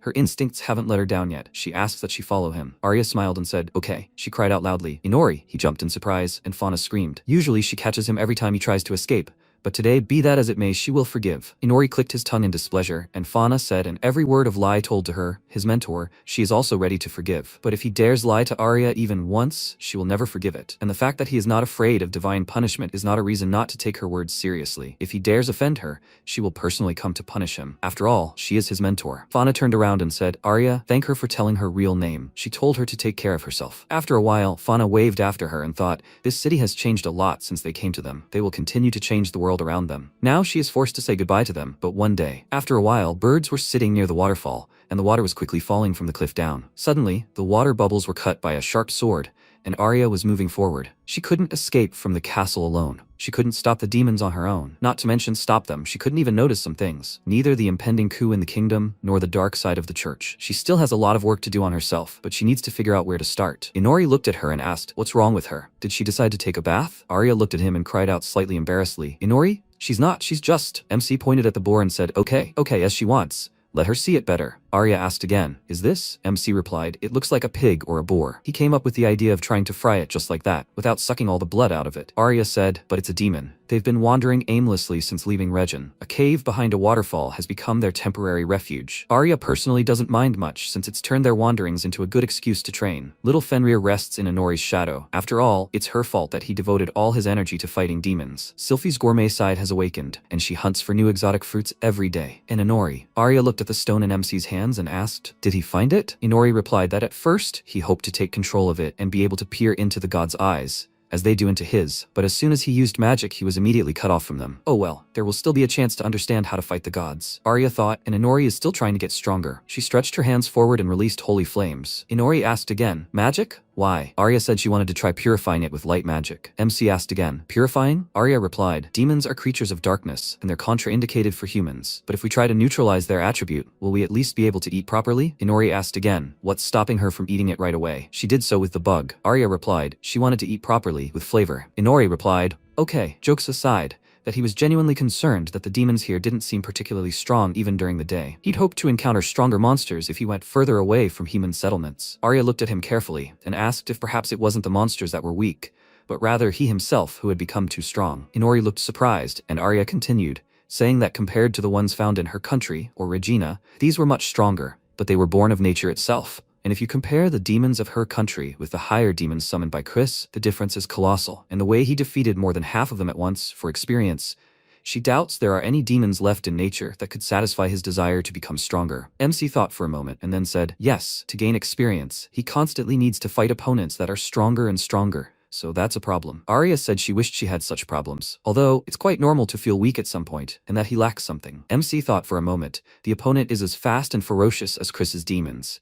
He highly doubts that he will be able to find something similar so easily. He turned and looked at Arya. He asked, is her goal to become stronger than him, right? Arya answered, slightly puzzled. Yes. MC said to free herself from his slavery. That is, roughly speaking, to kill him? Arya asked, how did he come to this in the first place? Inori asked, well, what, will she try to kill him? Arya looked at him in surprise. After a while, MC stood at a crosswalk and looked around in confusion. A voice came from the side. Inori, they haven't seen each other for a long time. The girl greeted him and asked how he was, alive and well. How were his children? MC asked fearfully, who is she? The girl answered, what do you mean? She's a goddess. She's a goddess, the one who gave him his powers. Inori asked again, a goddess? What's the point of this cosplay then? More precisely, where is he even? The goddess replied, in his hometown Shibuya, Japan. MC asked again, Shibuya? And why? Especially since he's not from Shibuya. The goddess replied, she'll say this, the tuning of his abilities greatly affects his soul, more so than she thought. That's why she sent him home for a while, where his soul feels calmer. At first she thought any city would do, but Shibuya just sounded more fun than all the others. MC asked again, so she just wanted to go to Shibuya, and that's it? The goddess smiled back at him, and Inori asked her to learn to make excuses in advance. Suddenly, people near them started taking out their phones and taking pictures of the exit from the building. MC turned around and asked, what are they doing? The goddess replied, okay, anyway, they have nowhere else to go. Why don't they have some fun at the same time? Arya threw up her hands and said, no, this is not cosplay. People asked, are these her regular clothes? She's cute. Inori looked at her and asked, how did she end up here? The goddess replied, for company. Why not? She handed him a card and told him to buy her some clothes. It's his favorite goddess's credit card. There's no limit, but please don't buy everything in sight, okay? She said to have fun there. MC asked again, credit card? Seriously? She vanished, and he asked, where to? After a while, Arya smiled and thanked him for getting her out of there. Inori said he'd gladly send her to sort out her clothes herself,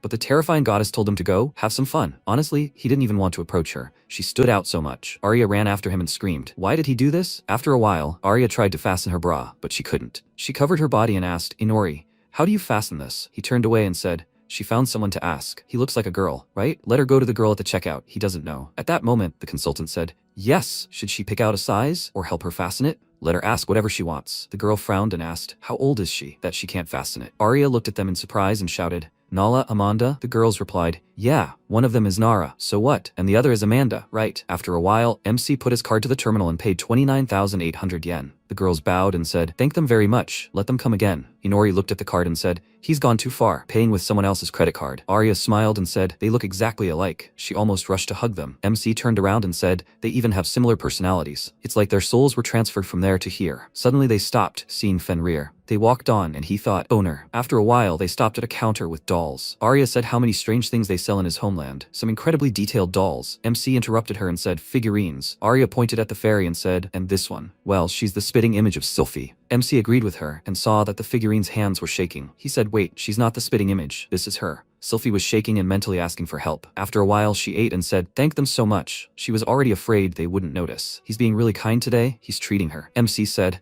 because it's free. A waiter in a mask approached them and said, he's asking. Inori screamed loudly, and how did he appear here? And why is he wearing a mask again? The waiter apologized and said, such are the rules of the establishment. Anti-infection measures. As for the order, it's a gift from the neighboring table. Inori looked in their direction and yelled, and where do these idiots come from? After a while, everyone gathered around them and started taking photos. Inori and Arya left the cafe and headed down the street. Sylphie was lying on Arya's head and she was eating ice cream. They passed Fenrir again, who thought, "Master." After a while, MC said discontentedly, "Terrible goddess, it's already night. Why are they still here?" Arya smiled and said, she liked everything, and she also saw his homeland. Only now does it bring back memories of her homeland. They were standing on the roof and looking at the city at night. Arya asked, "Is he really not going to come back here?" MC looked at her and then answered, "Yes. Everything is familiar and the food is the same, but it's too quiet here." He stretched and said, "Okay, to hell with this goddess. They'll go and get something to eat." Arya replied she'd be happy to. What would he recommend? MC said they should go to a 3-star restaurant for the last time. Arya asked again, 3-star? Inori interrupted her and said, "While it's free." At that moment, a bright flash appeared behind them, which began to quickly illuminate everything. MC asked, puzzled, "Wait, the goddess's space?" Arya asked, "Why suddenly?" The goddess appeared in front of them, lying on the ground and saying, "Damn it." She asked him not to buy everything indiscriminately. Has he seen her bill now? She's finished. She's finished. MC said, "Who said there was no limit to this?" He turned around and the goddess screamed, "What? He bought a 1964 car? Has he seen the price of this?" Inori smiled and said, "He's always wanted to buy something like this. Not that he had a license, but still." The goddess screamed. She told him not to spend too much, and then she told him not to buy everything in sight. Was he listening? MC smiled and said, "At least let her see how he had fun, right?" Arya smiled after him and asked, "By the way, he still didn't say why they were moved to Shibuya in the first place?" He answered, "Exactly." She said something about his soul and something else. At that moment, a cardboard poster stood in the shopping center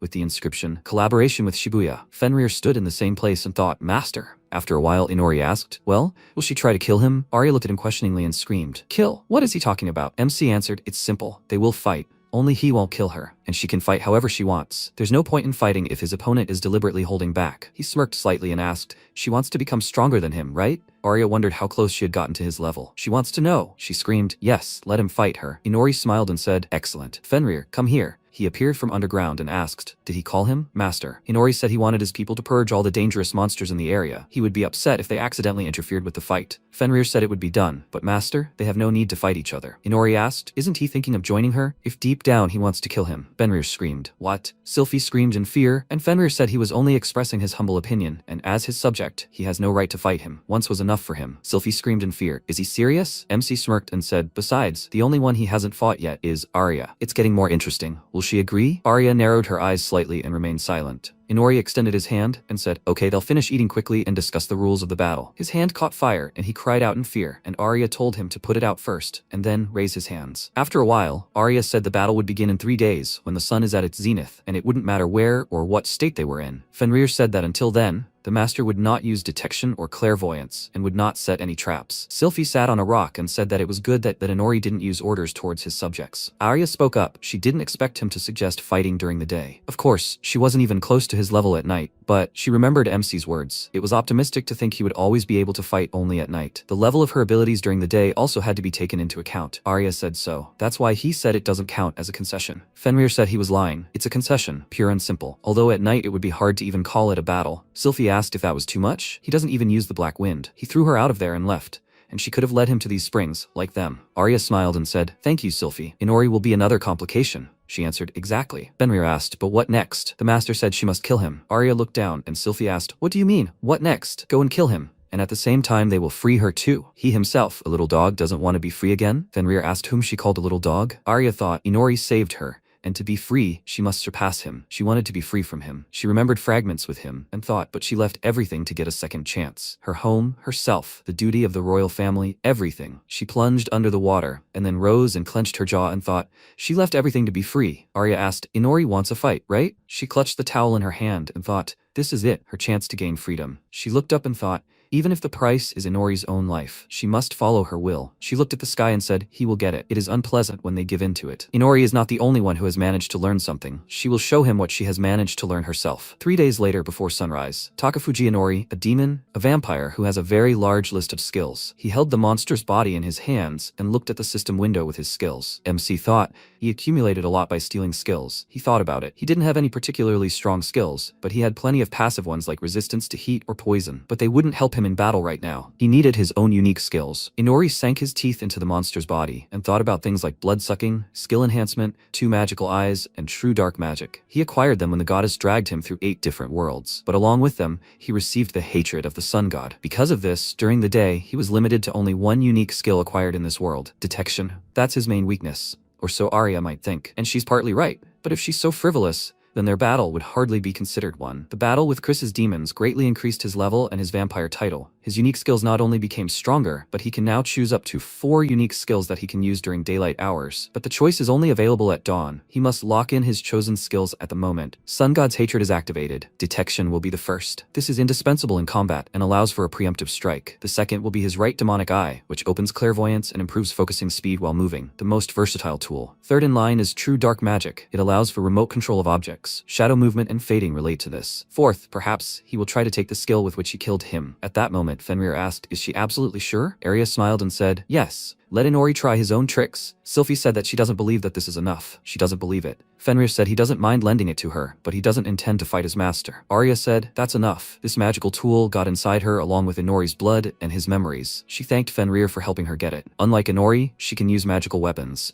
This sword he gave her is now simply called a long sword, and will greatly help her in this fight. She has done everything possible in these 3 days, and hopes that this thing will also be useful. Sylphie exhaled and said, "In vain he underestimates her. Very in vain. Let her take advantage of this and kill him." Fenrir said, "The master said that he will not kill her, but please let her not die." Arya smiled and said, "It's fine. If she brings Inori to the point that he is ready to kill her, then so be it." After a while, MC hovered in the air and thought, being vampires, they are very sensitive to the movement of the sun. They feel the moment of sunset and zenith, as if the sun is right in front of them. I bet Arya too. At that moment, Arya said, 5, 4, 3, 2, 1. MC smirked and said, "The battle begins." He put his hand forward and thought, true dark magic. Shadow shift. First, he needs to determine their positions relative to each other. With his right eye and detection, it's a piece of cake. He released mana and thought he'll seize the initiative and strike before she even realizes it. Detection. Bright mana spread through the forest, and Inori thought, even with enhanced detection, he still can't find her. Is she even further away? Of course, they didn't limit the battle area in any way, but there must be traces. Wherever she was hiding, the clairvoyance of his right eye would see even the smallest traces. Suddenly, a bright stone flew into his eye, and a sword stabbed into his back. Arya clenched her teeth, and Inori turned around, puzzled. She thought, right in the heart and head. A few more times. Inori screamed it hurt. He swung his leg and attacked Arya. Bright mana rushed through the forest, knocking down trees and spreading further and further. MC thought, horror. He accidentally pushed her with all his strength. Arya flew back, and tree trunks fell on her from above. Blood sprayed from her mouth, and her body shook. She thought, was it a kick? How much stronger had he become if he could do this in daylight? She stood up and thought, but the first blow still belonged to her. MC rushed forward and thought,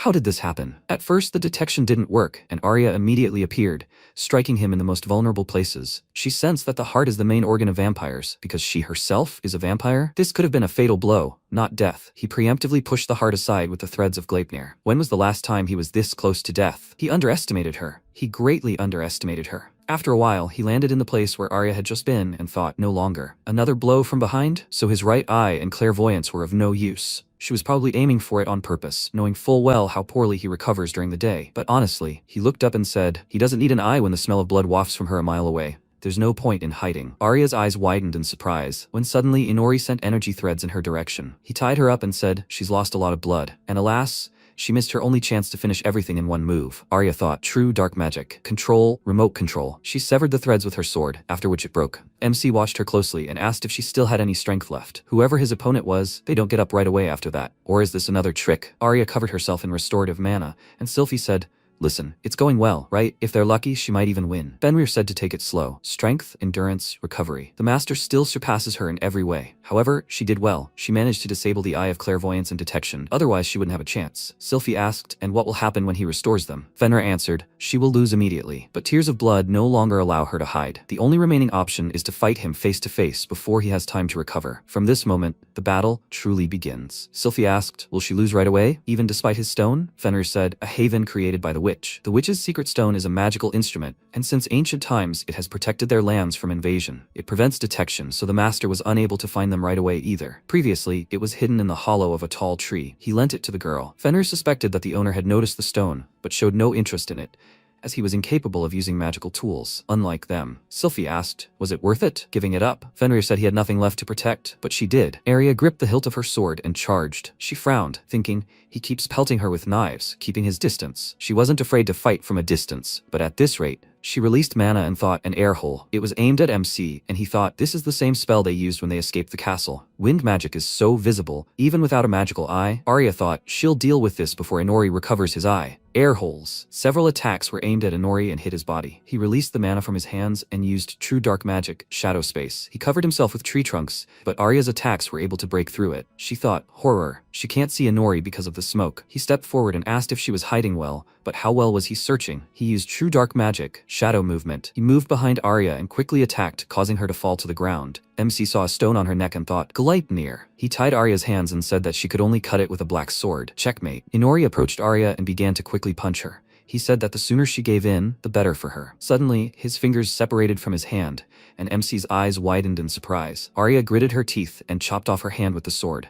She hit him in the face with her fist and threw him back. Arya told him not to think that he was the only one who had become stronger. So, is he satisfied? She could kill him. She ordered him not to underestimate her. Inori looked at her carefully, then smiled and said, she literally already sold her soul to survive, but she still fears death. Doesn't she think too highly of herself? Arya looked at him puzzled, and Inori said, fine, just don't let her complain if her life truly ends today. Arya screamed, him? This concerns him too. MC thought, the fourth chosen skill, Berserk. He extended his hand to Arya's face and quickly attacked. He took off and holding Arya by the face, flew over the pond. Inori screamed. He tried to take advantage of this when he killed the mask, but control is quite a challenge. He swung and threw Arya into the water. She landed on the sand and coughed up blood, and the water spread around her. MC laughed loudly and rushed towards Arya, who barely managed to get up. She jumped aside, and Inori swung his fist. Arya flew to the side and crashed into a wave. MC said he already said this when she fought Chris's demons. Stubbornness is not bad, but it is meaningless if she dies in the end. Arya sat on the ground, and MC said he understood how she was able to fight for so long. Thanks to Sylphie. Arya scat in displeasure, and Inori said his wounds were healing faster than he thought. But now she had no chance of winning. Through Sylphie's black wind, she was fed blood to restore her strength and magic. She did well. She used all 3 days of preparation to good effect. She collected the blood of the slain to use it in battle. That is commendable. So, her goal was to win by attrition, but alas, she decided to cut off her own hand to escape Gleipnir. She had already lost a lot of blood. She couldn't take him by attrition anymore, and without the hand that held the black sword, she had lost her main weapon in close combat. Arya lowered her head and said, yes, she didn't have many trump cards, and now she had even fewer, but she screamed loudly,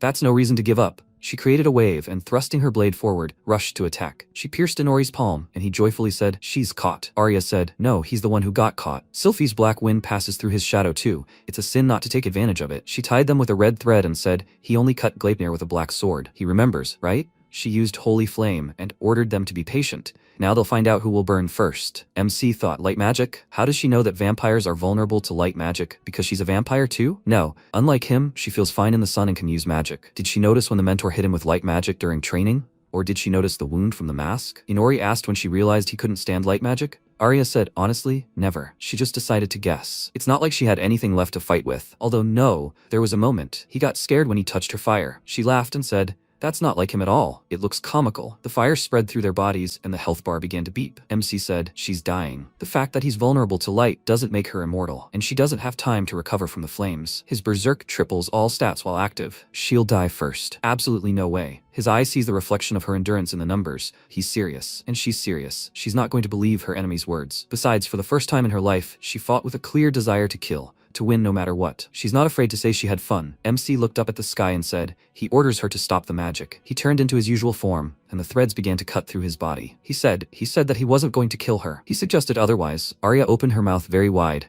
and after some time she woke up and saw Fenrir next to her, who said she woke up. She smiled and said, Fenrir? Where is she? He answered, she's at home, in the cave behind the waterfall. Arya looked at her hand and said, her hand is in place. Inori said, he doesn't see joy on the winner's face. She widened her eyes in surprise and said, Inori. She asked to wait and asked, did she win? MC answered, she forced him to order her, which automatically means his defeat. She doesn't want blood? He hunted monsters for a bit. Otherwise, she sucked practically everything out of him. Arya screamed slightly embarrassed. What do you mean? Inori answered, he literally fell down without strength. Fenrir looked at them puzzled, and Arya turned completely red, folding her hands in her lap. MC said she was ready to risk her life to kill him. He had to urgently fix it. Okay, let her ask anything. He will answer any of her questions.